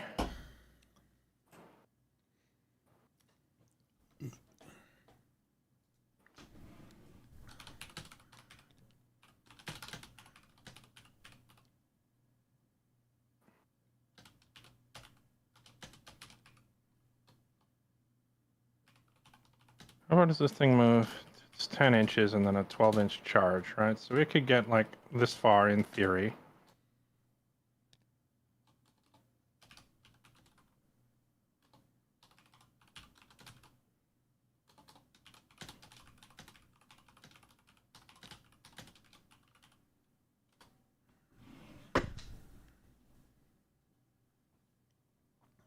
No cover for you. Perfect. No. Okay. Wait, that includes the -2 to fallback? Yes? On the Terminators? Yes? Are they still slowed? I honestly don't know. I thought maybe they would be.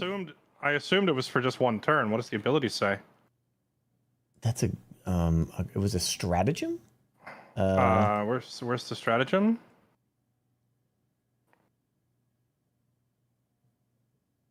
Select one enemy is hit by those. The enemy unit is tethered until the start of your next command phase. Yes, they're free. Never mind. Okay. Okay, so my Terminators all used fallback. So they're done then. They can't do anything. Correct. Okay. And now it is going into the shooting phase.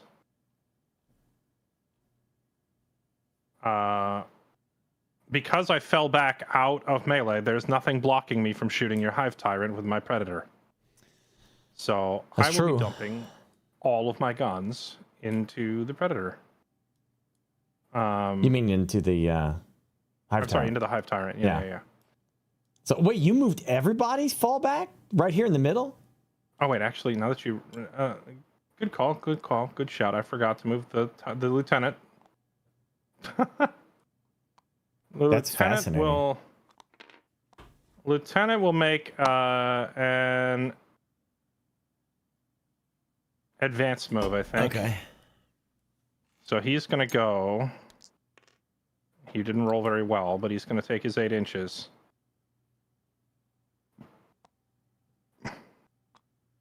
He's gonna go right there. Okay.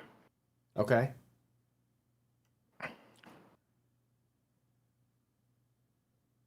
That's all impressive. Right. That's impressive. Oh, right. I forgot Astaroth exists too. I forgot so many of these guys. I've got so many little guys just lurking. He's going to jump in here. Okay. Now, Predator begins firing everything. He already fired his once per game missile, so he will fire his 2 las cannons, which are hitting on 3s with rerolls. That's a reroll. 1 hits. And he is What's your toughness? Only 10. So 4. That's hitting, wounding on a 3. Yeah, Christian. I shot them on turn 2. This is turn 3 now. Wounding on a 3 at 8. Right when they came in, I shot them. Remember? So you have to roll a 4 or higher for your invuln save.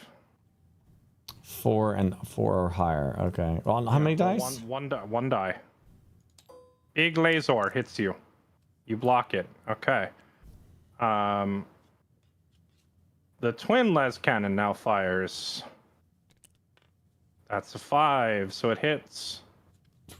Twin les cannon wounds on a 3 or higher. Okay, same story. You got to roll and beat the same thing. Roll again. Beat a 4. Big laser. Just one die. Yep. Okay, that one went through. Okay. So you are getting hit by the twin las cannon. Do you still have feel no pain on your hive tyrant?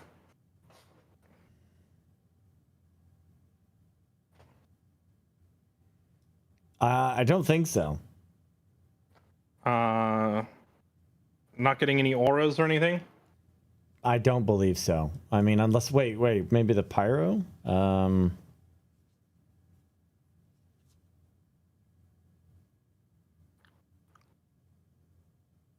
I have no idea. I don't see any feel no pain on him, and everything that he was getting support auras from is dead. So yeah. I think he doesn't get it. So that just means this damage goes through. He's gonna eat it. And he's gonna take it. Are you ready? Mm-hmm. You ready, Burke? Yeah. Guess how much? It's a D6 of damage. Okay. So whether he lives or not is going to come down to a single dice roll. Sick. Here we go. D6 plus 1. From me or you? No, for me. I'm rolling the damage now. He's taking damage. It's just a matter of how much. D6 plus 1. So if I roll a 4 or higher, the hive tyrant is finally dead. I rolled a 1. So he takes 2 damage. What about my invulnerable save? Chat's saying. What is? Didn't you just roll it? Did I? Yeah, you did. That was the beating of 4 or higher. Oh, I don't know. I'm confused. But they're saying when I said roll 1, when I said roll 1 and get a 4 or higher, that was your invuln save. Oh, okay. My chat's yelling at me to use a command point reroll on it, and it might actually be worth it. Can I command point reroll a damage roll? I think I can. Yeah, damage rolls are allowed. All right, have at it. I mean, I can't roll any worse. You know what? Let's go for it. Let's spend my last command point. Done. Reroll. He's dead! Get him out of here! Oh gosh, wait a minute. Deadly demise. Does he have deadly demise? He sure does. Okay, roll to see if he explodes. Oh dear. He explodes on the way out. Oh dear. How much damage is your explosion? I have no idea. That I relied on Gibby for deadly demise, so I guess I can look it up. Deadly demise X. Each model, okay. On a 6, each unit within 6 inches of the model suffers a number of mortal wounds denoted by X. Roll separately for each unit within 3. Okay. So within 6 inches. So you're rolling a D3 of damage for... Oh gosh, that's actually bad because it hits all of my units in the center. Okay, so get out your D3 and roll it for the Thunderhammer Terminators. That's actually insane that you got that right there. Okay. Sucks for me. How much is D3? Okay, what am I rolling? Oh, wait. Actually, chat's pointing out the damage reroll on the Predator Annihilator was actually free anyway, so there wouldn't have cost me the command point. Yes! Why is it free? The Predator's ability. Ah, okay. Annihilator. When targeting a vehicle or monster, you can reroll damage. Okay. What am I rolling? Okay, so you can either do it the lazy way and just click the D3 button over here. Or you can do it old school, which is roll the D6 and then divide by a half the result. Nah, we'll do it this way. All right, I'm rolling for this guy first, right? Okay, boom, rolled. Okay, so he takes 2 damage. I don't have any feel no pain, so there's no way to stop it. Okay. Okay, now you're rolling for Astaroth. Roll again. Astaroth takes a single point of damage. Okay, now Okay. you're rolling for the Lightning Terminator. The Lightning Terminator takes 3 points of damage, and it actually just kills the guy. Okay.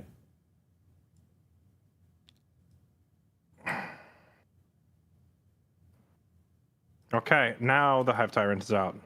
Okay. He served his purpose. Good boy, he was. Good boy. Oh, that's true. It also it does friendly fire. Yes. And you're can you put him back where he was so I can measure the distance real quick? I have. What is the distance? 6 inches. Oh, he's definitely hits with this it. guy. Yeah, he's definitely in it. He Well, does no, I not was hit looking at those. the Hormigons. Oh, He might. Okay. All right. That's I don't. his Where was he? I don't remember. Here-ish?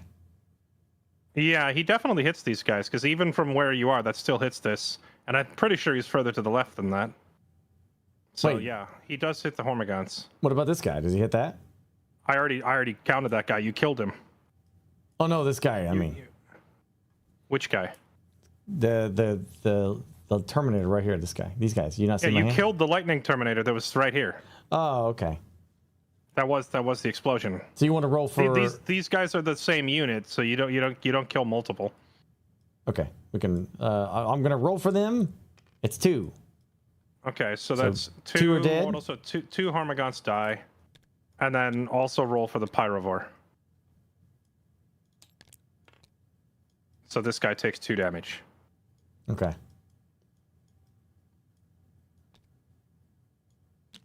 Honestly, I have no idea, chat. I got no clue. All right. How do you take his damage down? You don't roll per unit. The D2 is for everyone. What do you mean? Oh, you mean like he rolls 1 damage number and it just inflicts it to everybody? Well, we already rolled, so I'm not undoing all that. Now we know for next time. Okay. How do you take the point for down for this guy? 2 on your numpad. So about that. 1, 2. There you go. Thank you. Because I don't have my numpad set up still. Okay, cool. Good shooting, Tex. Okay, he's dead. I forgot.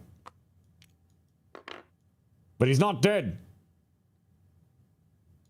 And now the charge phase. Okay, let's do it.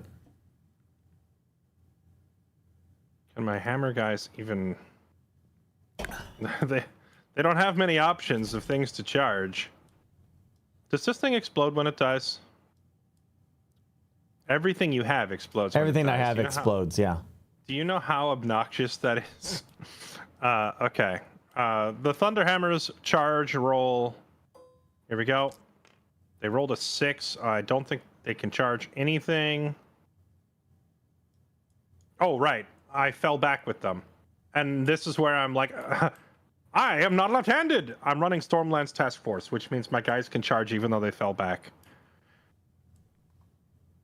Unfortunately, their charge roll is so bad they can't actually reach anybody. Do I command point re-roll it because this is probably the last turn that we're going to get to do anything, and I might as well get them stuck in. Go for it. Go all in. All in. They hit it that time. What is that? A 9? What are you trying to charge? Actually, what did I have them roll the first time? A 6? Mm-hmm.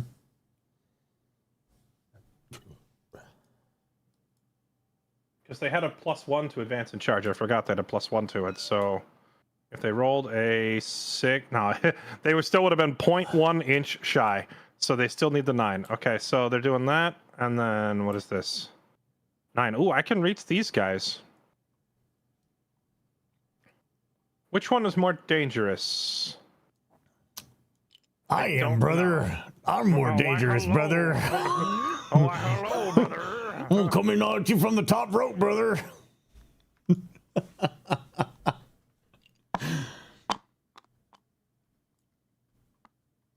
Oh my Lord, have mercy. Why does he keep jumping up to the top? He's gonna get in melee and the Pyro Force won't be able to do shit! won't get to fire them once. Ugh. Is that within? It is. Okay, they are in. Okay, Astaroth charges. He rolls a 6. Can't reach that guy. Can't reach that guy. But we can mess up some Hormagaunts. For glory, brother, get in there. Okay, Lightning Claw Terminators charge. They roll a 7.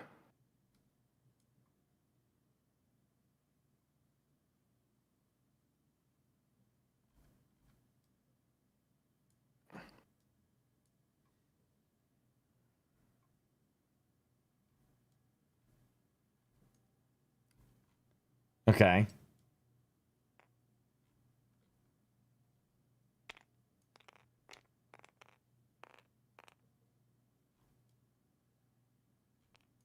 Wait, when can I Overwatch? Overwatch would have been 2 phases ago.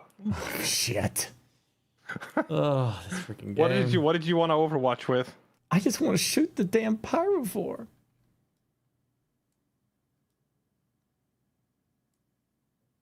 What would he have been targeting? Whatever he can actually hit now. It's too late. Don't worry. Just move on. Just move on. Just forget it. What's his range? It's like he's well within range. Yeah. He could have hit. I know. Okay. It's my mistake. Don't worry about it. But gosh damn, they've been worthless this entire game.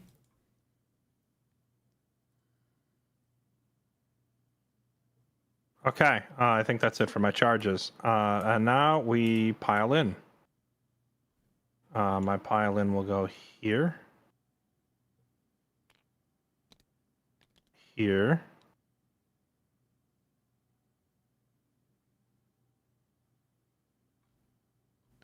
And my chat's saying your fallback and charge lane was only for the Sanguinius unit. No, that's for that is in Carmine Spear Tip. I'm running Stormlance. Stormlance. Stormlance is a blanket. You can charge after an advance or a fallback for your entire army. They are whoever's saying that is thinking of in Carmine Spear Tip. That is the Sanguinius specific one. Okay. Okay.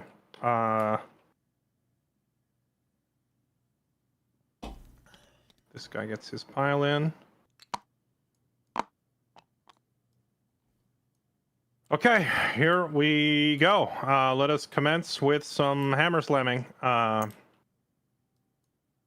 The captain the Terminator with a Thunderhammer attacking 3 times, hitting on 3s. Only 1 hits. I'm trying to think if he has any rerolls. I don't think he does. Remind me what the captain does. It's charge rerolls. Yeah, none of that. Okay, so only 1 hit. What is the toughness of your Hormagaunts? Their toughness is trash. It's 3, yeah. Versus my hammer that is more than double, so wounding on 2s. I don't want to talk about it. The hammer does nothing. Relic weapon, 6 attacks from the captain. Hitting on 2s, I believe. Yep, hitting on 2s. Wow. Snake eyes. Okay. Wounding on toughness 5, so wounding on 3s or higher. That is 3 that go through at AP. Chad, does this count as the Burkathon Warhammer game I owe you? 5, so it just can't help them here. So this just all goes through. So 3 Hormagaunts die. Okay. Well, I can get rid of him. Get rid of him, I guess. And then, I mean, I don't know if... Wait, I only have 2... Wait, I think I have to get rid of this guy, right?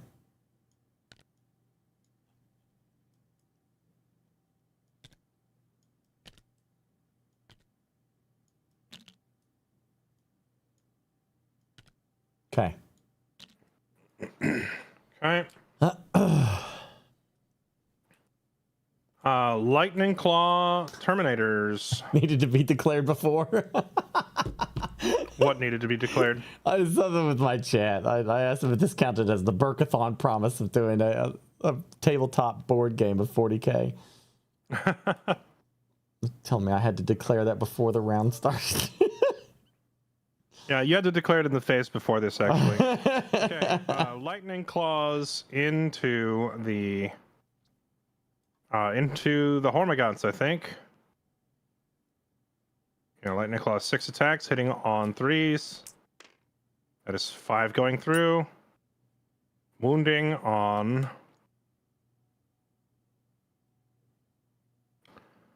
AP. Oh no, sorry, strength 5 versus toughness 3, so hitting on 3. Wounding on 3 plus, that's 3, goes through. Your save is too low, so that is just 3 damage, goes right through. So that is 2 dead Hormagaunts and 1 point of damage into the Tyranid Prime. Okay. Unless he's he has a different save than the rest of the unit, so how does that work? Do I now start rolling against his save, I guess? I don't know. I don't have the card for this guy, so I have no idea, no knowledge of him at all. Well, you can just mouse over it and see his number right there. It's a save of 3, which is different. Oh, right, I had twin linked, so I can re-roll those other 2 and see if they hit. Hold on. They do hit, so he takes 2 more damage. So that's 1, 2, 3. Okay. I guess Astaroth. I'm hoping that this is all good. Astaroth is going to go toe-to-toe with the Tyranid Prime. Swinging 6 times and hitting on 2s with devastating wounds.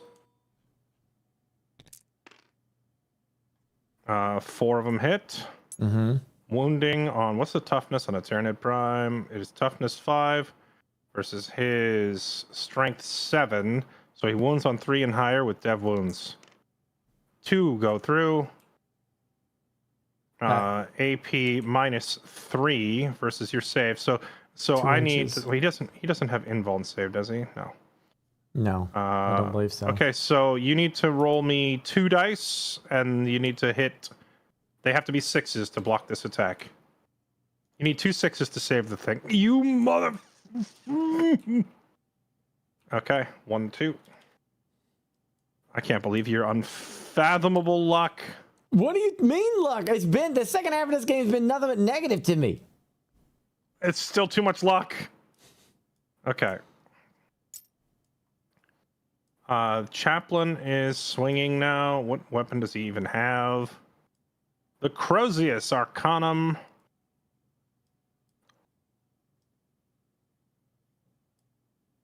Oh, you know, I did it out of order. The chaplain would have had to attack before Astaroth because I had the Terminator swing. That's a little awkward. Oh, so he's out of range? Well, he's not out of... Well, he would have been swinging into the Hormagaunts when they were in range. Mm-hmm. But then I attacked with Astaroth because I forgot that the chaplain was like attached to him sergeant. So, in theory, he should still be able to target this thing. I just don't know if I even would have targeted it. Sorry, I'm going to rule Nazi you on this. Sorry. You lost. I mean, you lost your attack. I'm sorry. If you want to rule Nazi it, we can give the 2 HP back to your Tyranid Prime, and I have the chaplain go instead of Astaroth. If we're gonna rule not. Nope, sorry, you took your finger off the model. It's over. I'm sorry. No, go ahead and let me redo it. Let me redo it, Burke. I'm down. Yeah, let's roll it back and do it properly. No, you misunderstand. I'm saying you can't do that, sir. It's been your finger left the model. You're done. You're done. He can't attack now. It's over. Sorry. You know what? I'm attacking him anyway. I don't care. I don't care. 5 swings. Eat it. 2 lethals. Okay, that is. Wait, do these all hit? These What's 2 this all drawing? hit. Is this like someone can draw on here? Lethals. Wounding on strength 6. The toughness on these things. So it'd be more. So it'd be wounding on 4s. So that would be.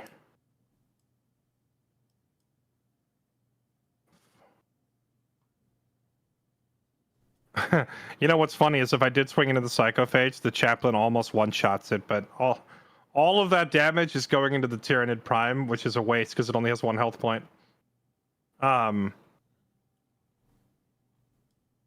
So your Tyrannid Prime can, in theory, survive. You just need to roll 4 dice, and if they are all 6s, he lives. I rolled all 6s, Okay, sir. Okay. Extremely dead. Get it out of here. All right. He's dead. He's dead.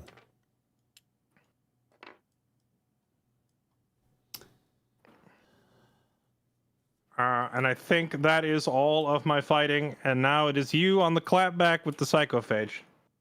Psychophage. All right. He's definitely clapping back with some psychophageness. It says D6 plus 1. Now that is a just 1 die thing? Like, is it a guaranteed hit?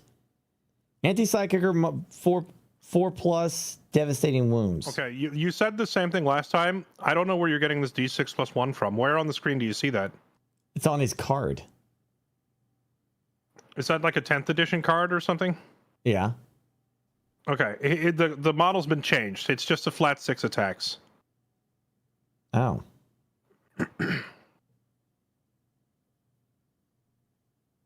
Okay.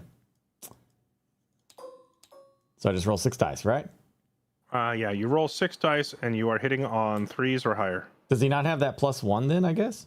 Whatever that is. Plus one from what? I don't know. I'm confused, I guess. I need new cards. Wait. Each time this model makes a melee attack, below starting strength, add plus 1. Oh no, that's add 1 to the... Oh yeah, plus 1 to hit and plus 1 to wound. So yeah, you're hitting on 2s. Okay, so rolling... No, you don't add another die. You just increase the result of your die by 1. So just click roll.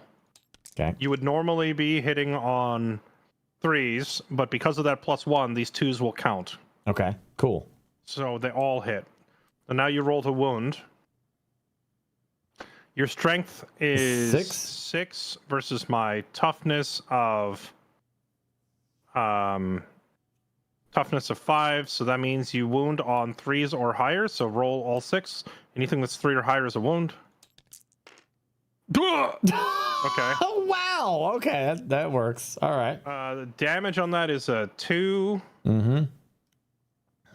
Okay. Let me just roll. How many was that? 6? Yeah. Let me just roll 6 AP minus 2s. That goes to my invuln save. So the Emperor needs to protect pretty hard here. I need all of these to be like 4 or higher. Okay, the Emperor protects me from half of it. So that's 2, 4, 6 damage, right? Mm-hmm. So 1, 2, 3, 4, 5, 6. All right, well, that is the end of the Lightning Claw Terminators. They're all dead. Their chaplain remains alive. Jiminy Christmas. What's next? I think that's all of your units that were engaged in fighting. Pretty much, yeah. Okay, so then it's...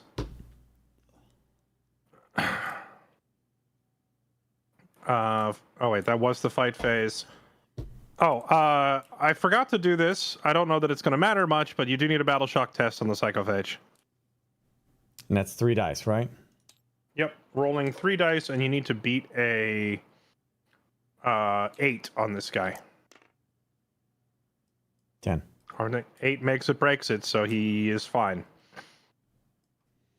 You can't battle shock a Psychophage. They do the battle shocking, sir. Wait, my whole unit had feel no pain? Bro! Oh my gosh, dude. I had feel no pain for this entire battle and I never invoked it a single time. That means the Lightning Claw Terminators could have literally negated half of the damage that they took.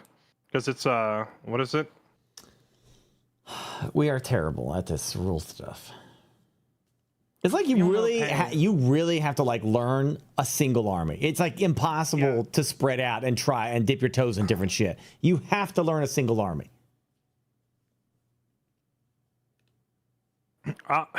Yeah. I think, Did they make 11th edition more complex? Because I remember they made 10th edition less.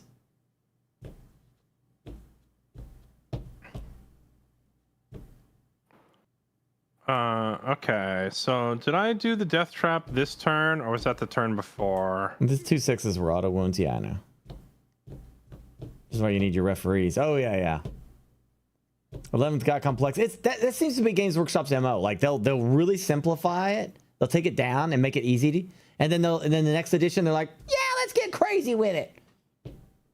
Burke had devastating wounds on half his hits. Well, that's why the feel no pain would matter, because devastating wound, like if you land a devastating wound, it goes straight through to mortal wounds, which is exactly what these lightning claw terminators should have been ignoring.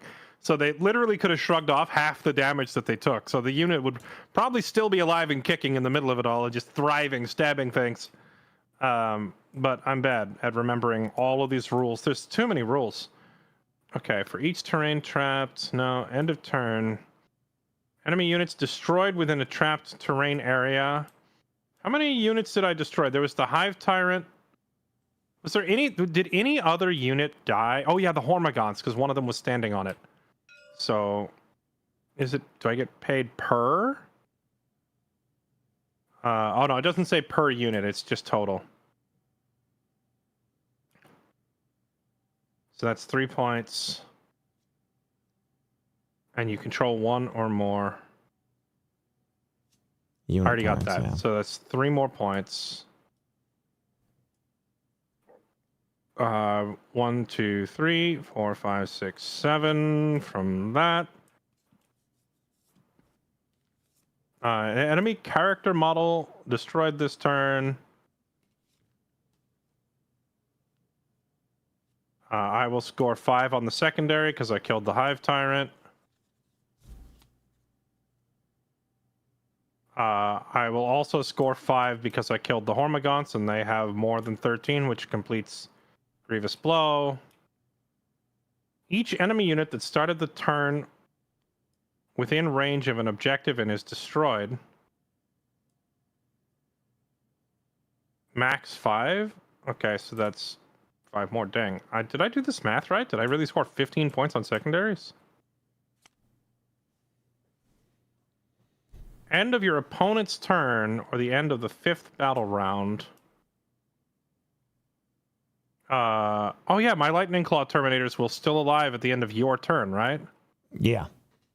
So, because they just now died on my turn, so that means... Do you know how to turn on the border that shows the spawn points? No, I have no clue. Anybody know how to turn on board quadrants? I'm sure it's a button up here somewhere. Table quarters. Do I click that? Ah, there we go. I'm still in my own quarter, so that's not helpful. But I still would score the 3 from the beacon. So that would be... Oh, you can't score more than 15 secondary points per turn. Why doesn't it say that anywhere on here? Is that just a random rule you're supposed to be lucky enough to know?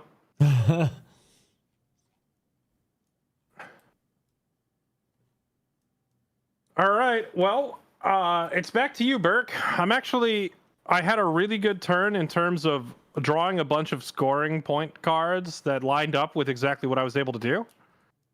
Downside, my whole army's dead. So...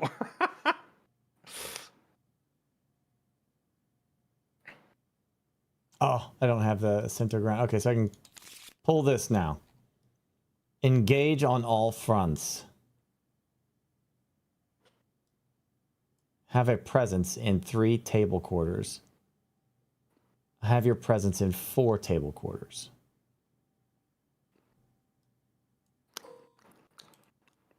At the beginning or the end of your turn? End of my turn. Gotcha. Well, you currently have a presence on 3.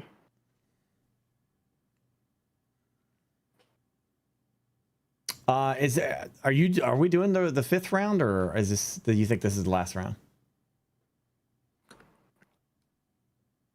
This is the 4th round, isn't it? Yeah.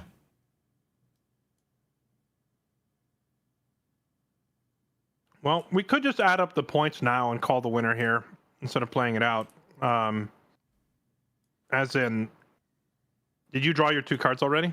Yeah, I did. Yeah. Okay. You have a presence in 3 table quarters, so you would get 3 points here.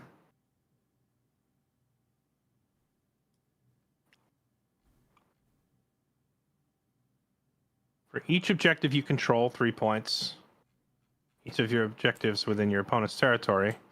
So I guess it kind of depends. I think you would win.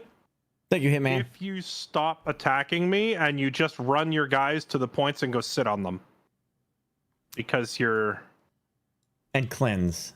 Like you move the Norn here, cleanse. The Biovore cleanses. These guys well, these guys. Never mind. Now, only the Norn goes here and cleanses.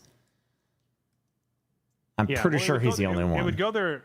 It would go there and cleanse, but it will also just need to sit there because of determined acquisition, your primary mission. Yeah. Which is just control the objective. So you would get. You would get like 6 points for that one. Plus 3 points for that one. Well, I guess you 9. I guess you couldn't add up the cleanse because that we'd have to play around to do that. So, and you could deny. I mean, that, I wouldn't be able to stop the Norn from stepping on it and cleansing it because I don't have any units alive to chase it down. Yeah. Well, we don't. But that basically, I think we have to judge based on what has happened to this point. To tally up points, you can't do future predictions on that. Be like, well, you would have got this, or you would, because we can't know that. That could get out of control real quick. Well, that's exactly what I mean. I was tallying up what would be done in the next turn or two. If you just wanted to go by the points right now, then technically I'm ahead. Yeah, it would be the points right now. If we stop now, you have to do it with the points that we have now. I mean, I guess you could turn in the ones that you currently have on your cards, but you can't do what you would have done in on this round. You see what I'm saying? You can't. That gets out of control because people make all these crazy predictions and stuff. So basically, you look at your card and be like, well, mine says at the end of your turn, you have a presence. Well, I guess that's predictable too. So yeah, no, we're done. That's it. If we stop here, you won. Yeah, I can't use any of that. This is all adding up during my turn. I am fairly biased to be able to say, sure, I'll just take the win. But realistically, I feel like if we played it out further, I think you would win.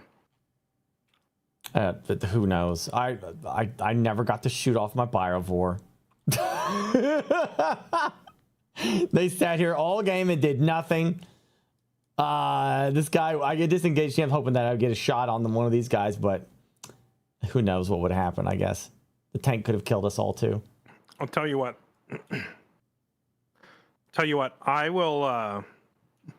I will step out here so your Pyrovore can shoot him. And if you kill him, you win. And if he lives, I win. That's a freaking captain. He ain't gonna kill that. Okay, hold on. What is his? Hold on, let me take a look at this. Pyrovore. It's a ranged weapon. Is D6.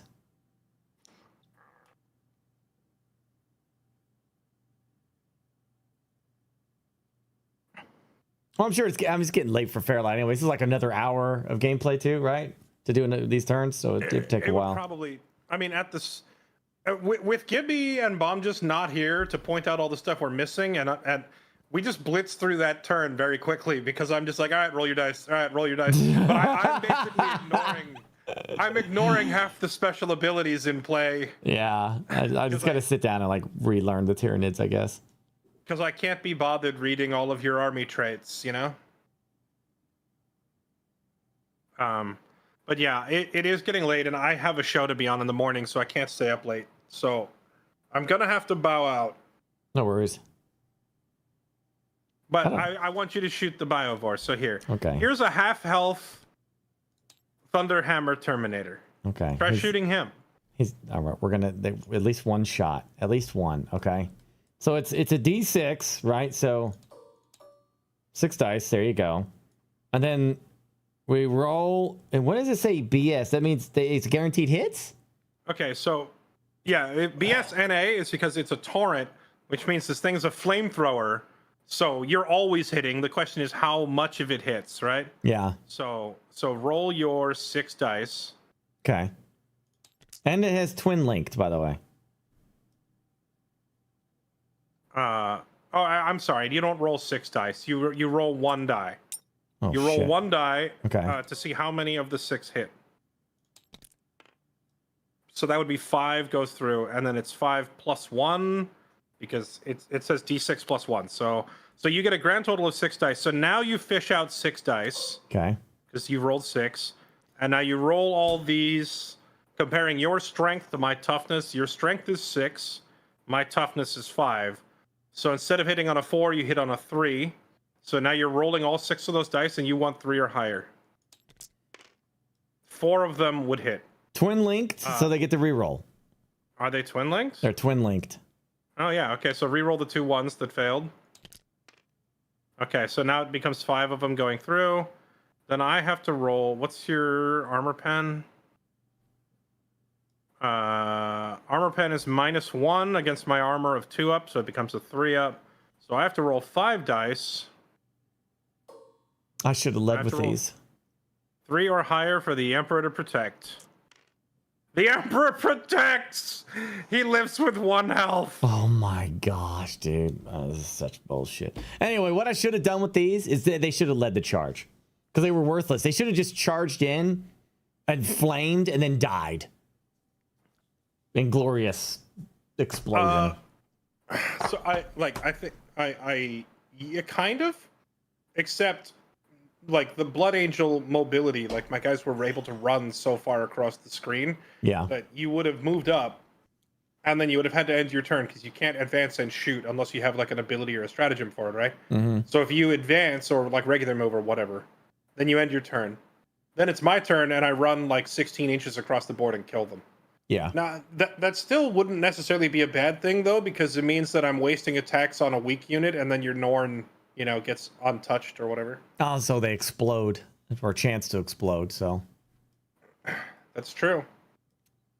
I think, getting another Biovore, I think these two would have been fine. Replace this with a Biovore. Have a Biovore sit here and a Biovore sit there, and just have them launching, artillery at you. While these other 2 Pyrovores kind of go into the center to go die. Would have been an interesting way of doing it. Another thing you could do with them is just have them sit like next to the Norn or whatever. So when my guys run up to charge, it just triggers Overwatch. And torrent weapons on Overwatch are very effective because they...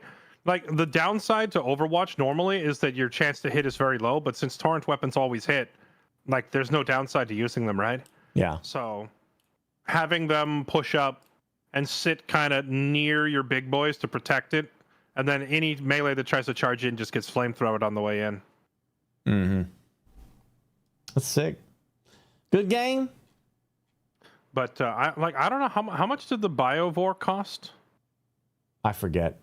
I'll have to go look at the sheet again. Like I would say drop a Pyrovore or 2 and just bring more of the Biovores, because the Biovores are actually pretty freaking effective. They're kind of gnarly, Yeah, this must be different because, like, on the rules, a Spore Mine launcher. Like Gibby had me attacking with that. That wasn't laying mines, so I guess I don't understand the rule for that. I was under the impression this thing fired, it shot, and it dropped a Spore Mine. Like, it looks like you choose to either shoot the cannon or drop a Spore Mine. But the mines aren't that great. They just kind of like more like deniers, but he just walks up and shoots it and it dies. I don't know. Ideas. I'll figure it out.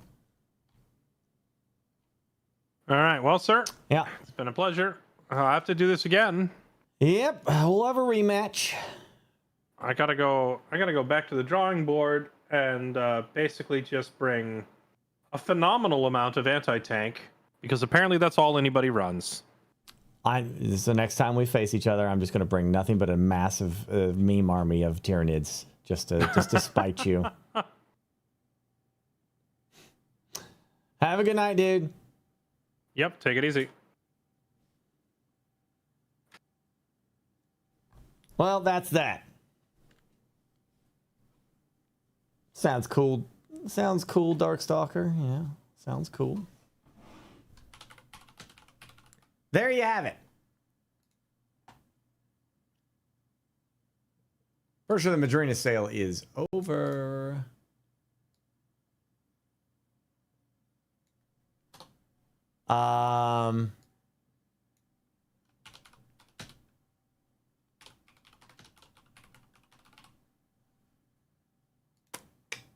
All right, that was fun. I hope you all like that. I mean, it's definitely out of our, the norm that you would normally see, but that's tabletop in a nutshell. The Tabletop Sim does an incredible job of capturing that.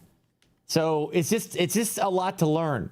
You got to learn how tabletop works, and then you got to remember, not only do you have to know your army, but basic rules for 40K, and you have to know your opponent's bullshit, because they may not know their own damn rules, and they might be doing something that's crazy. You know what I mean? But I think I will, focus on learning the Tyranid army to the best of my ability. I haven't really focused on them because, obviously, I have them. I'm waiting for my dad to be like, all right, let's do some tabletop, But we got almost everything ready to do it. It's just the motivation. I need a second player. Otherwise, I can play against chat, and we could just screw around with that. Get somebody literally what I was talking about before. But I'd like to do the actual minis. That'd be cool.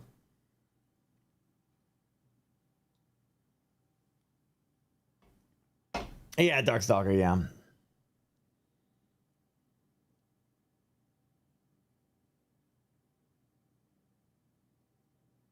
Yeah, I would do more. I mean, it's fun. I would be so inclined to give it a good shot.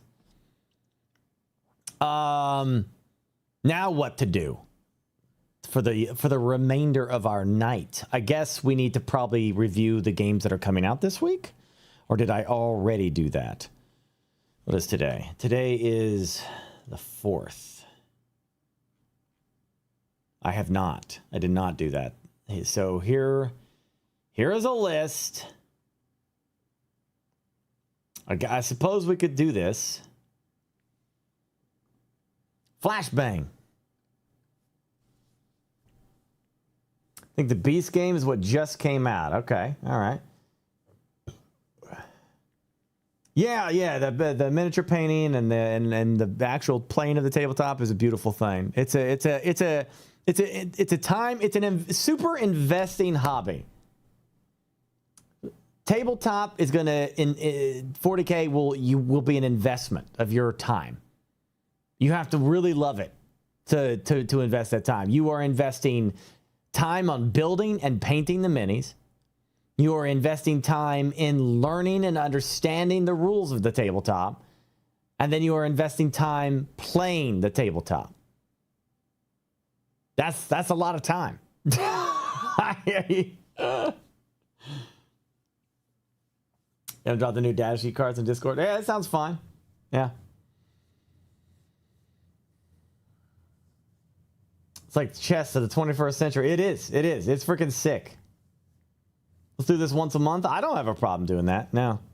All right, let's check out. These are a list of games releasing this week, chat. This week in gaming. Where ships go to die. We're playing Iron Nest, absolutely. And a lot of spacers, too. I've got other plans. Getting out of this dump takes skill, determination, and maybe a bit of hired help. Word is, you can make a fortune mining ore out of Ceres. If pirates don't get me first. Whatever happens, I'm not giving up.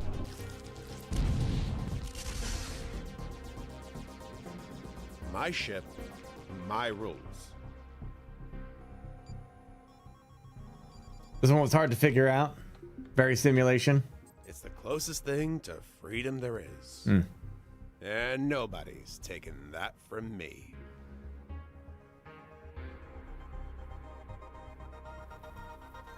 Interesting. See you. See you. But that's probably a no. Beast of Reincarnation. Ooh. Nice slicing damage there.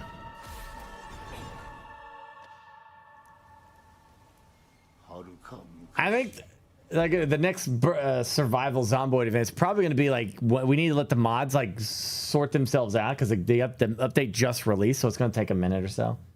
この国に巨大な獣が出現した獣はいつからか輪廻の獣と呼ばれるようになっただがこたびお前に目を This guy looks like a Fremen.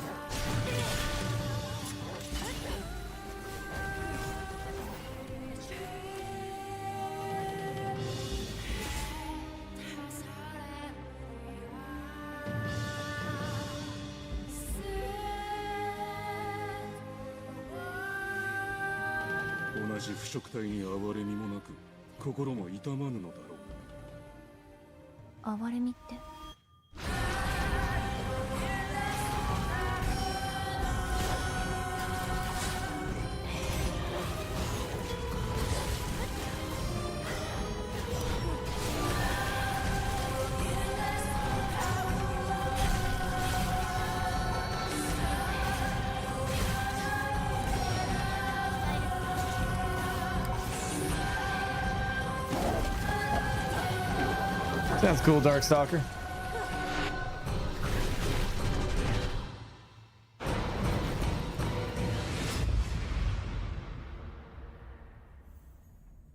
I'm guessing this is some sort of action game. It appears to be mixed reviews. But, you know, who knows? I'll slap a maybe on that, maybe. Dead Zone Revival. Fight, rebuild, and survive in a zombie apocalypse. Lead your team to real-time missions, gather weapons, gear, and supplies to defend your base in a tactical RPG and strategy game.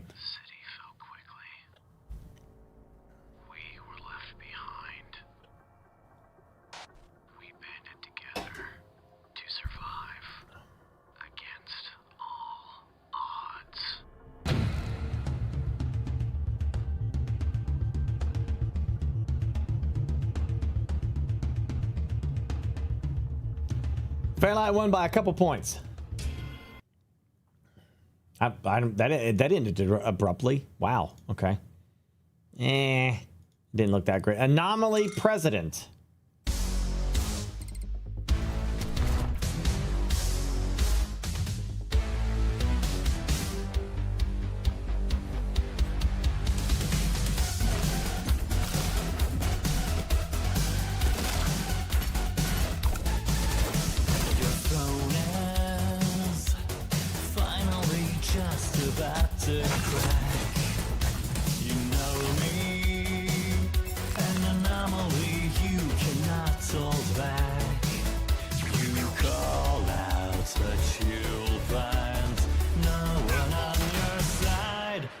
You have a birthright, a birthright.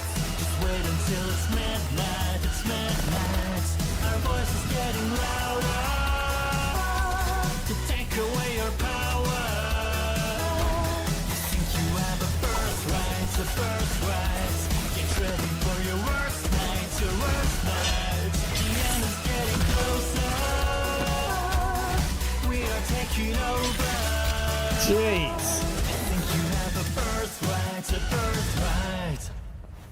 I don't even know what the hell this is supposed to be. People seem to dig it, though. I'll slap a maybe on it. It might be stupid enough to play. Flow of War.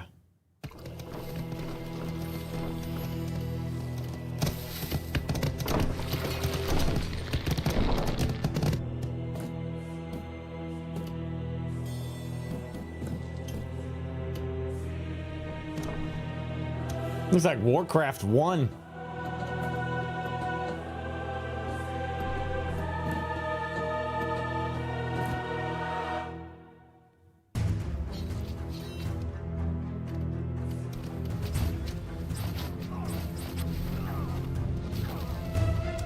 straight up the 90s.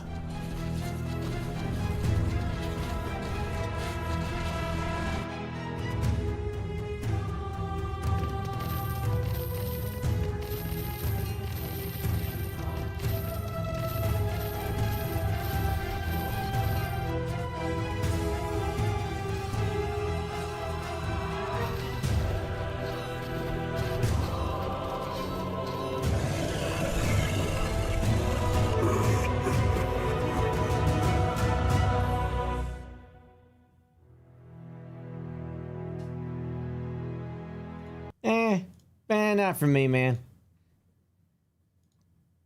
Been there, done that. Needs to be really interesting to get me on that, interested in that. Big Walk. Hello. Hello. We're House. We made Untitled Goose Game, and we're here to tell you a bit more about our new game, Big Walk. It's a game about walking and talking. Hey, what up? You and your friends walk around a big open world and talk to each other. Talking in Big Walk feels pretty natural. Ooh, look at that. But sometimes communication can get complicated. Yeah, let's check it out. Like maybe you get split up. Where are you two? Over. And while you explore, you keep talking using walkie-talkies. No, we still can't see you. We're going to try and get higher. Over. Copy that. Whoops.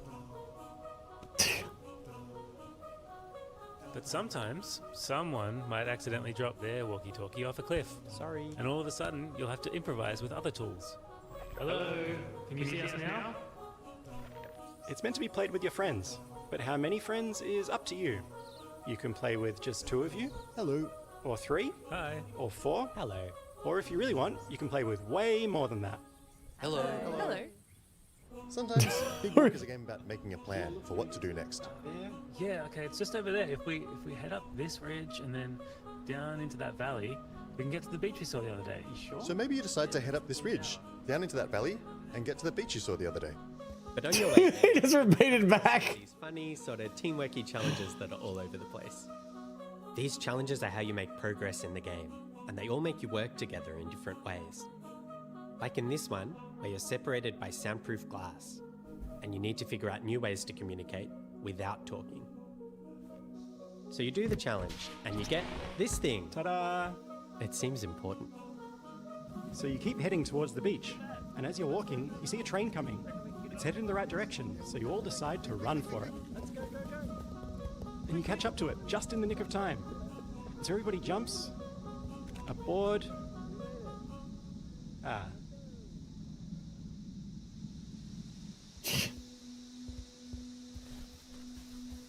Big Walk is a game where sometimes you'll end up on your own. And maybe you realize it's not so bad getting lost in the bush. Sometimes it's nice just to sit by a creek and listen to the wind in the trees.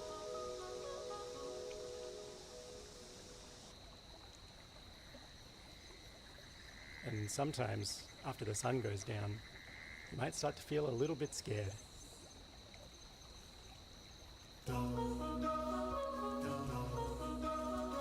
Big Walk is a game where you might need to form a search party and go looking for your lost friend in the dark. Hey, you found me! Where are you guys? Once you're back together, you get to hear about everything that happened while you were split up.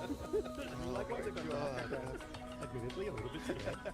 And when you finally make it to the beach, you might pick some music that's just right for watching the sunrise together.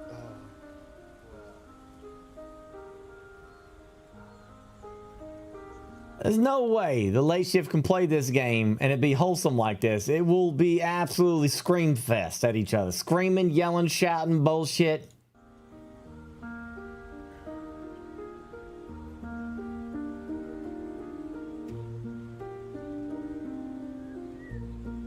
So as much as Big Walk is a game about walking and talking, Hello? You're not. So you're not. it's also Hello? about exploring. Hello? and Fairlight, getting are you there? lost and doing Hello? challenges. Hello? And sometimes I'm losing you. It's a lot of static. What? Fairlight, hello? Hello, I can't hear you. August 4th. Burke, are you still there? Burke?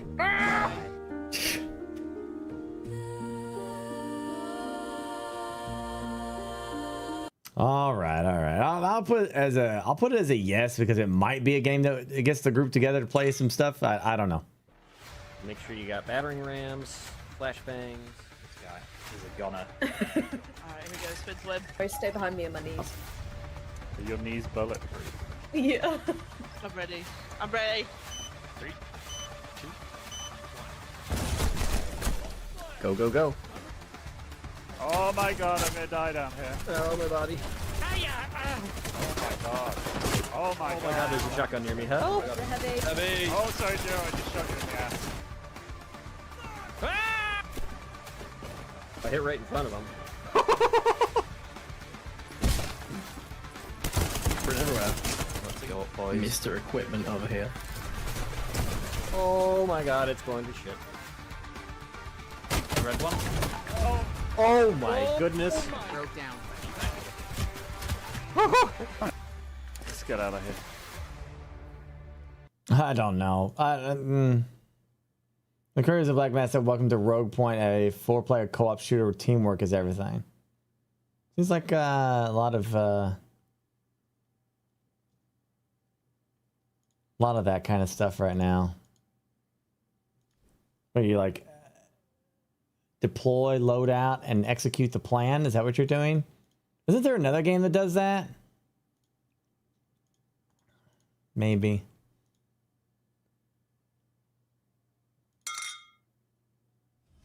Like door kicking or something?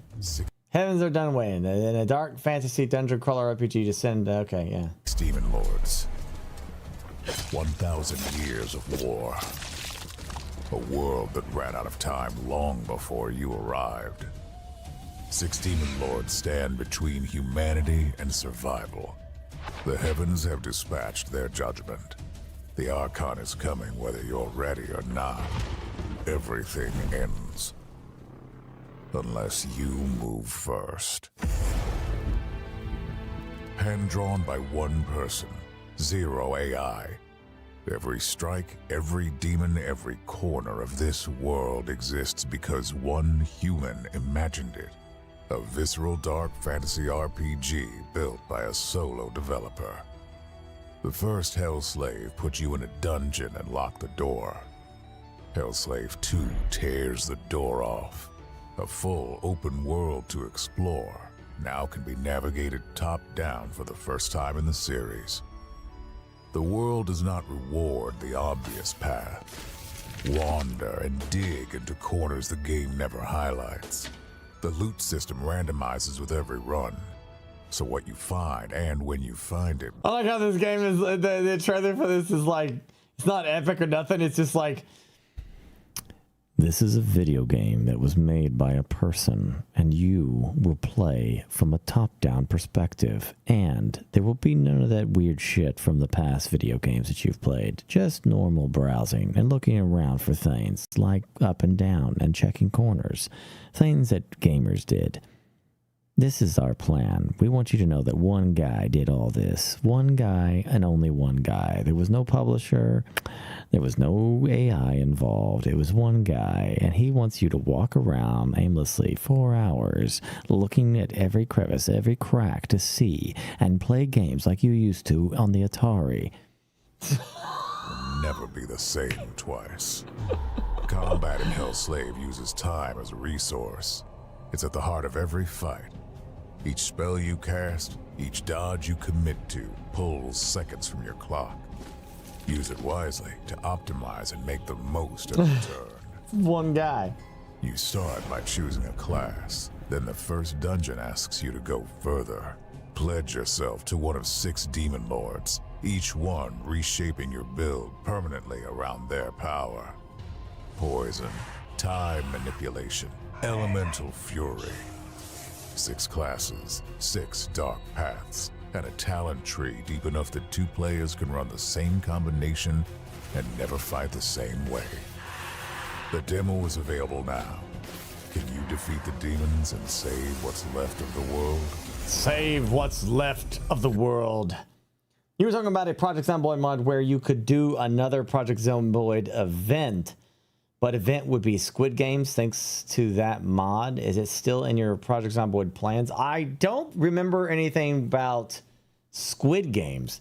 The idea was Darkness Rises, meaning that we put everyone in the world, and you still have a survival and / escape strategy, right? But The problem is that we're going to add in Michael Myers, Jason Voorhees, Chucky, put them in the game as well. They will be unkillable things that slowly walk toward you to kill you. You cannot kill them at all. That's the idea that I think is going to be cool. The only thing you'll hear is their theme music as they slowly approach you. So the mods, I don't know what mods you're referring to. I have no idea. Squid Games has never been a part of our idea. Just literally survival. This was the mod you showed. I showed a mod. Oh, that 100 players. 100 players simulate Squid Games in Project Zomboid. Oh yeah, no, I think that'd be cool, but no, I didn't have that as a plan. I'm pretty sure Harvest does a lot of his own custom mods, dude. Like, that's not something you can just get access to. Yeah, that's Harvest. He's known for doing these big events and stuff like that. I like doing one life events where if you die, you know, you're out. I think that adds way more watchable drama than anything else.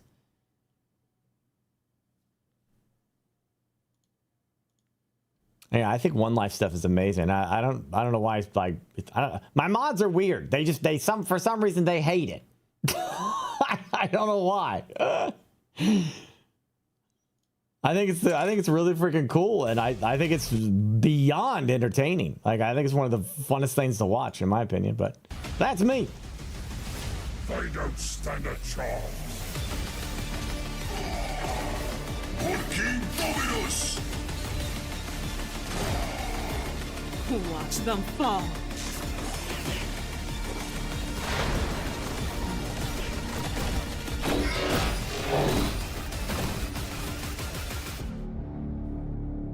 Wow, that's cool. That's kind of cool. That comes out in 2 hours. During War-Torn Vale, a sci-fi fantasy liquidation. I'll put that on there. I mean, I'm always down for a good RTS, baby. War games is definitely my kind of jam. Lucas, you're the vice captain, and you used to be a cop. You tell me, what the fuck should I do here? Can I talk to you in private for a second? Get out of our factory. Give us our freedom. We're keeping the puppet safe. If anything happens to him, regret it. I'd rather die with him than let him get away. I just watched this trailer and I still don't know what the hell this game is. 2D pixel art, semi-open exploration. Yeah, I'm good. That's a no from me, dog. Wow, there's a lot of games coming out this week. What the hell? Fields of Mistra?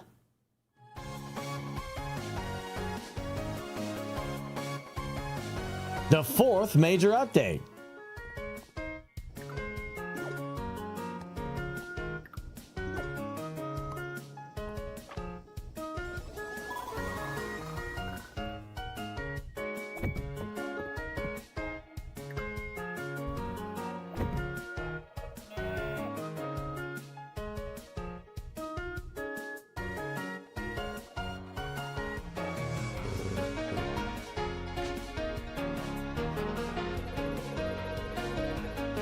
You know what cracks me up about this art style? Like these Stardew Valley games like this, like there is a I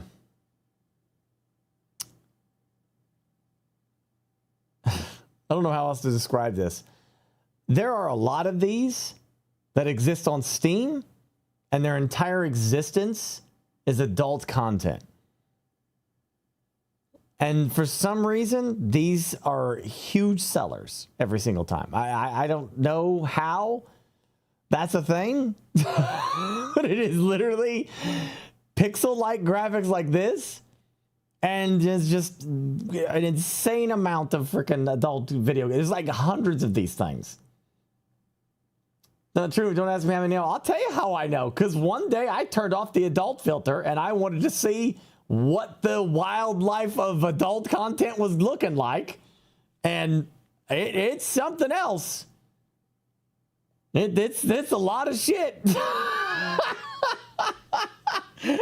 I was very curious because you can't turn all that shit off on stream, right? But I turned it off for like Just because I wanted to see. I was curious. I couldn't help it. I wanted to see how crazy it is, and it is crazy. The amount of pixel games like this that are just playing a game in the most basic way you can imagine, but then hardcore shit is going on in sequences that happen, whenever they do something else. I don't freaking know. But that's it.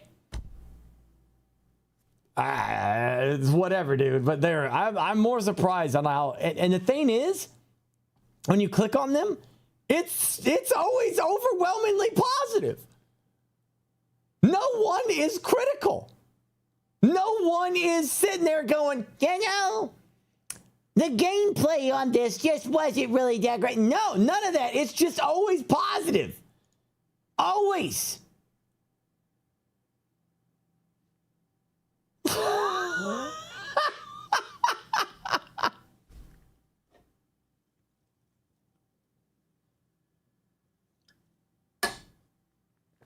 There is people. There are. It's like, why are you doing this? Why are you going to work for Ubisoft or EA as a game developer?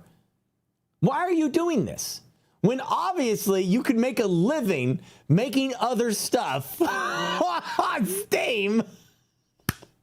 Why are you wasting your talents on AAA and the risk of being fired and all the bullshit management and stuff when you could just go lazy, add some boobies and some huffing and puffing and throw it on Steam, and people will buy it and give you overwhelming positive and go nuts for your game, and you'll rise on the charts of Steam with that. Why would you do anything else? So you had to listen to gamers' bullshit. You gave me a free hat, but it was not the color that I wanted. 0 out of 10. I think I saw a booby. 10 out of 10. It was new, too.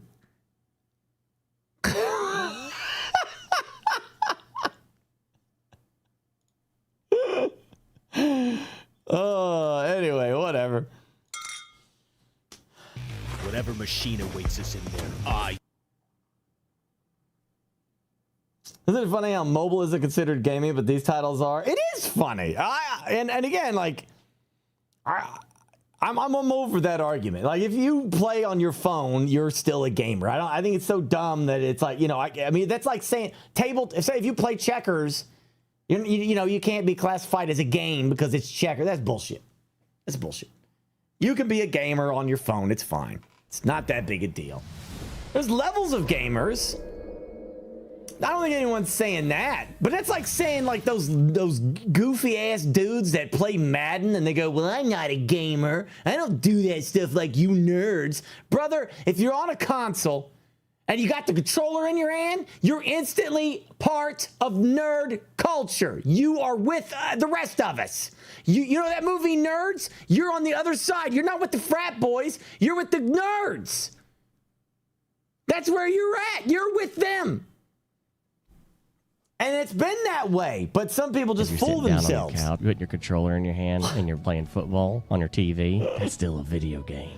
You're still a nerd. Now, I will say there's levels to that.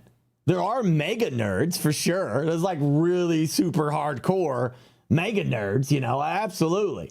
But the nerd spectrum, you're in it. You are a part. Those are you have more in common with the mega nerd than you do the frat boy that thinks all of you are lame. Who play any video games. I play for planning for the NFL, and I rip my abs, and I only use my phone for Arnold Schwarzenegger pumping tips. I don't do any of that gaming stuff. I'm a man, like those kind of guys. Yeah,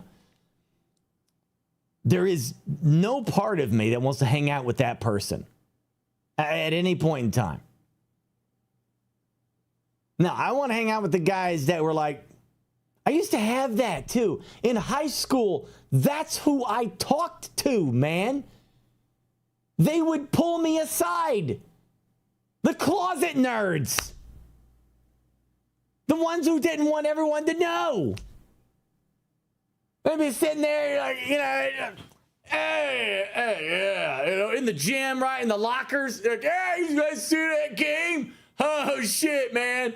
That freaking game, man, it was wild. I'm just over there, like, changing, like, oh, gosh, you're going to talk about that stupid, whatever the ball game they were watching. And then one by one, they leave, right? And then I'm down with, the last couple guys, you know? And they're like,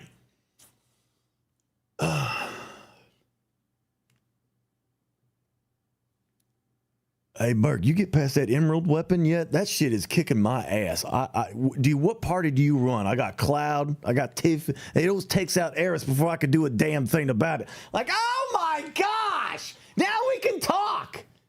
And it's always after the other guys left. They always waited.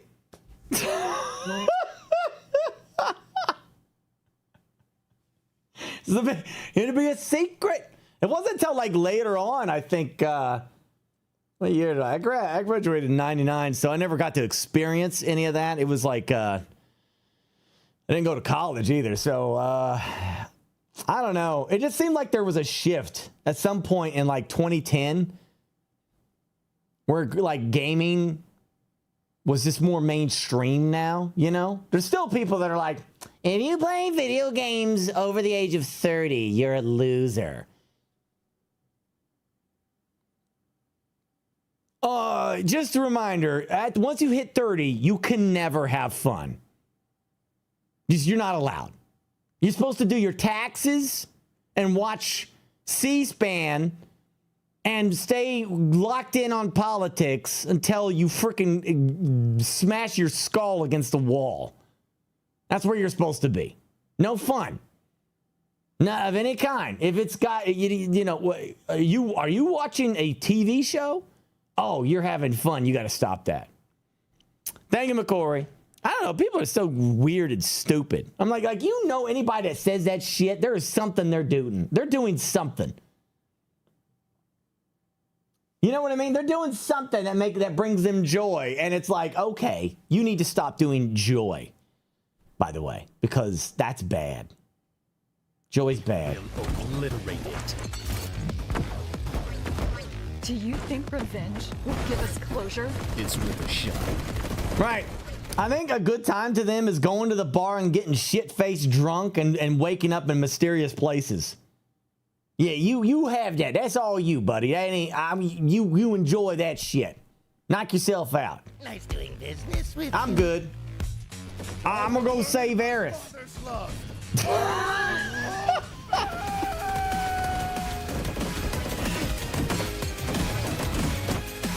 Hey man, I'm not against getting shit-faced drunk. That's fine. I just don't want to wake up in mysterious places. I like to wake up, you know, where I know I'm at. You look squishy and ugly. Hey, I got one on you. How about getting shit-faced drunk while gaming? You machines are going to pay for hurting my family. I will tear apart your will to exist.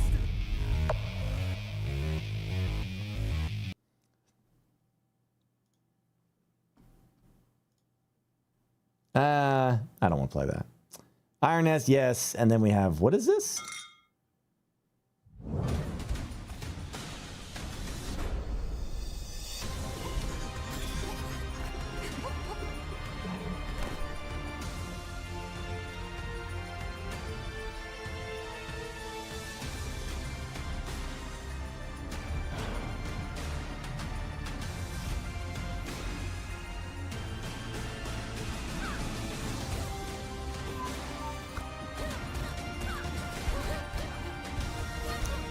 Nah, not for me, dog.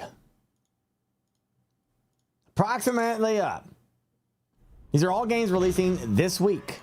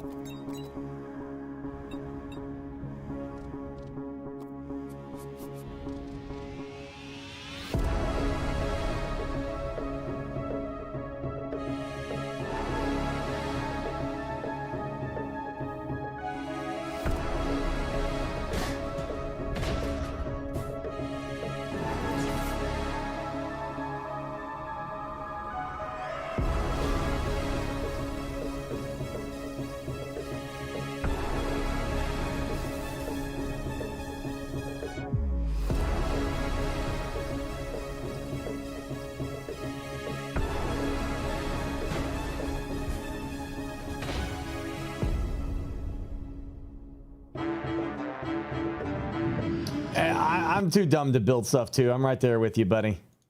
I'll build a box with some jet engines on it, and that's about it.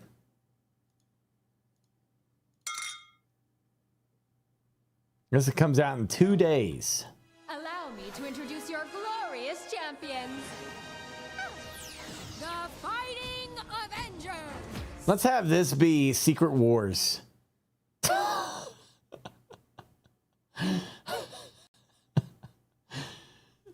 I want her.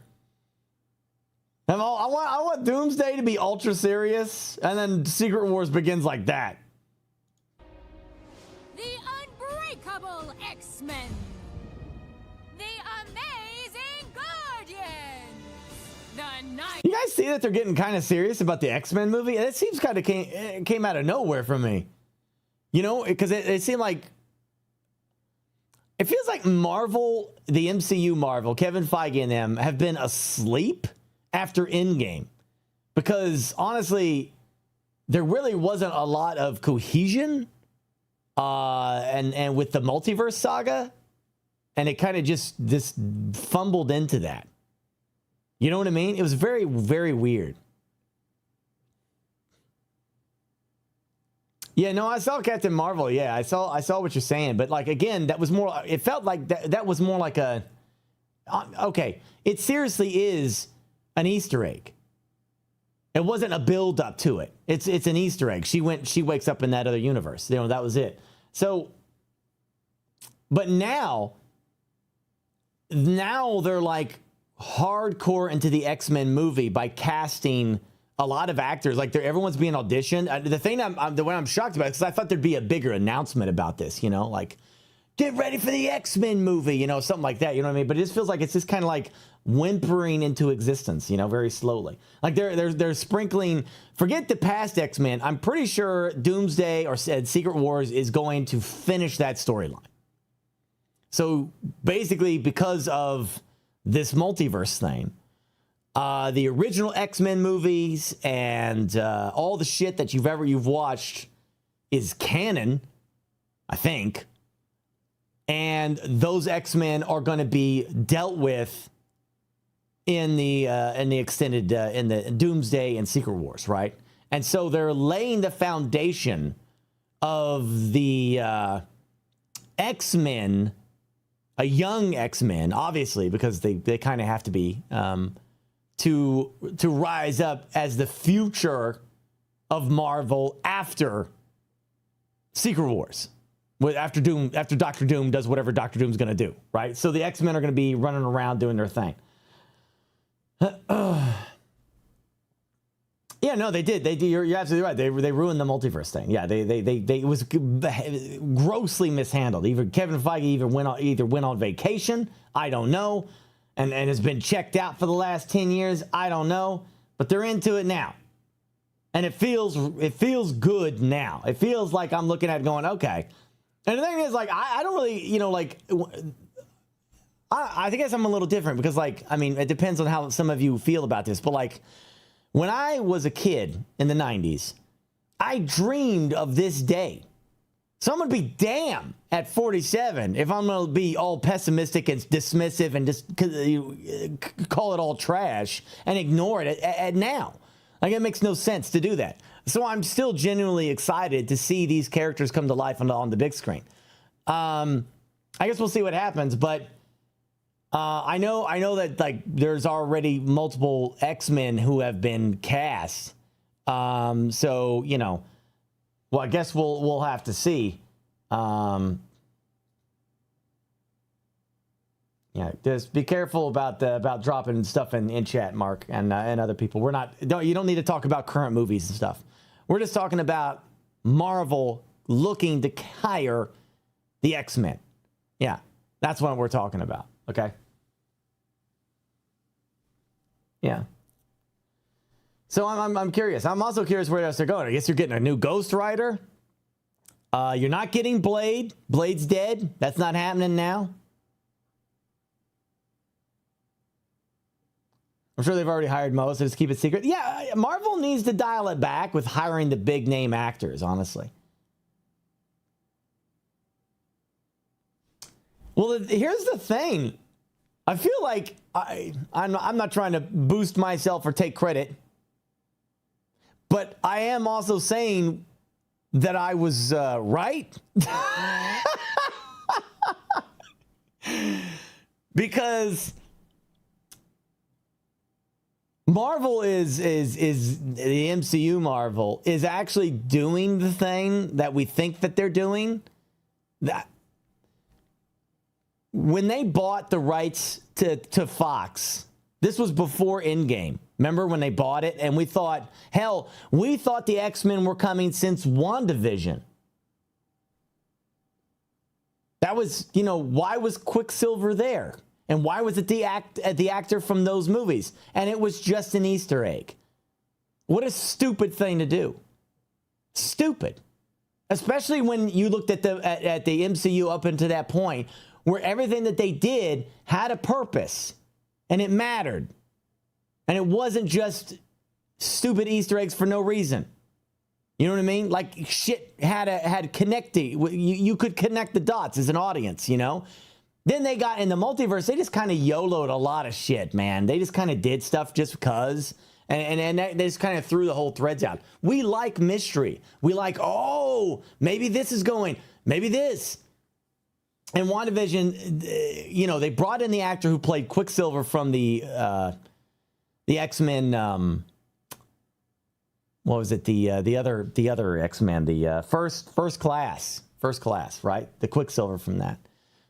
And so we thought at the time that Wanda was in pain because she was, and she needed her brother back. And so her power tapped into the multiverse and yoinked a version of her brother from the multiverse into existence. And we thought that was the Quicksilver from the First Class universe. And that would have been a great way of doing that. Yeah, Days of Future Past, exactly. The Quicksilver. And he was still, I thought, why else would he be there? And then they retconned it. And then they were like, nah, it's just an Easter egg. He's just a random guy. Okay, whatever. It was so stupid to do it that way. It should have been him. Then they could have established that the characters from the other universes could be pulled in. Right? And that would have been interesting. Imagine if she, in her desperation, she needed her father. And she would have literally yoinked Michael Fassbender into existence as the master of magnetism in the MCU. That would have been a cool way of doing that. She could have done that, but that didn't happen. So anyway, the thing that I was right about, let me get finally going back around, is during that time I said that the X-Men can exist within the MCU. They can say, but Burke, there was no X-Men at all prior to this. And I'm like, you're right. However, when Thanos does his snap, right? In Endgame, Black Widow, Scarlett Johansson, said that a radiation covered the earth after the snap. It started in Wakanda and it spread across the earth. And then it fizzled out after that, and it set the whole thing ablaze. Now, there's a scene in that movie where she shows that happening. Our assumption, and I believe now I said that energy is what should have awakened the X gene in humans. And that could be linked to the Celestials as well, because they did that in Eternals. So the X gene could have been awakened, and then they could have carried the X-Men right after Endgame with that. Like this, they have to deal with people like the X-Men. And they could have gone with Dark Reign, where like, now that the Avengers are gone, the Dark Reign could have set in, where like the heroes are being more like villains, like the Thunderbolts, who are used to police mutants. And that would have been a way interesting way of handling that. Grind things down. Instead of being cosmic things, grind it down. Yeah, it would have been a great way to do it. But they didn't. Now they're doing that. So now they're talking about the speculation is that where did the X-Men come from? It's because of Thanos' radiation snap. It awakened the X gene. I'm a fortune teller. I should work for these people, or they should work for me. Actually. Because I know how to make all this shit stick. I know what to do. I would have had Dr. Doom showing up a few movies after. I would have done the Falcon and Winter Soldier to establish you the world post Endgame. And then I would have had Dark Reign show up because you needed someone like Doom to protect the world now that Iron Man's gone. And forget Latveria. Even though that's a comic accurate, we need MCU accurate. Have Dr. Doom come from Sokovia. Sokovia turned to him. And that's where he's from. The ruler of Sokovia. Because they're the ones that got screwed, right? So they turned to a man they didn't completely understand. And now you're connected to Dr. Doom with skin in the game. Why you would understand why he is the way he is because of what happened to Sokovia. So it'd be great. They dropped another episode. Yeah, I'll be watching that tonight. Anyway, whatever. It's whatever. Disney should work for me. What do you mean my imagination, sir? We've been talking about the comic book. I don't know what you're talking about. What are you talking about? You trying to school? Who are you talking to? Do you know who I am? I'm the comic book guy. You don't school me, I school you. I'm the guy.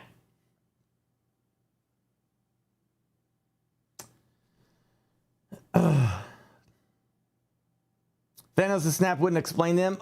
You could do it with, like I said, with Wanda. Or here's a different idea, McCory. You keep Thanos' snap and say it awakened the X gene in humans, but not all. Some mutants have just been around. And it would be interesting finding out who is a mutant from your hero squad and who isn't. So Magneto and Professor X could exist in the MCU, but just very secretly. Super underground bullshit, like Hydra, you know? And then once Thanos did his snap, it awakened the X gene in a lot more humans, and now it's not, you can't hide it now. It can't be hidden.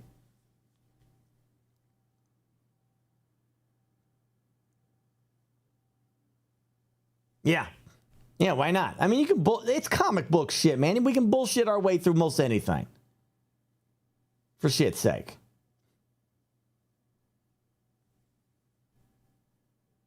I mean, to be fair, I mean, look, the guns for hire. Just to be clear, Inhumans was for some reason, we don't know yet. Listen, this is a time period a lot of us don't understand. It's when the Inhumans were pushed to replace the X-Men. This is a time period in comic history that this happened. The X-Men were one of the most popular IPs that Marvel has ever had, with Spider-Man and some of the other characters like Hulk and stuff like that, right? X-Men are huge, but for some reason, during like the 2020s or 2015s or somewhere around there, there was a massive push by Marvel to get rid of them and replace them with the Inhumans. They pushed the Inhumans like crazy. And so they brought in all this Terrigen gas and mist and shit that were waking up their Inhumans. They are a poor man's X-Men. The Inhumans are mutants without the stigma of being mutants. I hate them. They're awful. They're just mutants without all the cool mutant shit. And I think the only best guess that we have that why Marvel suddenly pushed the Inhumans have been around since the 70s. They're not new. The only guess that we think of the comic book nerds during this time is that Marvel wanted to get away from racism. Because for some reason in Marvel Comics, Spider-Man, Super Soldier, Captain America, get your powers from magic. If you're born with those powers,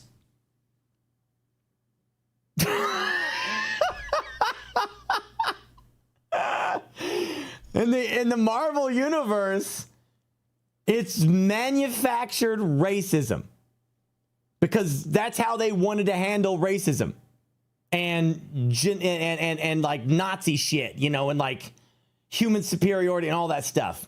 So we think that they were trying to get away from that in that time period because maybe it made them uncomfortable. Maybe they thought maybe this is not how we should have these comics, whatever. It was a weird time period for Marvel. They changed a lot of outfits. They changed a lot of characters. There was, there was a lot of like, the same character, like an Iron Man, but now it's, Iron Heart. And it was, like just a lot of like Iron Man's gone and now it's Iron Heart. A lot of weird shit was done, just a lot of weird stuff.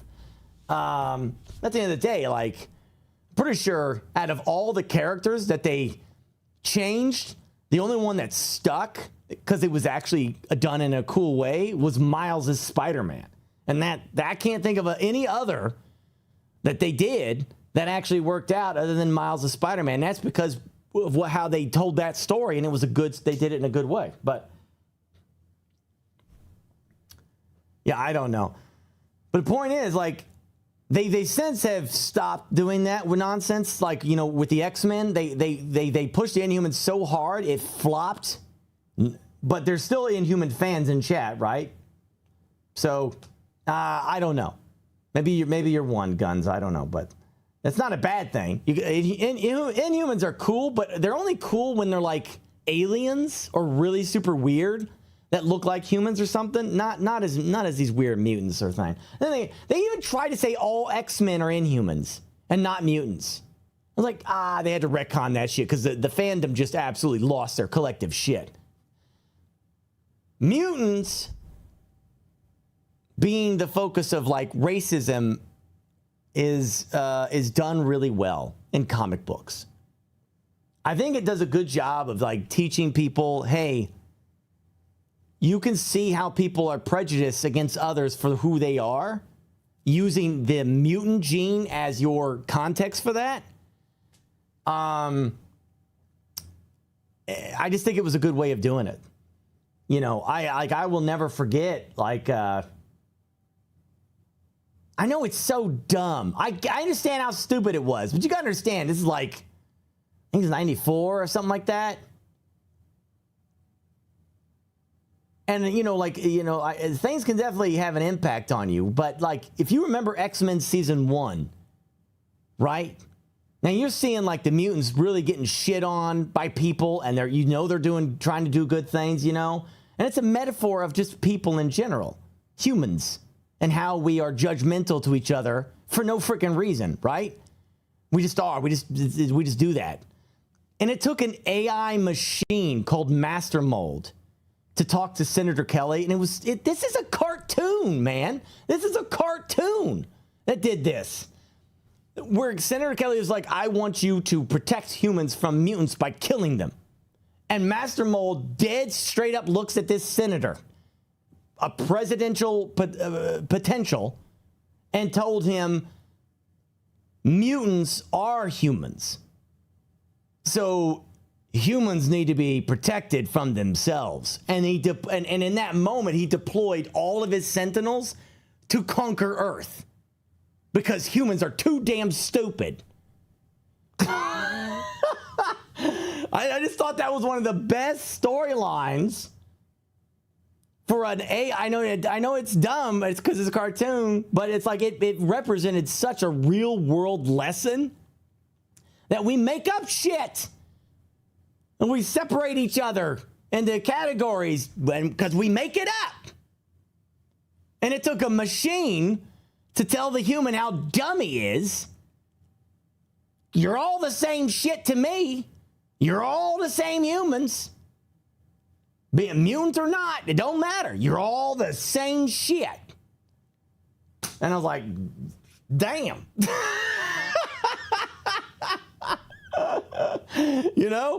And I think, like, after a while, Marvel realized that is such a well-done mechanic with the X-Men and dealing with, like, humans and our bullshit that they went back on that with the Inhumans. Anyway, this is a really long rant. I'm sorry, I got so sidetracked here. But anyway, you see, it's back now. Now they're going back. You know, the X-Men have been brought back, but there was a time when they tried to get rid of the X-Men because of that reason. At least we suspect. What other reason would it have been? Do you have any idea? Why did they even do that back then? Why did they kill off, destroy the X-Men? Was it a licensing thing?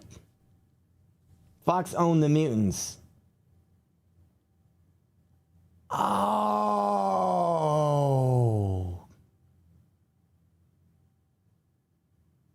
You're right.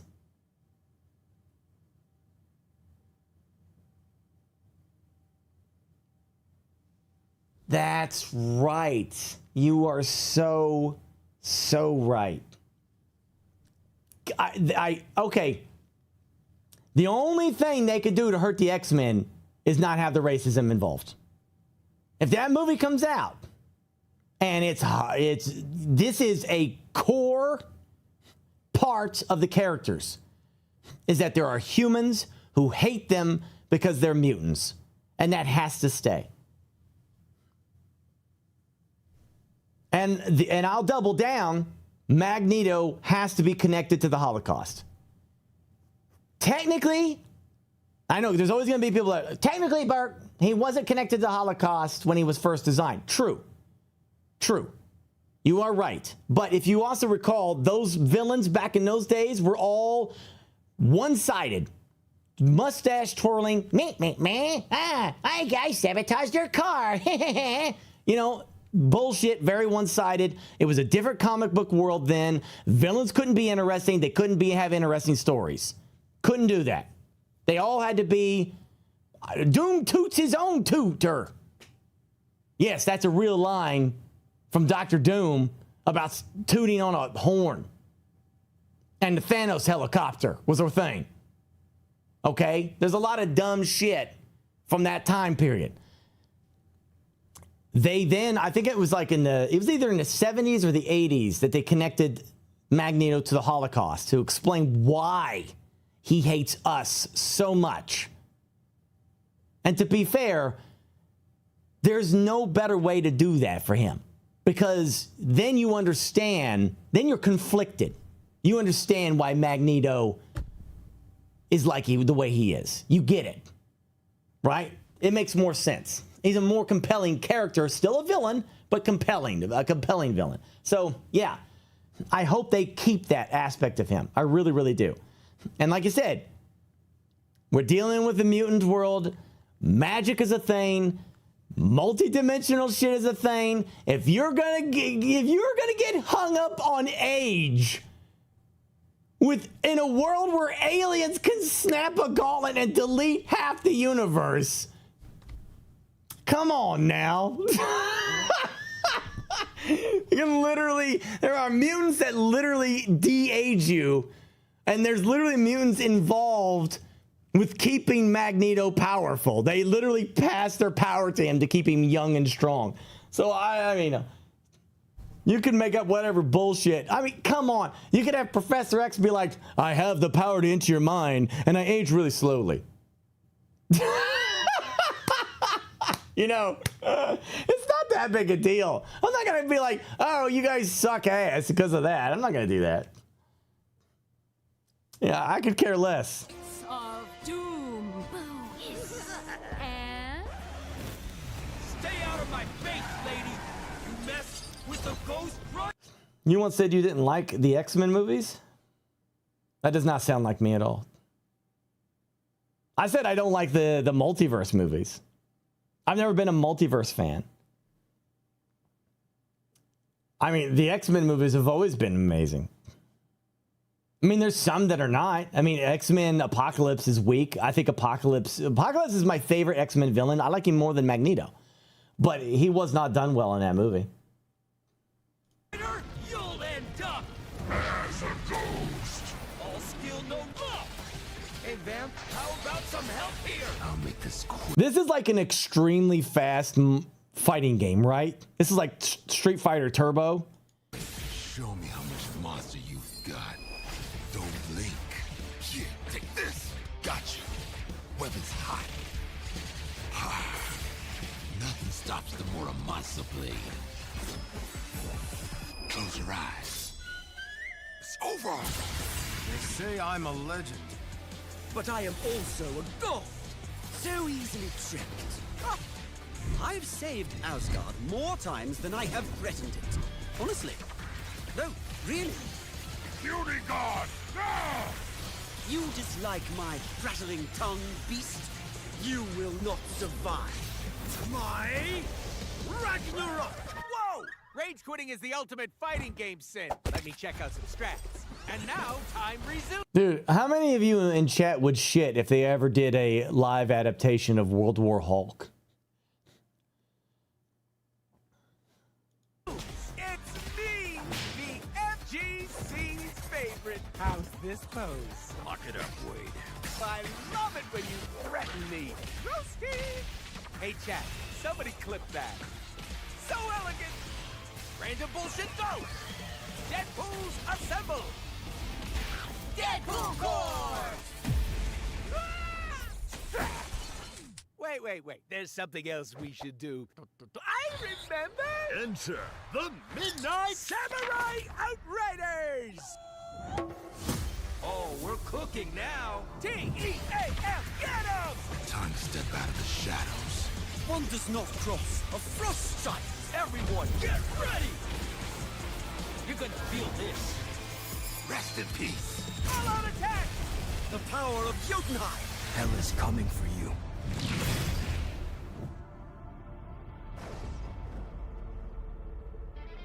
I wonder what the deal is that Marvel has with the Sony to use Spider-Man. Must be a really good deal for Sony to not, you know, give a shit and just, yeah, I'd play this.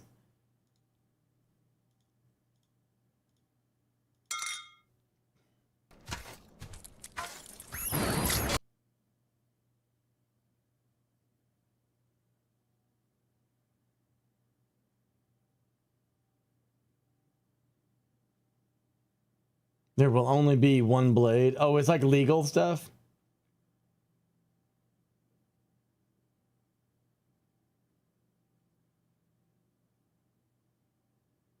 Yeah. World War Hulk would be a great ending to Hulk's storyline in the MCU if they wanted to do that. They probably won't. Yeah.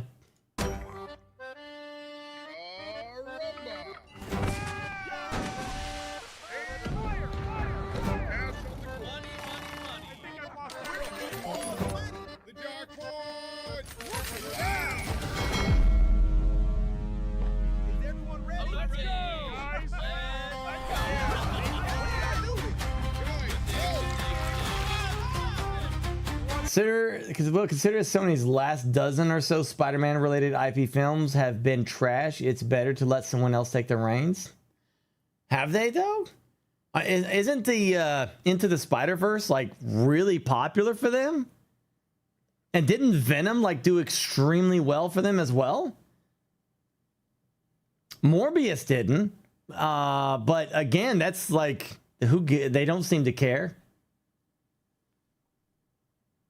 I'm pretty sure every Spider-Man movie with the MCU has been well, unless you're talking about Amazing Spider-Man, but that was like decades ago.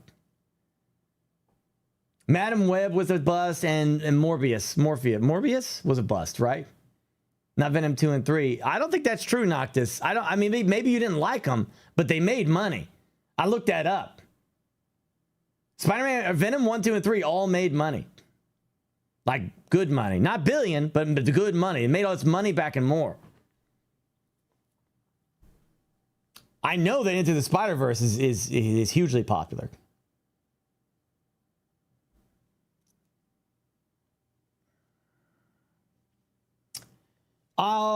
Craven, yeah, okay. So 3 movies, but I mean, technically those aren't Spider-Man. Well, I mean, they're Spider-Man villains, I guess. And this is how they tried to build their. I don't get them. I think Sony was trying to force something on Marvel that Marvel didn't want, and it fizzled out horribly. I think they were trying to make the Sinister Six and have Tom Holland's Spider-Man face them or something, and it didn't work out. There's that whole scene from Venom 2 where he dropped off a piece of the ooze in Tom Holland's MCU, and then he zapped himself back. It was so weird. Is the Kraven movie good? It's good action movie, but it's, you know,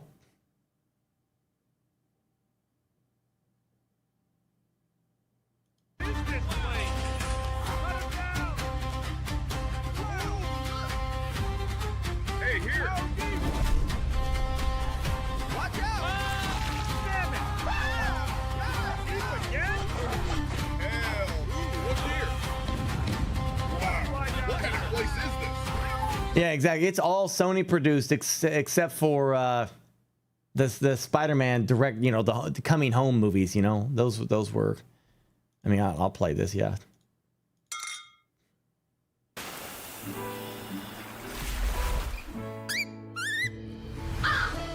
This is the story of two unlikely friends. One day, Cappy was swept away from everything they knew and met Corby on the shores of a mysterious castaway island. Yeah, exactly what Colin just said.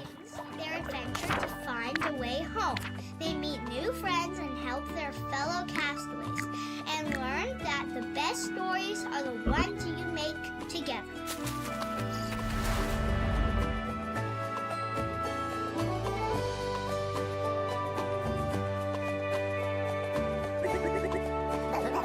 Dude, my parents liked that Fantastic Four movie. They thought it was an okay movie. They didn't get why people hated it. The thing is, like, as just a movie about superheroes and you don't apply Fantastic Four to it or Doctor Doom to it, sure. It's a decent action movie, right? But man, I'm like, oh, I do not want you to be introduced to Doctor Doom from this movie.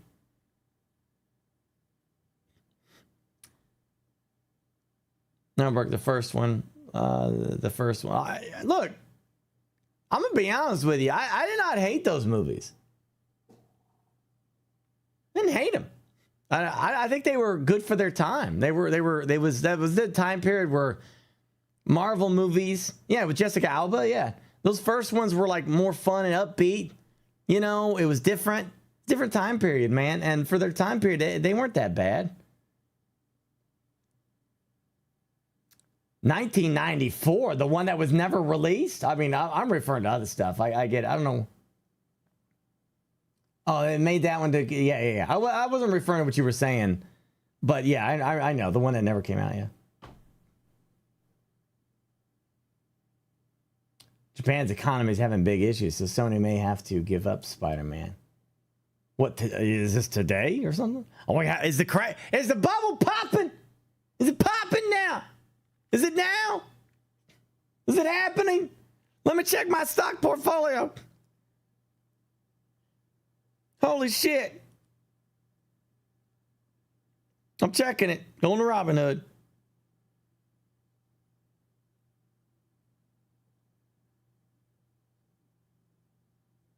That looks fine. Still green.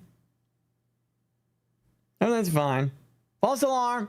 False alarm. Everything's fine. It's okay. It's okay. It's okay. Everything's fine. No panic. Unpanic. Put the flames down. Put the torches down. Don't you scare us like that. Red line. Jeez. Keep an eye on that bubble.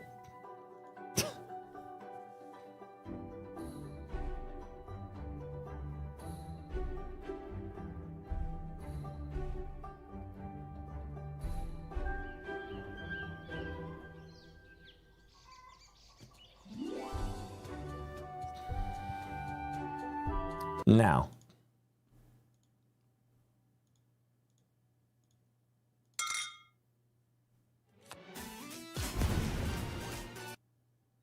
No.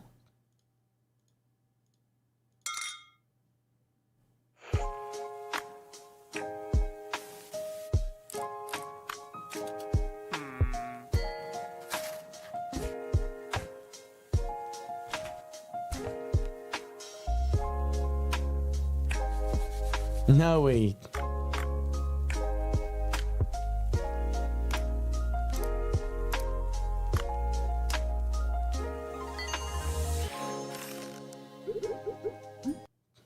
Maybe. I can see that being kind of fun. Expedition Samurai. Japan has endured 1,000 wars. And now, strangers bring more trouble. You have not been here, foreigner. Not lived under their thumb. I have come with a great opportunity for you. Oh, yeah, we know about Corsair Cove. Your survival here. But your success. Every blade of grass hides a striking viper. Every lord will demand something from you. Every ally is one betrayal from becoming your foe. I'll follow you down any path. I just need to know we're going in the same direction. So choose wisely, for a fool's first lesson may be their last. Will you be a slave to honor, or the end of it? I have no intention of killing innocents, though our opinions on who is innocent may differ. You came here as strangers. You may leave as ghosts, traitors, legends, or remain as samurai. Really? A new Expeditions game, huh? In 3 days. Okay. I played Expedition Rome, yeah. Ooh, frozen ship.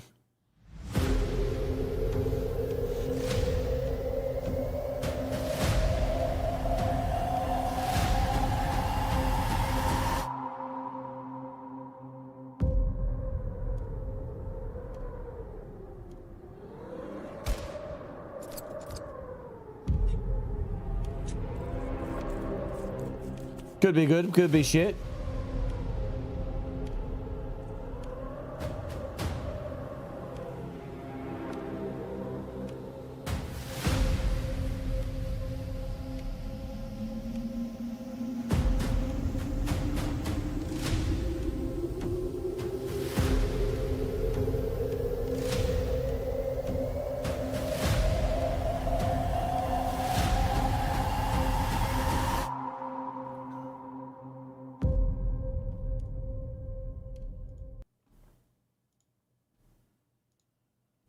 Yeah. Is there a demo for that already? Oh, yeah, that's a library. Yeah, download that. Aw. Never mind. Get to that later. Rogue Eclipse. These are all the games releasing this week. Finally reunited after so long.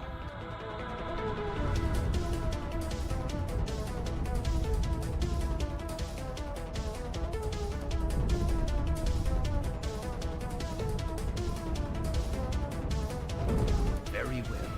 I'll humor your antics interloper.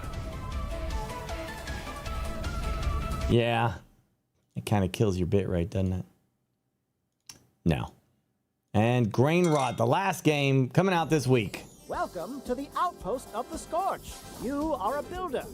You might have noticed it's a little hot around here, so you may want to avoid too much sun. Oops, no worries, just needs a new body. We tend to have a lot of fun around here. We've got bedrooms, a couch, a blueprint machine thing, and a shop. Hey there. Right now, your outpost probably looks more like this.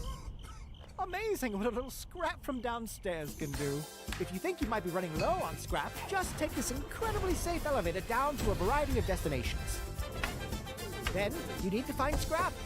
Every key player comes furnished with a grinder. You throw valuable objects into the grinder to get coins, and that's pretty much it. Oh, a friend! Huh, it's a baby.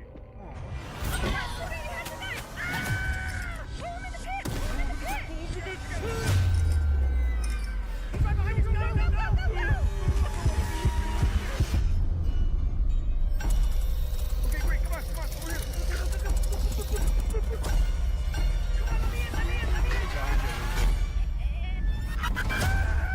Also, the outpost of the Scourge cannot be held responsible for mounting fear, shrapnel damage, overexertion, equipment failure, singed eyebrows, nor freaking clowns. Lovely. Sure, I dig it. I'd play that. I'd play it. Why not? Looks like it could be.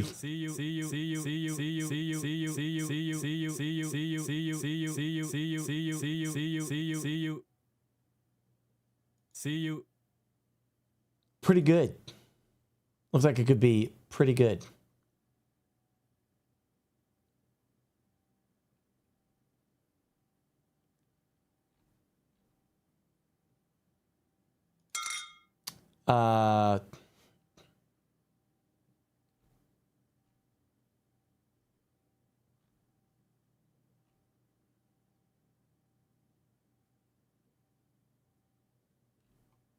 I have a question for chat. So, I actually have some traveling coming up. And in my past, I used to have like 3 suitcases for traveling and taking a mobile stream setup. And I do not want to do that anymore. So, because it's a pain in the ass. Yeah, I'll be flying too on top of that. So you can, putting those 3 in there kind of, you know. Because I've scaled down a lot, the Wave XLR is very small. My microphone is already chat approved with that one. I already have a laptop that is a dedicated streaming laptop. So it's good on that. It could do green screen and it could do background removal and it can light me up. So I don't even need to take a key light. Yeah. Well, no, you still have to take a cam. I got a 4K cam, but a small one that I could take. It's really nice. You guys won't notice at all. The quality is so damn good. It's just not a big deal. But I am struggling with the actual gaming laptop. Because obviously I want something that's strong enough to actually play games on the go, stream them. I did buy a 5070 MSI that was a floor model for $1,500. Don't play demanding games. Yeah, look, I know I'm not gonna have desktop. I get that. I got a 5090 here at home. I get that. I'm not trying to be like I can have a laptop that's going to do that. I'm saying that I should be able to do like maybe rock a 5080, a laptop 5080. And with DLSS and all that shit, it should be pretty good. Like at least for 1440p, not 4K. The 5090 is for 4K. But 1440p, which 90% of streamers do, I should be okay. Right? But I'm feeling nervous about my 5070. And I'm also feeling nervous with how expensive things are and how I think that things are going to just continue to get expensive. And when I went to Micro Center the other day, their stock was so low. I've never seen that before. I've never walked into Micro Center and be like, hey, I'd like to buy something. Sorry. We're out of that. Okay, what's an alternative? We're out of the alternative too. Do you have this one? No, sorry, we're out of that one too. Right? So I'm a little bit worrying because I want to be able to go and travel and still take y'all with me and still be able to do what I do out there, you know. But so I'm thinking maybe I just bite the bullet and just spend some money. I'd like to have an 18-inch because 16-inch is just not going to be fun to game on. I just wanted your advice. No, I don't need to do a subathon for it. I'll just buy it. But I was trying to save money is what I was trying to do. But I think maybe this ain't the time to do that because this time period may not change for a while.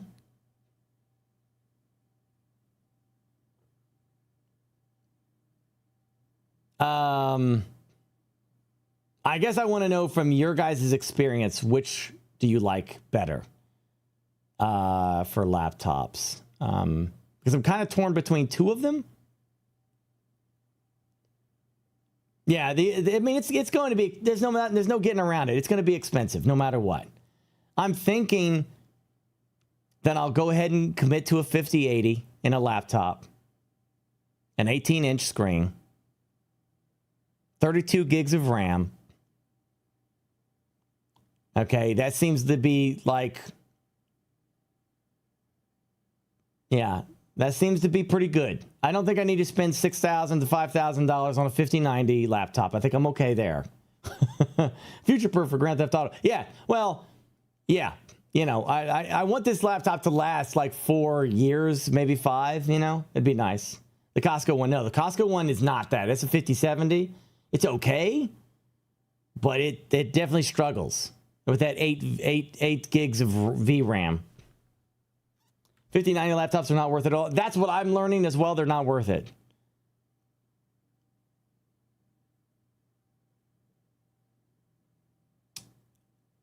I'm asking, do you like the Asus ROG Strix G18 or the Lenovo Legion i9? Or 9i, I guess. That's the two that keep popping up in my feed as like the main ones.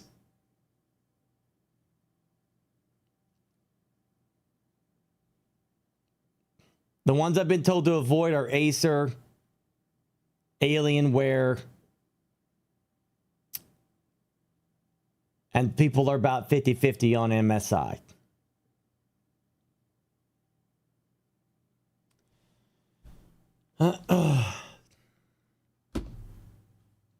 What do you all think? Do you have a preference? Acer's always been amazing for me. Yeah. I don't know, man. Like, I don't know why, but like everyone that I talked to was like, avoid Acer.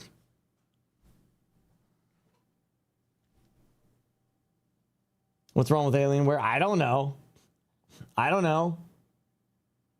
Don't know. The laptop world is completely different from the desktop world. You know the chip and the processor and the graphics card and the RAM. You know what to build for your desktop. For laptop, it's different because it's all pre-made stuff.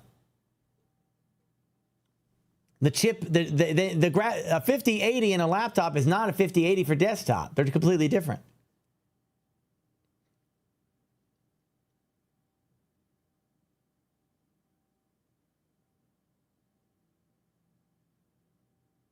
You know what? I need chat to be the decider here. This is shoot me in the right direction, huh?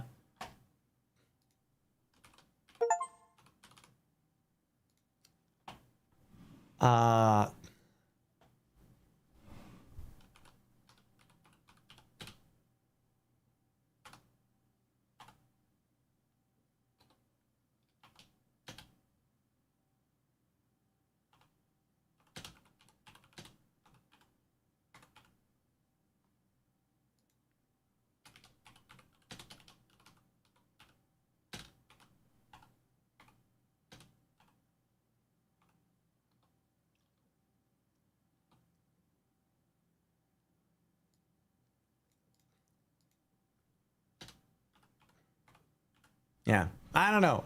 You just let me know.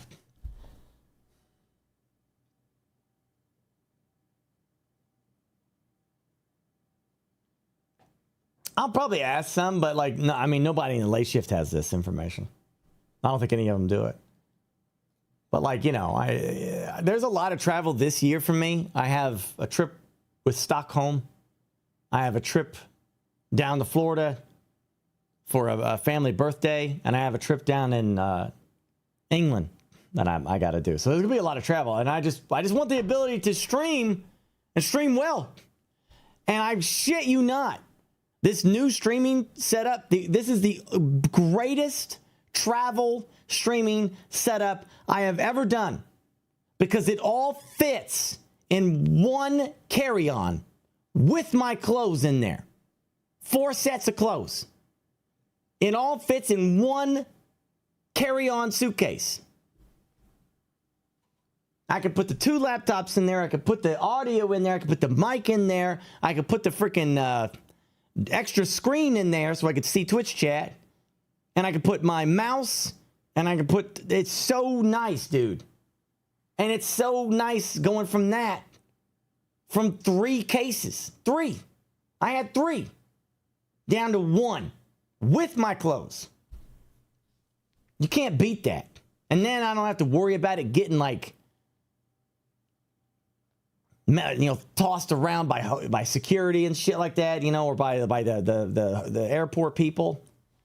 So I'm really indecisive between the Legion, which I've heard has good cooling, or the Asus, which I don't know. They got vaporware. They got all this crazy new tech now, vapor tunnels and stuff.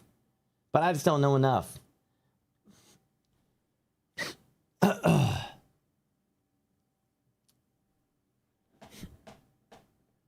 Thank you. Well, I have not seen. These are expensive. Well, to be fair, they're on the price range of they list higher than where I can buy them. Like they're a little cheaper than normal. Still expensive, but not like $4,000 crazy expensive. Still up there.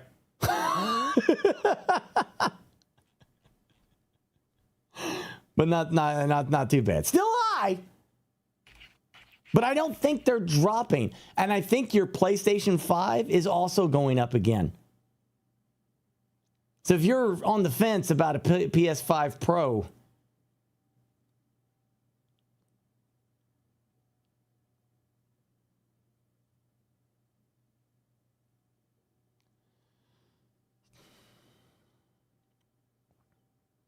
did I tell you I bought the bullet on it? I went to Best Buy and I bought the PlayStation 5 Pro.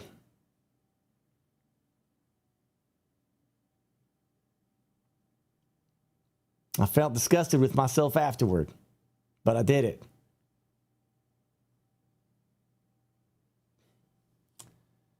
Yeah, I'm worried, man. I don't know how. I'm worried that Grand Theft Auto 6 is going to come out and it's going to be it's going to run like shit on the PlayStation 5 normal, and I'll regret not having it.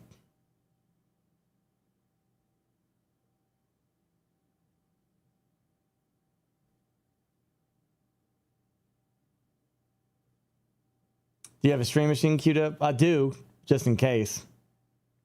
Is it a tax? I mean, yeah, it is. It's for streaming. It's for the streaming, right? Obviously. But like, you know, I'm really nervous about a lot of this time period we're in, dude. You know? I'm wondering like when the hammer is gonna drop. You know, and I want to get ahead of it before it does. You know what I mean? I feel like there's gonna be something crazy shit. I would go with Asus over Lenovo, but my Strix is pretty loud, so I use NVIDIA's software to lock my frames lower. The funny thing is, like the mic that I'm getting this, I'm getting those DJI Mic 3s as the main mic for travel, because y'all, I mean, this thing solves a lot of that sounding. Like it doesn't matter, it doesn't give a shit what mic you use anymore. I won't have big headphones like this. I'll have like really small ones that just kind of sit on my ear a little bit, you know. And I think that the whole thing is probably going to be like, I mean, I sound incredible, so I'm not even worried about that. I sound fine. I sound like I do now, so. Also, so you know the bandana that I used to wear all the time? Remember the bandana? They stopped making it. And I lost my last one. To be fair, though, it was falling off my head because it was super loose. But these things are ancient, right? They stopped making it. I'll have to get somebody like from Etsy or something to actually make me a new one. But I did find one on eBay for like $10 and I ordered it.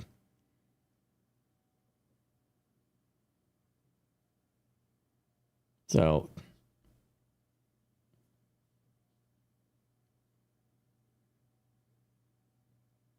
I don't know when this guy is supposed to deliver it to me. It's supposed to be here August 5th. So we'll be back to Bandana Burke. Bandana Burke coming back. Asus 1. Really? So y'all swear by your Asus, huh?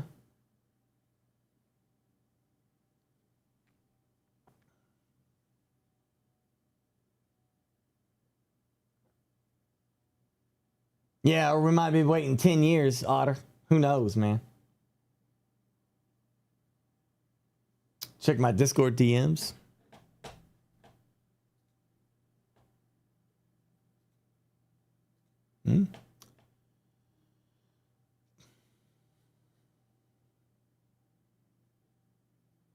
What the hell is this?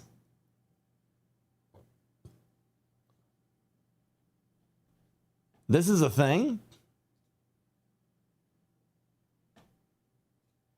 Hold on.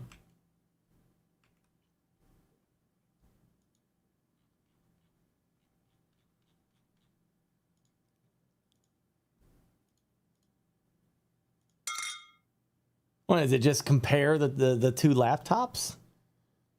They put this one at 89 and this was at 95. I wonder why.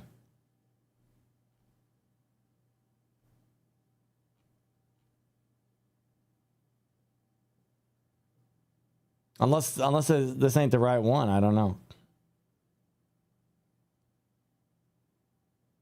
Thunderbolt resolution CPU, I don't know. I don't know what it's measuring here. The only things I think I'm worried about, like, I want it to be able to play games at a good quality, 1440p with good frames, right? Yeah, and I want it to stay cool because it needs to not overheat. As you know, not insanely, right? They're always going to be hot, but not like, oh my gosh, hot. You know what I'm saying?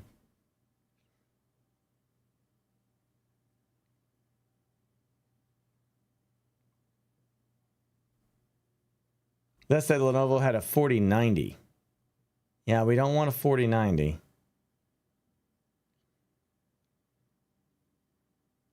RTX 4090. Yeah. This is an RTX 5080. How in the shit does... I saw the comparison of a 4090 laptop to a 5080 laptop. It was no competition.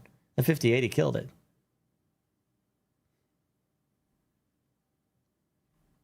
I think this is the wrong one. That's also the 16-inch. We were looking for the... I'm looking for the 18-inch. 18-inch Gen 10 is what it is. It's 18-inch Gen 10. This, I don't know what this is, but also, I don't think we have the 2026 in America. We have the 2025 Asus ROG Strix. We don't have the 2026. It's in England and Ireland right now. And they so far, they got no damn plans to bring it over here. So it doesn't. I don't have that modern chip for that. Can you get one of those, Mysterious? Can you or tell me how to do this?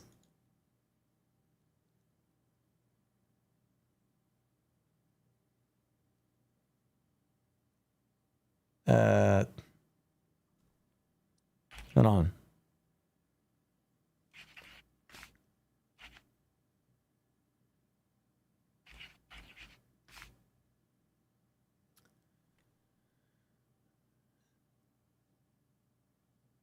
Gen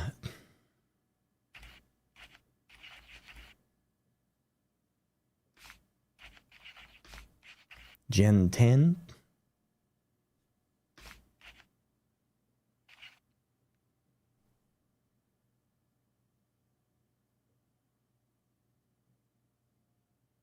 Well, it ain't no slim.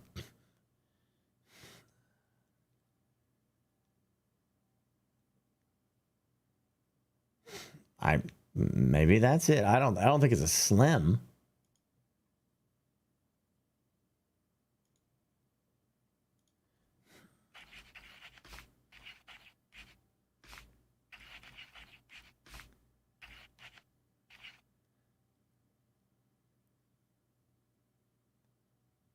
Man, that's another problem that's so damn confusing. They name all this shit the same damn thing.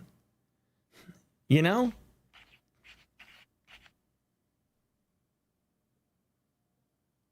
Same damn names.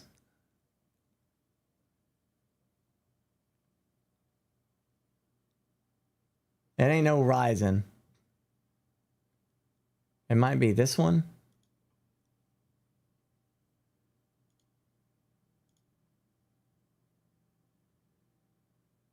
It ain't no Yoga. That's not it. It ain't no Yoga Slim. It don't even look like that. This is accurate. AMD CPUs run cool like gaming. Yeah, good luck finding one. The only one I saw was the MSI Raider. That's it. Freaking, man, I've been looking, Guts. I wanted it to be a Ryzen chip with a 5080 in it at 18 inches. And, you know, to get my, I don't want to play games for hours on a 16 inch. It's not fun.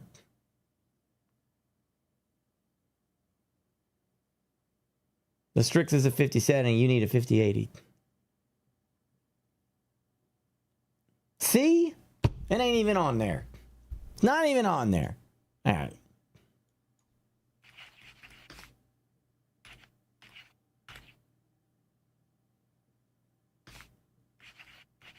I'll show you. Expensive shit, though. Yeah, there it is. That's it. This is literally it right here. So far, I've looked at a bunch of... And it's also about as thick as that old 2005 Dell laptop you have lying around in your house thick. somewhere. But I saw it. Look at those huge exhaust vents. I'm pretty sure this thing could cool an entire building. 18-inch laptops also don't fit in normal-sized bags. They're just... Nobody cares normal-sized bags anymore, nerd. Too big. So you'd be better off just keeping this thing on your desk. But it... Or buy a bag made for 18-inch laptops! It sure as hell looks pretty, though. It has this RGB strip at the bottom all around its body, which makes... Before you freak, I already tested this. An 18-inch laptop going into my luggage. It fit. To both of them. Because the Razer Blade 15 that I have is 16. And for a streaming laptop, that's all they need, man. I think there's a 3080 in that thing. Hey, you don't need to get crazy with streaming. That's not the problem. The problem is damn video games you're playing. Makes it look like one of those pimped out cars from You look at Chad's padding? Yeah, it's a hard shell. the Cars movie.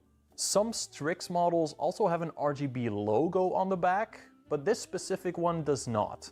The body itself is very sturdy. I don't know. It's one of these, like, the things. I don't know. It's easy to upgrade this one, too. It has, like, a panel you just yoink off, but... Temperatures. Strix G18 handle all that heat? Well, it's a mixed bag. Its CPU unfortunately suffers the curse of Intel, and it gets very hot in heavy games like Cyberpunk. Last year's Intel Ultra chips had this issue as well, but this one peaks at temperatures up to 103 degrees Celsius. And that is definitely too hot. Its GPU stays very cool though, and at a maximum of 82 degrees, this thing is cooled very well. But that must mean this thing is very loud under heavy load, right? Well, no actually. It stays very quiet for a gaming laptop.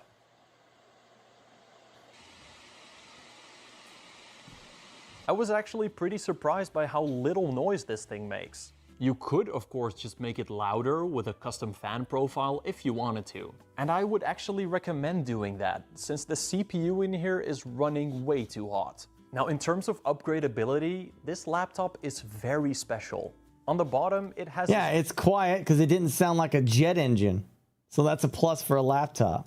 0 screws. So how do you open it? Well, you slide this part here to the left, then you pull the bottom panel back, and voila, the back is off without any screwing required. This might be the easiest path to upgradability that it's easy, but how often are you going to do this? It's like you might upgrade once and then you're never going to touch the damn thing again. I've seen in a long time. Okay, all right, so that's that one. Then there's...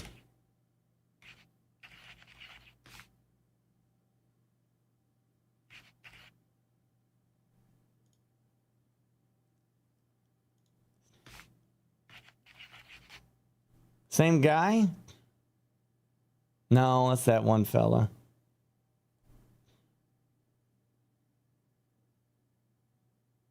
I don't know. I mean, he's good. He's just the laptop guy. Legion 9. This is like the laptop guy. I shit you not, that's the laptop guy.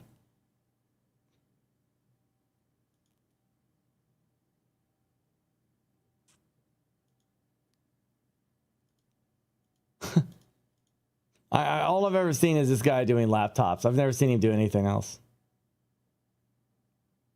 I'm trying to find the temperatures here.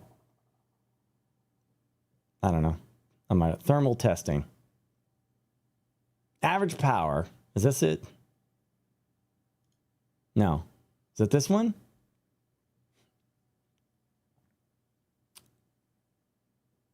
Yeah. So, like, literally the same shit. Because of the Intel chip. Yeah, I know. Token, Tokener, I know. It's the Raider. It's literally the Raider with the AMD chip. I mean, should I have, like, I haven't seen anybody talk about it. Everyone talks about Asus or they talk about Legion. Nobody said anything about this damn Raider. I don't know zippity doo dah about it. Frustrating, isn't it? Very frustrating. So what the frick am I supposed to do about that? But I know they make it. I only heard about it recently. The freaking Raider with its AMD, I already checked something that showed like the specs of it, and it didn't seem much different from these.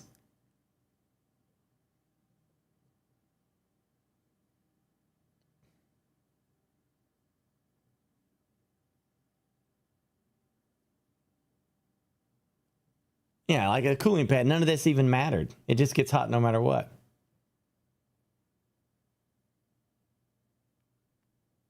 It couldn't give a damn. Maybe it's just something you just live with, man. I don't know.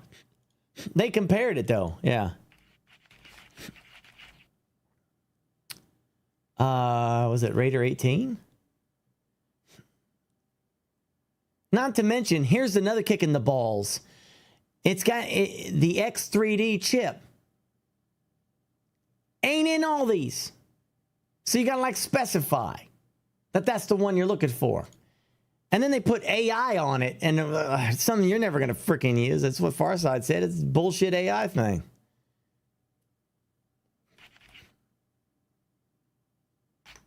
Yeah, you got to like specify this 3D one. There, you see that, guys? See this 9955HX3D? It's got to have that 3D. That's what my gaming PC has. It has to have that 3D thing for graphics or whatever the frick it does. Bullshit. I don't know. Science bullshit. Whatever it is, and it makes Today we've got our hands on. It makes your gaming perform better. But when this guy did his thing, because I thought, man, maybe that'd be the way to go, and I'll just buy this one instead. He did the frickin' test, and it didn't even look like it did much better. And cooling included. In Cinebench. I think, let me see. I don't know. They love their Cinebench. Yeah. Yeah, he's literally comparing it to the Blade. But you get a general idea. Like you could see like some of the stuff. Don't worry about these stats here. We'll get to the gaming ones. 19 game test average FPS. This is 4K. We're not doing 4K on a laptop. We're not doing that. But this, yeah. Is that a big enough reason to get this?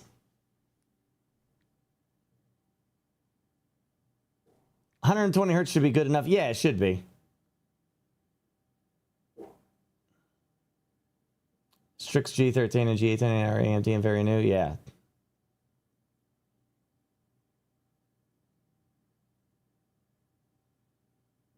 Well, I don't know if he actually shows temperatures or not.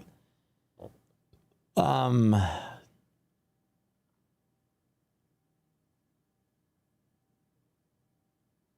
have no idea.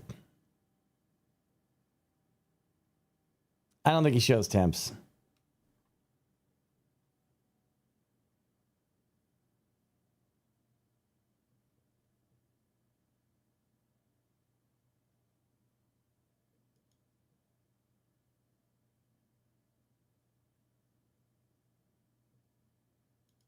Be nice if he would. Yeah, this is average. Black Myth Wukong. Not to mention, here's another factor. Sometimes they put a 5080 in your laptop and then they throttle it and they don't tell you. So you pay the money for the 5080 name, but you don't get 5080 performance because they throttle it down. Yeah, you technically got it. They lower the wattage so you can't use it all. They put a cap on it.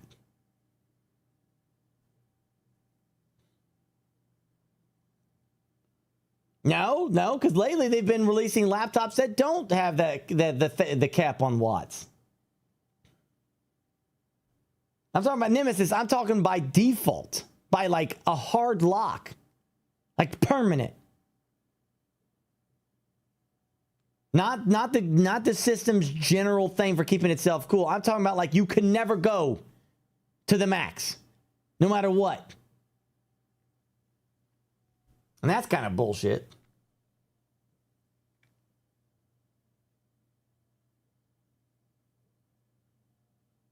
Exactly. I mean, laptop performance is always going to be weak. It just depends on what you're buying, maybe. I just don't know if it's worth getting this Raider because of what you guys are talking about with the cooling. I don't know.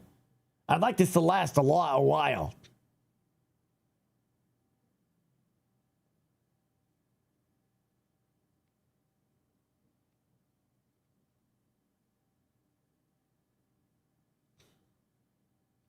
Driver support on Dell. Yeah, it's Dell Alienware. I don't know why people told me not to use Alienware. They said it was trash, and I was like, okay. Well, I don't know.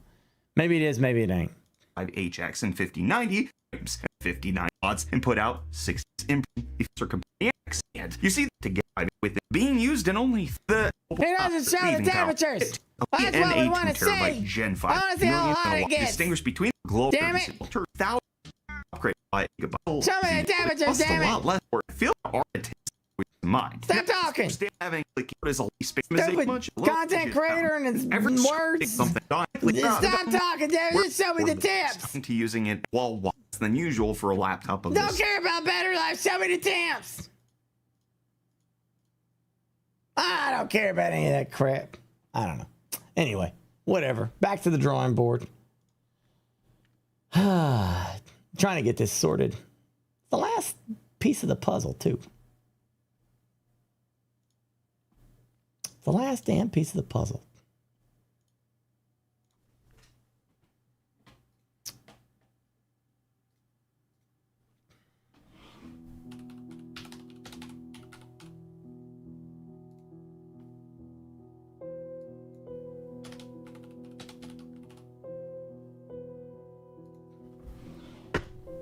Yeah, it's for traveling purposes, yeah.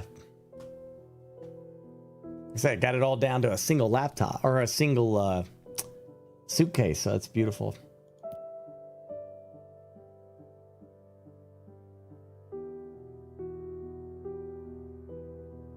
Why not get an external GPU cage and connect that to any laptop? That'll improve performance and heating issue.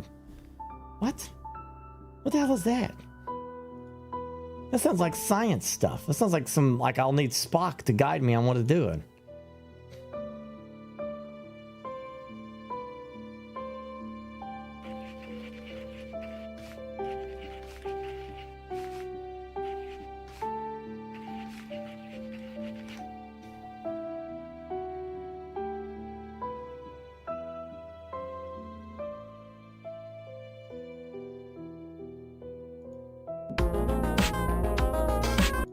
And that was a terrible experience. Number one, the GPU is massive. It's about the size of a small desktop PC. First of all, I didn't use Razer. I had a Corsair 1, and it was phenomenal for years. For any kind of traveling I did, I took that Corsair 1. Problem is, it's this big. It's about the size of an Xbox Series X. So it was smaller than this. I'd say about maybe like cut this part off, and that was it. Beautiful PC for travel. Beautiful. But it was too big. Yeah, I had to have 3 suitcases. I had to have one where it sat in with foam around it to protect it. And then the other one was for all the extra shit. And then I had my personal luggage, which was my clothes and extra more shit for the yeah. So I had to scale way down. And that's why I'm looking for a gaming laptop that can potentially play games really well at 1440p.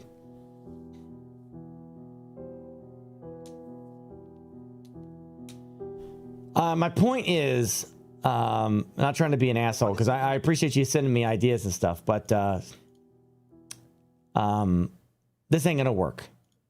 I am not doing this. I'm not doing this. There's no way. No. This defeats the entire purpose of a scaled down mobile setup. That's not gonna work. Why take this when I'll just take the Corsair 1? Why would I do that? Need to compromise. This is not compromising. This is literally going back to the way it used to be. This is not compromise. Compromise is not doing it all on one laptop, not streaming and gaming on a laptop. I'm doing it. I have two laptops designed for this purpose. It's basically a 2 PC setup. This ain't compromise. This is the same damn thing I'm doing now. All you did was give me that. Is the graphics card is on a shell without the freaking casing around it. That's it.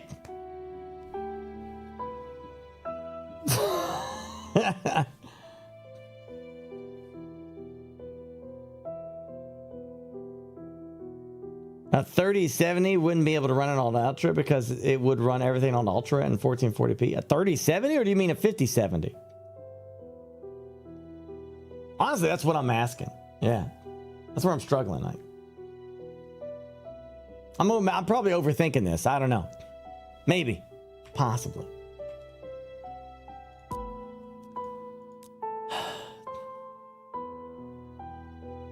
I got a 28 and I run everything at high. Even Frostpunk and shit, or not Frostpunk, like Cyberpunk, no problems.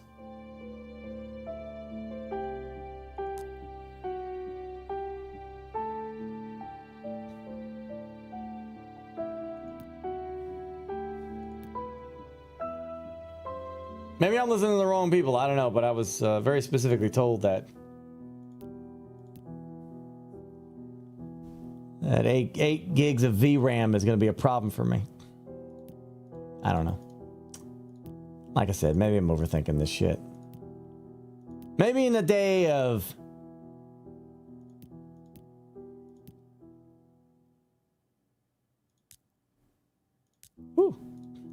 DLSS and all that, it don't matter, and frame gen and all that stuff, maybe it don't matter.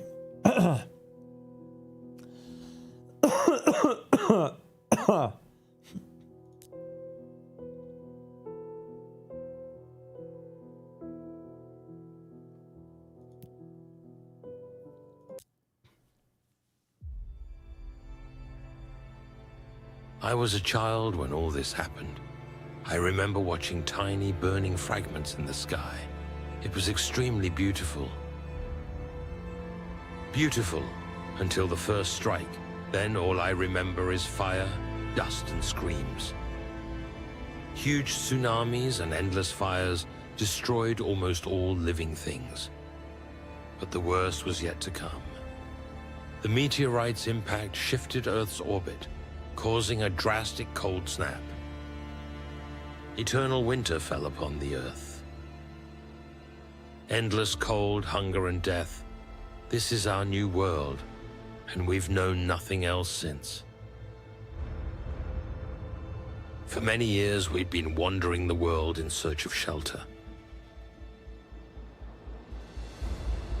Until fate saved us.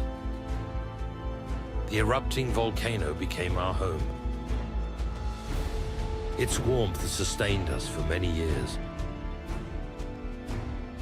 But now the volcano is dying, and so is the city.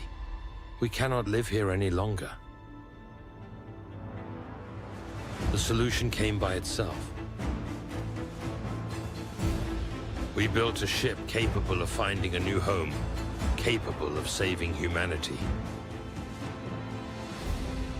Captain, this is our last chance, perhaps the final chance to save us all.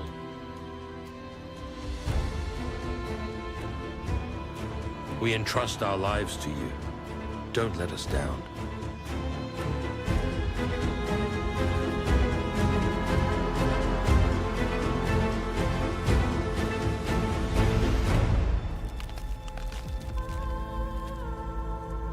It sounds like Frostpunk, yeah. I mean, I would play like I'm doing now. You know, new releases and interesting games. Who knows what the hell the specs for those will be?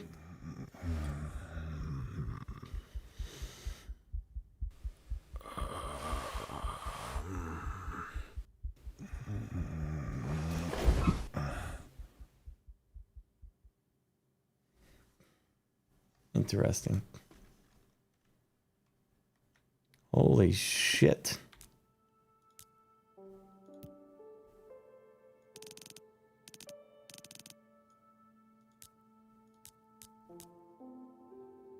Wow.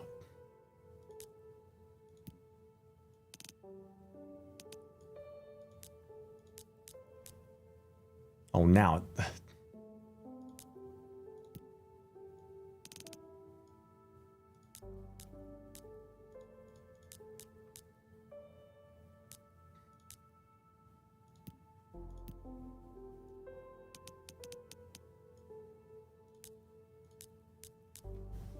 All right, there we go.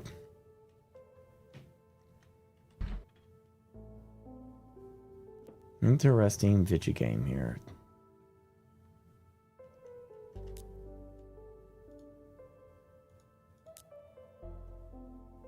I thought that was his hat for a second. I was like, this dude's wearing a goofy looking hat.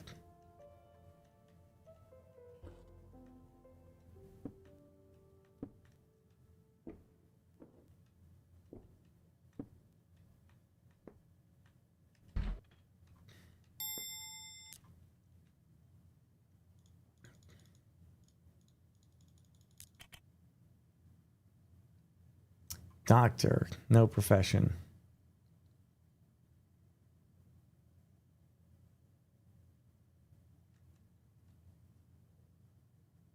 Diplomat.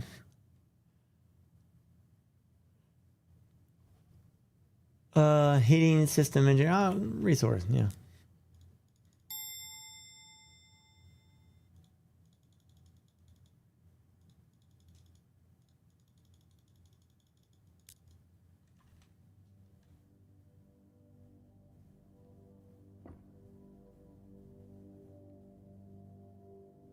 Wait, I'm still on streaming together?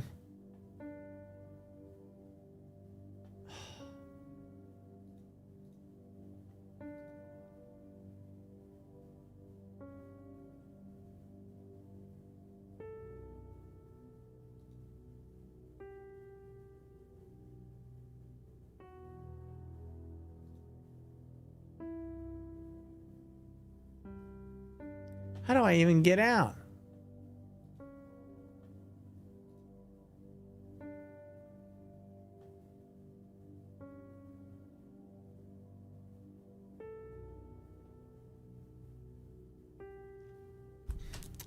I don't know how you leave this damn thing.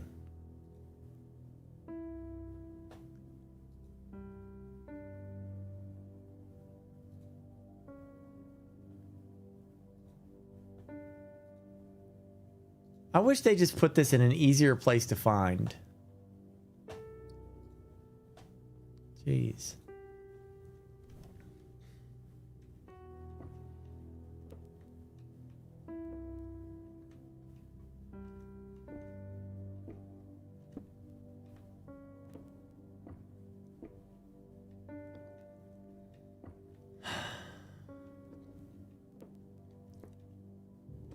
Uh-huh.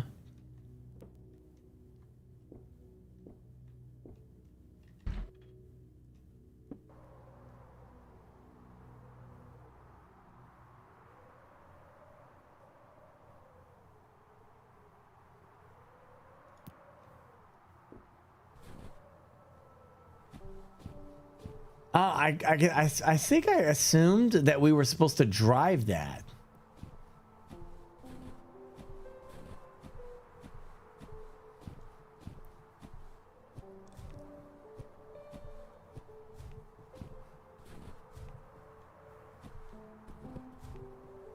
I assumed that we could, but maybe not.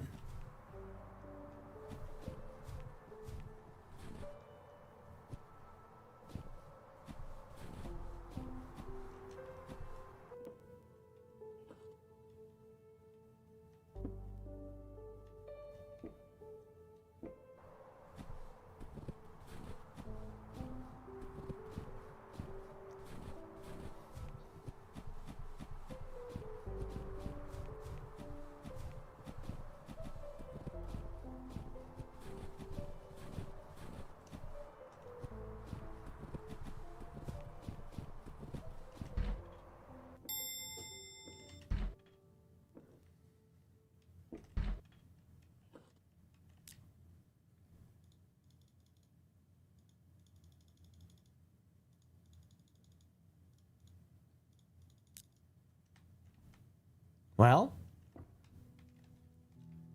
looks like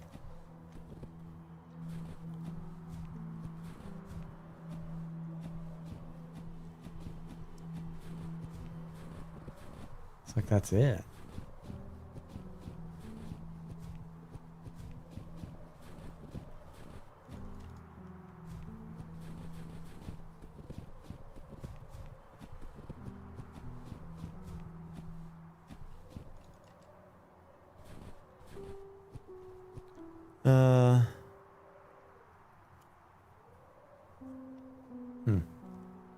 Skipping the game. Well, I don't feel like reading all that. I don't want to read all that right now. I don't want to do that right now.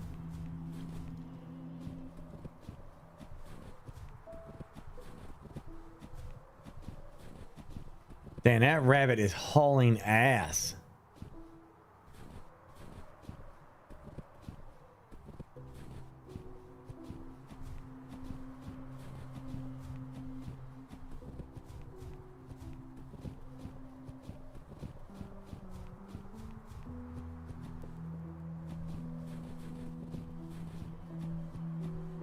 Now, where the hell is this other one? Talk to Emily? Emily?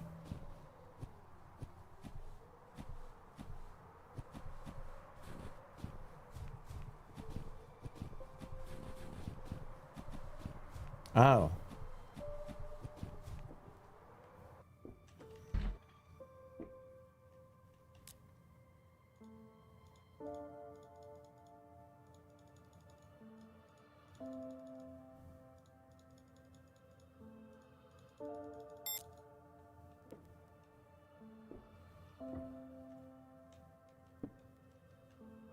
Collect TP pieces of firewood.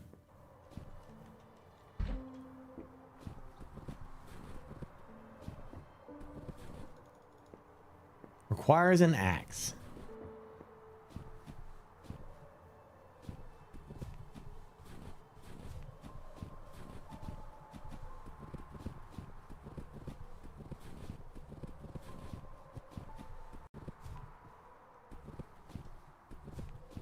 Go to the workshop.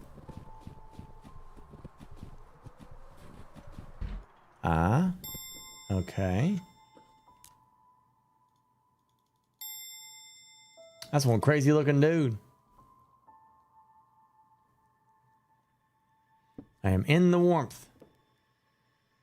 Craft an axe.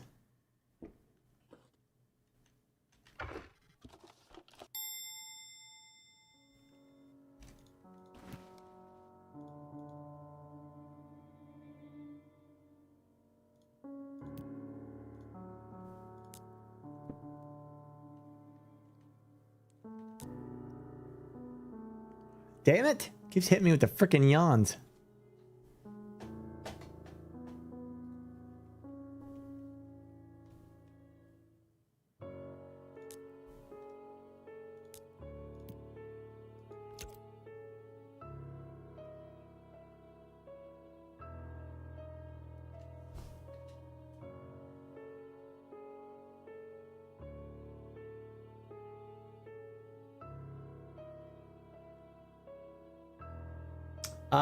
This is some snow game, yeah. Survival, yeah.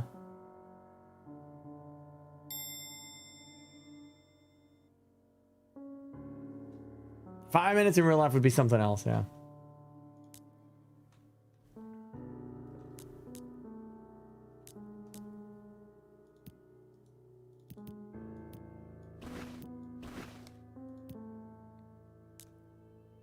Wait, how do you,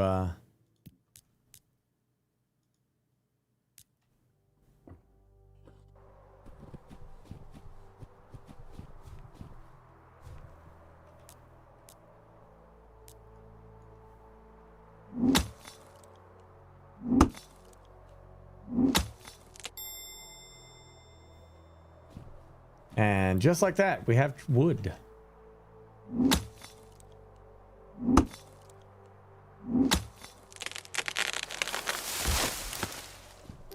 Bring the wood to Emily.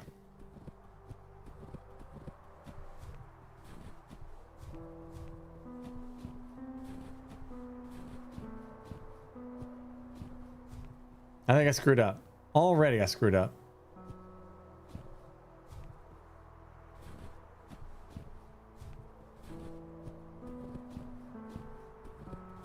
I'm cucumbered.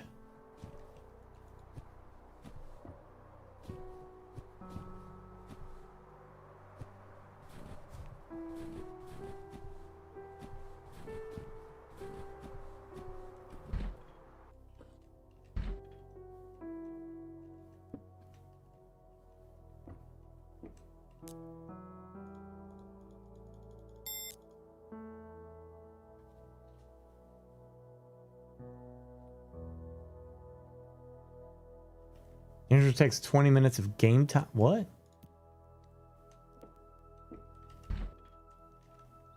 20 minutes of game time. I'm just leaving all these damn doors wide open. Look at that. I'm sure they'll close them. It'll be fine.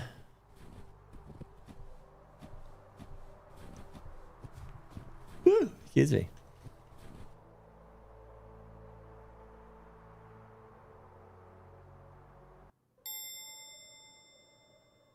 Is this a timed demo? Is that what this is?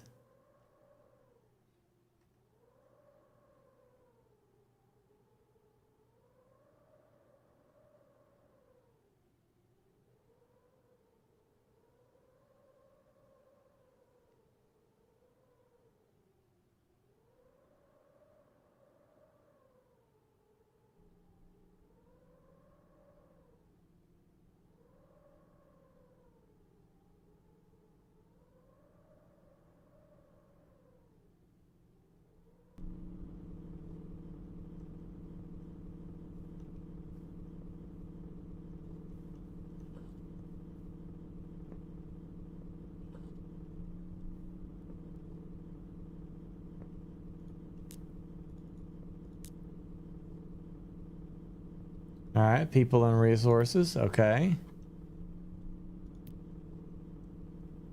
Worker distribution. Okay.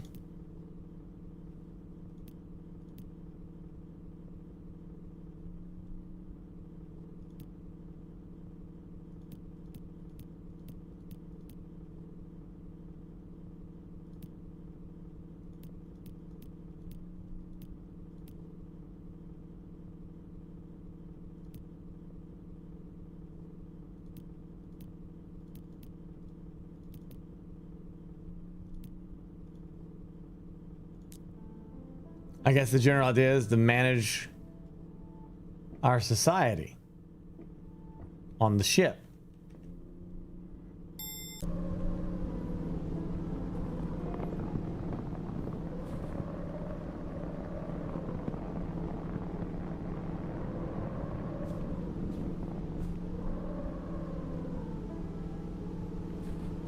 Is it moving?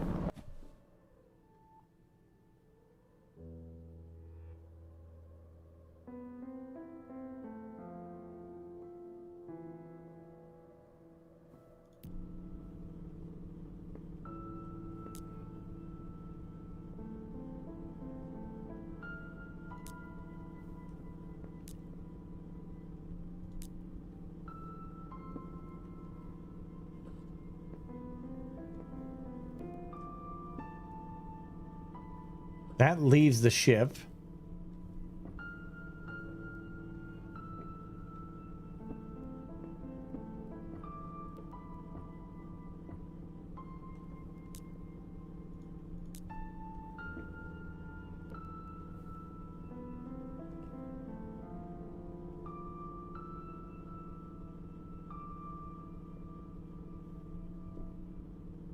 So I can sit in the ship, but what exactly happens when we get up to here?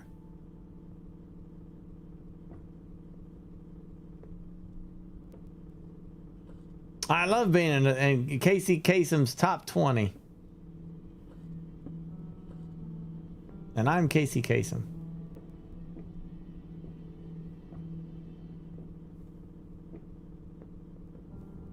This streamer was #1 in 1979.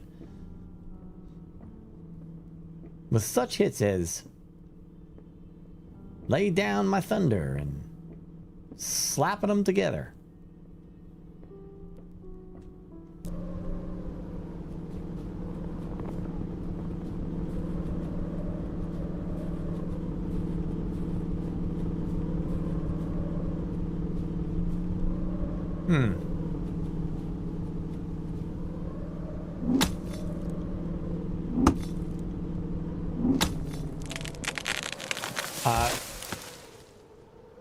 What the hell did I just...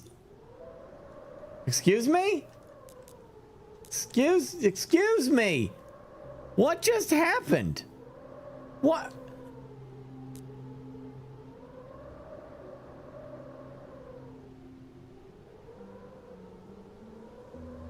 What just happened?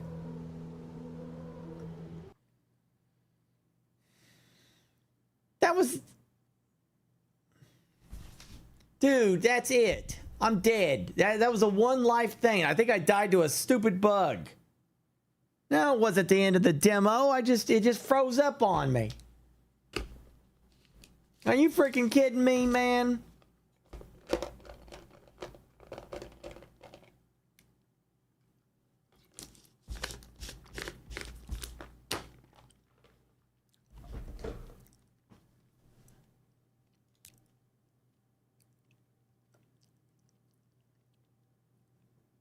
Well, that was a waste of time.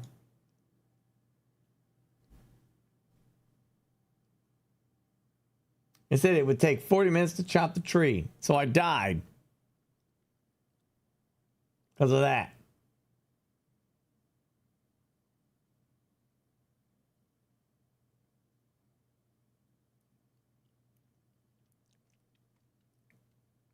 That's crazy.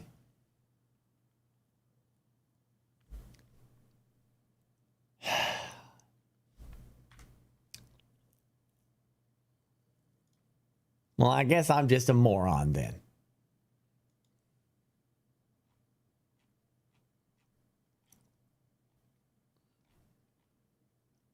That's kind of weird because like it showed me like chopping the trees down and I didn't really see that.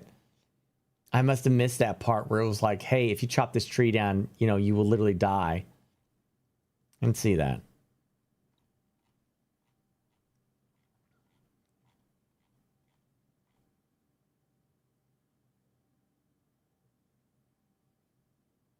Now this thing's being bizarre.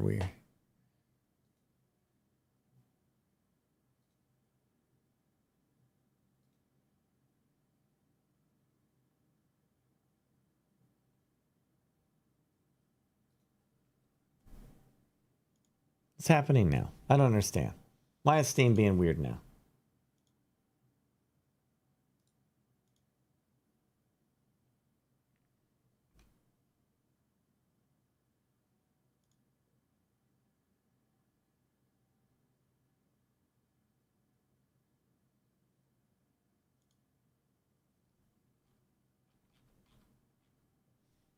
Cyberpunk Fest. Like, what are they doing? Like, all kinds of weird cyberpunk shit lately? I want to play that one game where it's like, it just looks very cool. A post-Earth role-playing game. Colony ship. That seems cool. The hell is Colony ship, dude?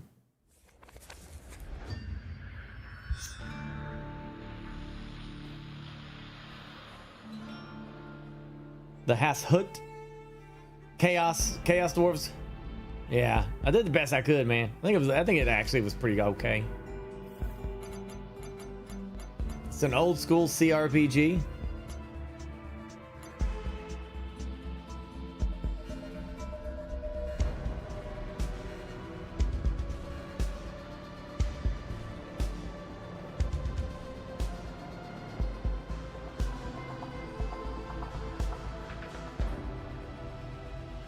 Very hardcore, not for casual.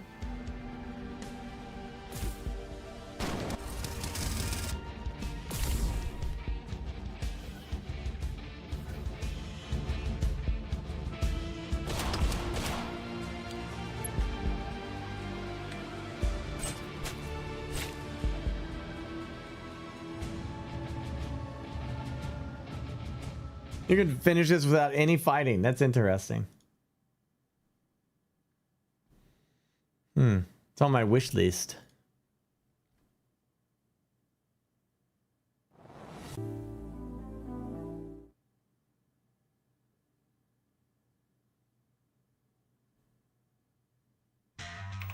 A stroke of genius. A true original.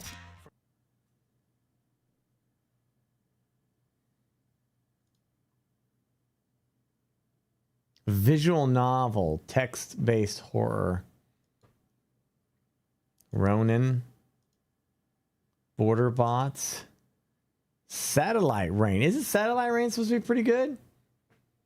2015. Holy hell. I want to do that one like where you're a taxi driver in Cyberpunk.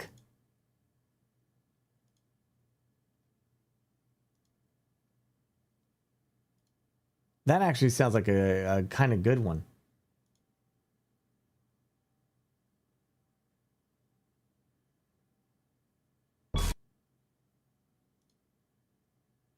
There is a lot of crazy Cyberpunk games.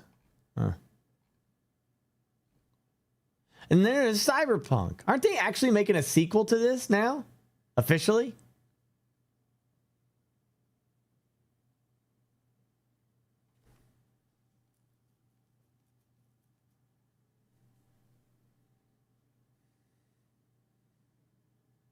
It's probably going to come after the next Witcher, right? So Witcher first.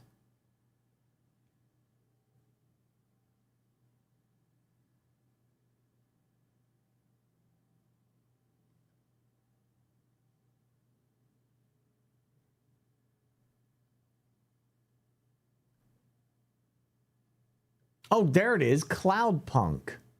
Oh, no. No. It's the sequel to this. There's another game, something punk. I think like you run a bar.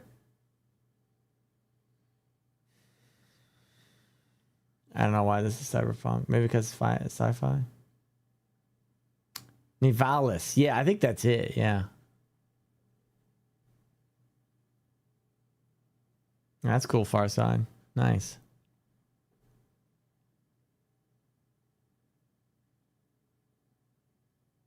Didn't I? I played The Ascent. Yeah. Yeah, I played that. That game looks crazy. Abyssus. Yeah, we did that. RoboCop. RoboCop is considered cyberpunk? I guess it is, yeah. Geez, $3.99 for RoboCop is an incredible good price.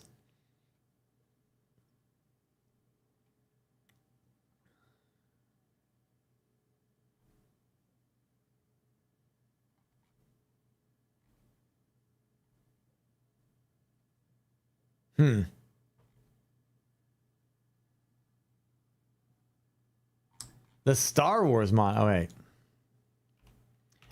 When you say Star Wars mod, mod, dude, do you mean like an actual like total conversion to Star Wars, or do you mean just, oh hey, look, they put a skin in for a Star Destroyer?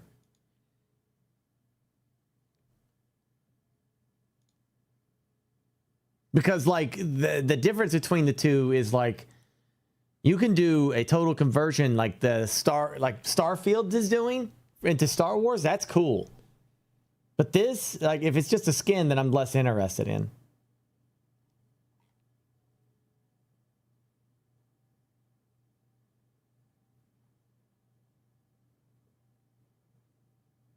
It's not on Workshop.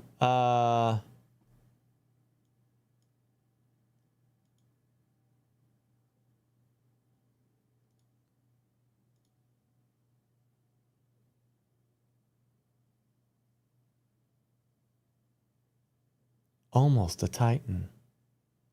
I just wonder, like, how much this AMD Ryzen chip is actually going to be worth it getting over stupid Intel. But these things are hard to get right now. Ridiculously hard to get.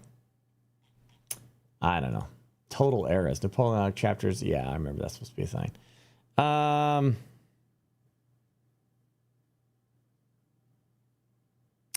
She pops up on my feed a lot. One day I'll stop clicking. Laptop's not really. Should I just stick with the Intel then?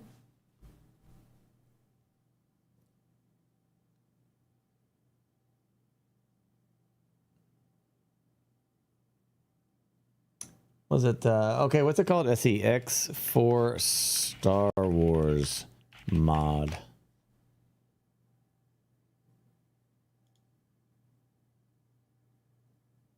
Star Trek as well. Star Wars Interworlds? Is that it?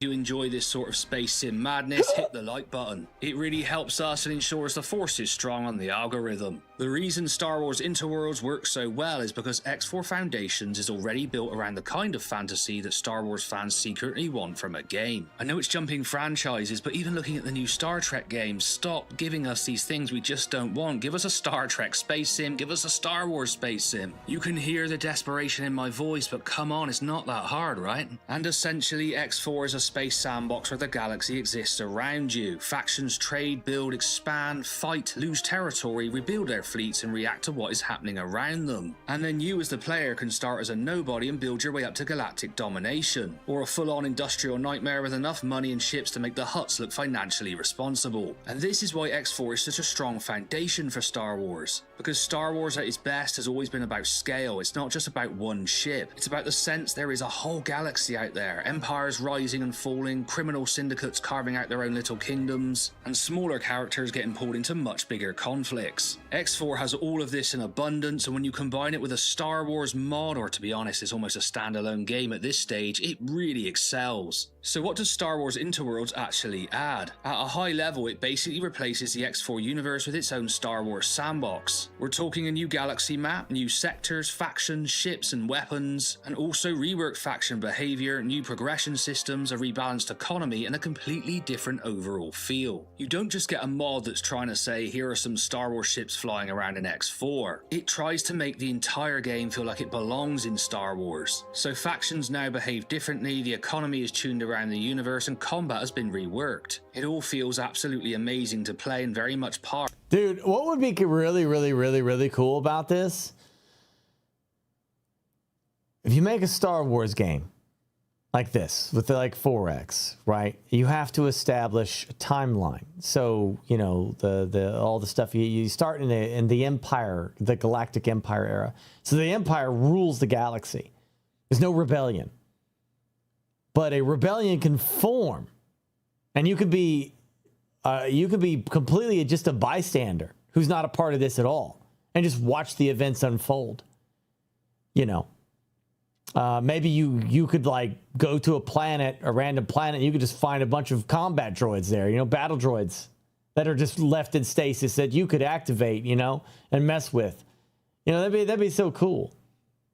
Of Star Wars, and the ship list here is genuinely ridiculous. The ships are actually better than the vanilla X4 ones, though I do love my Hyperion, but shh, I never said this, but they're just better. You've X-Wings, Y-Wings, A-Wings, B-Wings, TIE Fighters, TIE Interceptors, Star Destroyers, Mon Calamari Cruisers, I mean the list goes on. Even more specialist ships like the Lambda Shuttle and the Venator. And there's a universe start where you can go and sample all of the different ships, fly them around, go inside, check out the interiors. If the mod was just this, it would be worth it alone, but it's not. It's so much more. It's an incredible game mode, and I spent hours in it just last night recording footage and messing around, and I'm sure you will too. And what I like about this mod is it pulls ships from the prequel era, original trilogy, legends, absolutely everything you can think of, but it manages to meld it all together in a proper working galaxy, so it doesn't just feel like a greatest hits. And you don't just fly around going, oh wow, I'm in an X-Wing, although that's enough for me these days. You have to engage with X4 systems like stations, production chains, and the ever-changing universe around you. And then the mod becomes a lot more than fan service. It's absolutely there and it's glorious, but underneath that is a surprisingly serious attempt to make Star Wars function as a grand space sandbox. The mod also brings in full music replacement, new weapon types, bounty hunting, different reworked missions, and a lot of reactive factions. That looks kind of cool. Just like the base game, this mod feels really alive. The 0.9 version of the mod also ties in nicely to X4's diplomacy systems, which makes a lot of sense for Star Wars. Just a quick interlude to say most of you who watch the channel are not subscribed. Yeah, that's true. Subscribe, damn it. So make sure to go down below and hit that subscribe button, because it helps smaller channels like us grow really quickly, and both me and Tom really appreciate it. But the real reason I wanted to make a feature on this is not just to tell you everything that's in it, it's the feel of this. Honestly, Star Wars Interworlds has given me some of the best... Yeah, I'm a sub. I've been sub to this guy for a long time. Now it's at the stage now where it's like it wants me to pay for it. Yeah, it goes when you click subscribe, and then it goes to join. Join is where you're paying for like a sub thing. Star Wars moments I've ever had in gaming. And I know that sounds really dramatic, but when you're standing inside one of your favorite ships, walking around the interior, looking out into space, hearing the ambience, hearing the music, hearing the sound effects, and then launching into this huge living... He's making C-beams?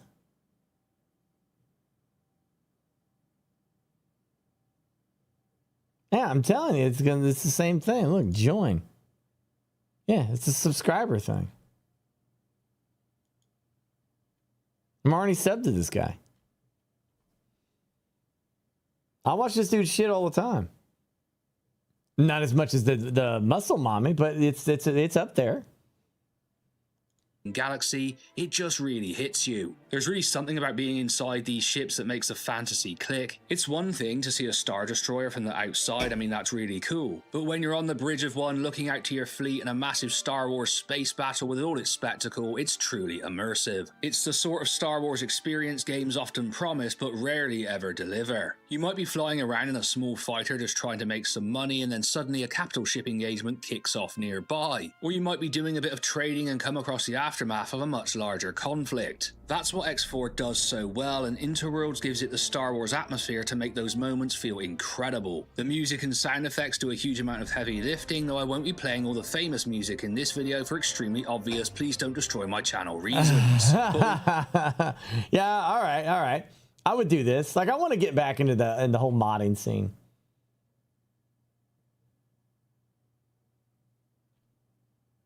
I like modding video games. I think it's a very fun thing to do, and to see how crazy your games can get, you know. But I mean, right now,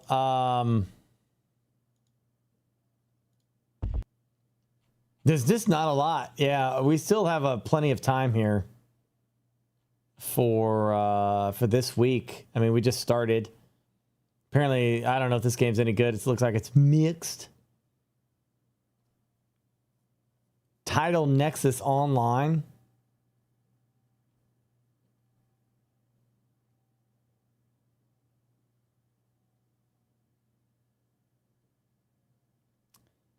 A whole lot of nothing.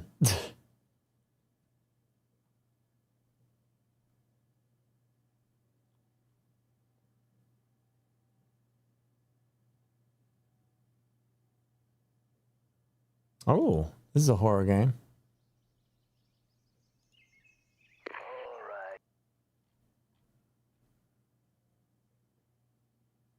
Iron Nest will be good. That'll be great.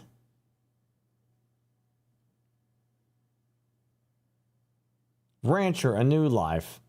I don't know what the hell I'm supposed to do with this. Looks like the rest of this week is going to be like Iron Nest will be first and foremost. I will be playing Iron. I don't know why it's not on my wish list. That's going to be an awesome game. And then you're looking at like probably this Dig Dig Die because it's pirate based. You know, I'm contractually obligated to play every pirate game that comes out. And then it'll be like Samurai Grain Rot. I don't know. Probably Grain Rot. I'll probably play that Friday with whoever wants to do it. I'll give this another shot Friday as well.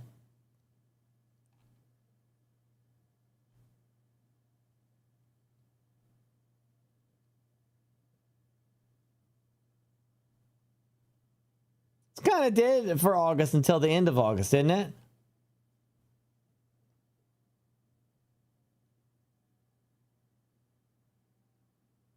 I mean, not dead. You know what I mean? Like, there's games releasing all the damn time now.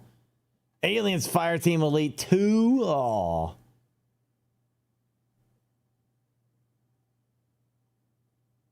What's the big game this in August? I forget. Chat, what is it? Something.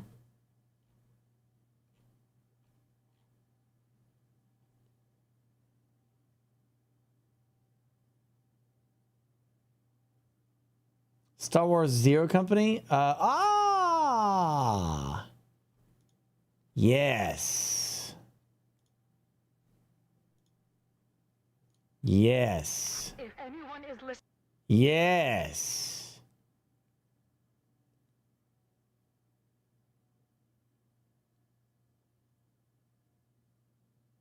Yes. Those will be good. I don't know if the late shift, like, I mean, I assume that we're going to do big walk. I'll ask them. I'll ask them tonight. It just depends. I don't know. Maybe. If they wants to.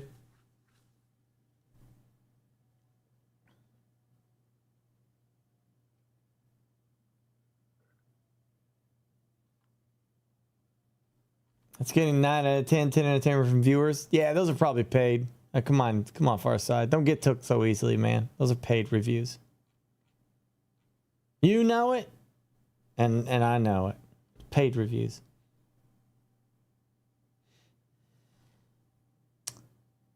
What else do we have? They don't even have Big Walk listed in here.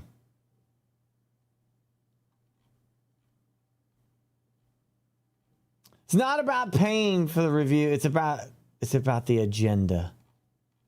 It's about the agenda, man. There it is. Yeah. I want to play that. Yeah, interesting. Big Walk, I think, comes out in like a couple hours, doesn't it? 3 hours. Hello. Yeah, okay. Yeah, I'll hit them up. I'll do that. Anyway, there's no reason to start another thing. I'm just gonna bail here, chat. You played Corsair Cove? I did, yes. I did play it.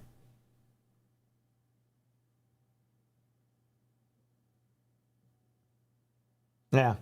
I'll see you all tonight, 10 p.m. Eastern Standard Time. We'll see if we can get them to do that big walk. I don't know. We'll see. Buy both laptops for science. Yeah, I gotta just test them out myself, right? Like I said, it's between the Asus and the Legion. I didn't even think. The only reason I threw at that MSI Raider is because of that AMD processor, but yeah, you're into the Asus. Just do Asus, don't do Legion. Is it because of the what's the reason why Asus over Legion? Is it because of the vapor chamber? Or don't they all have that now? I don't know. I had a good experience with Asus gaming laptop as well. Yeah, that's where I'm at. I'm with the Asus or the Legion. I think that both are there.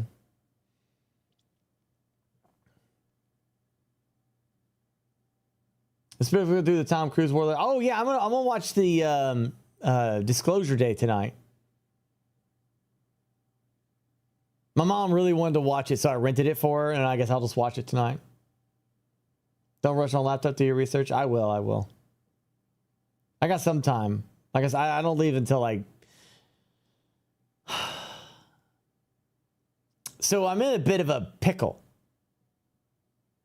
I thought I had time to get my passport before October. And then I had something come up for Stockholm in August. And now I'm like trying to get my passport sorted out before that. And I don't know if I'm going to make it. Legion has an unnecessary 4K monitor on it for no reason. Just wasting money. I mean, yeah. But shit, man. I know I did expedite it, but I don't know if we're going to get it in time. I just don't know. I feel like they're all like they're all ridiculous, you know? Either they slap an AI thing onto it or they add another thing onto it. It's just like there's so much bullshit going on in the laptop area. I did watch the first episode. I'm watching the second episode now, but I think I'm going to watch X-Men tonight.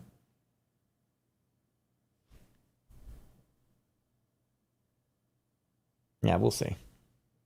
I think I'm set on a 5080 laptop with an 18-inch 32 gigs RAM. I think I'm pretty set on that. Just trying to find the actual model that I want to get now.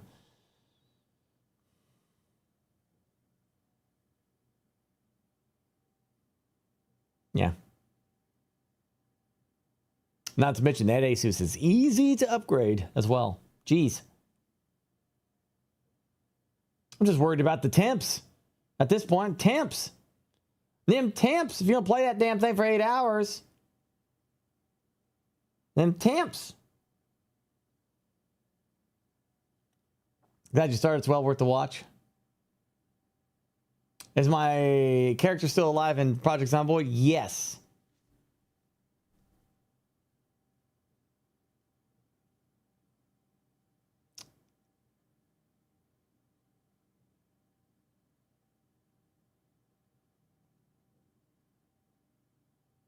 If I get one of the stands for it and it helps the fans go up. I thought about getting those risers that have like the little things underneath so we can breathe a little bit. But if I have to pack that fan thing, then that defeats the purpose of my mobile setup. We'll try. We'll figure it out. I'll test it out here at home before I commit. But I'm trying, man. I think it might work out, though. I think it'll be fine. Character's always live. You keep making a new one. Exactly.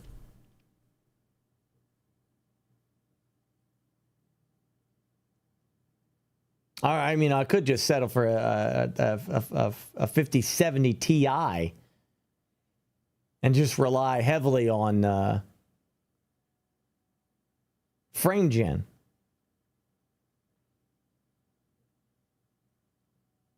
But, you know. Yuck.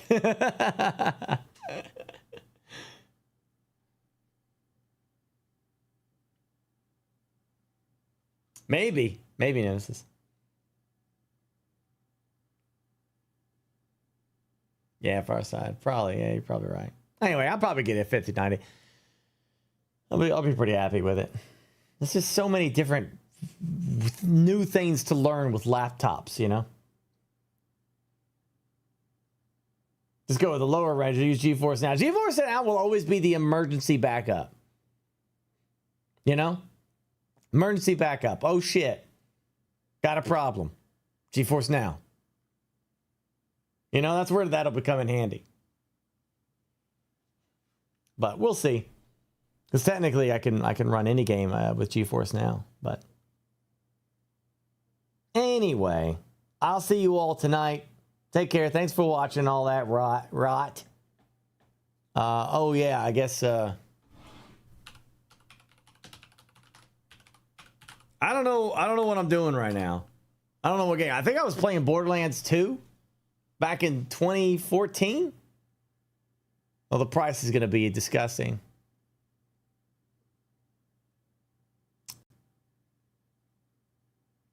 Why emerging and purchase lower specs and save money as well? Well, like I said, I want to be able to have the option to run the game on the laptop. You know, is what I want. Having options is not a bad thing, Blazing. You know, I'm already trying to do a mobile setup here.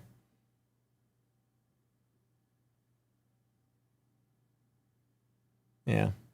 Anyway, I'll be all right. I think I'm just gonna bite the bullet on it, pay the money, and ensure that I can do what I want to do, you know, and travel and still be able to stream. So, what if instead of a laptop and mini PC? Well, right now the point is to get it all into one suitcase instead of doing the 3 that I'm doing now. So, and it's, believe it or not, it all fit. I tested it today. All of them fit. It all fit in one suitcase with my clothes. It was incredible. So I was like, damn, this is awesome. And it's a carry-on. Can't beat that. Have a good night, everybody.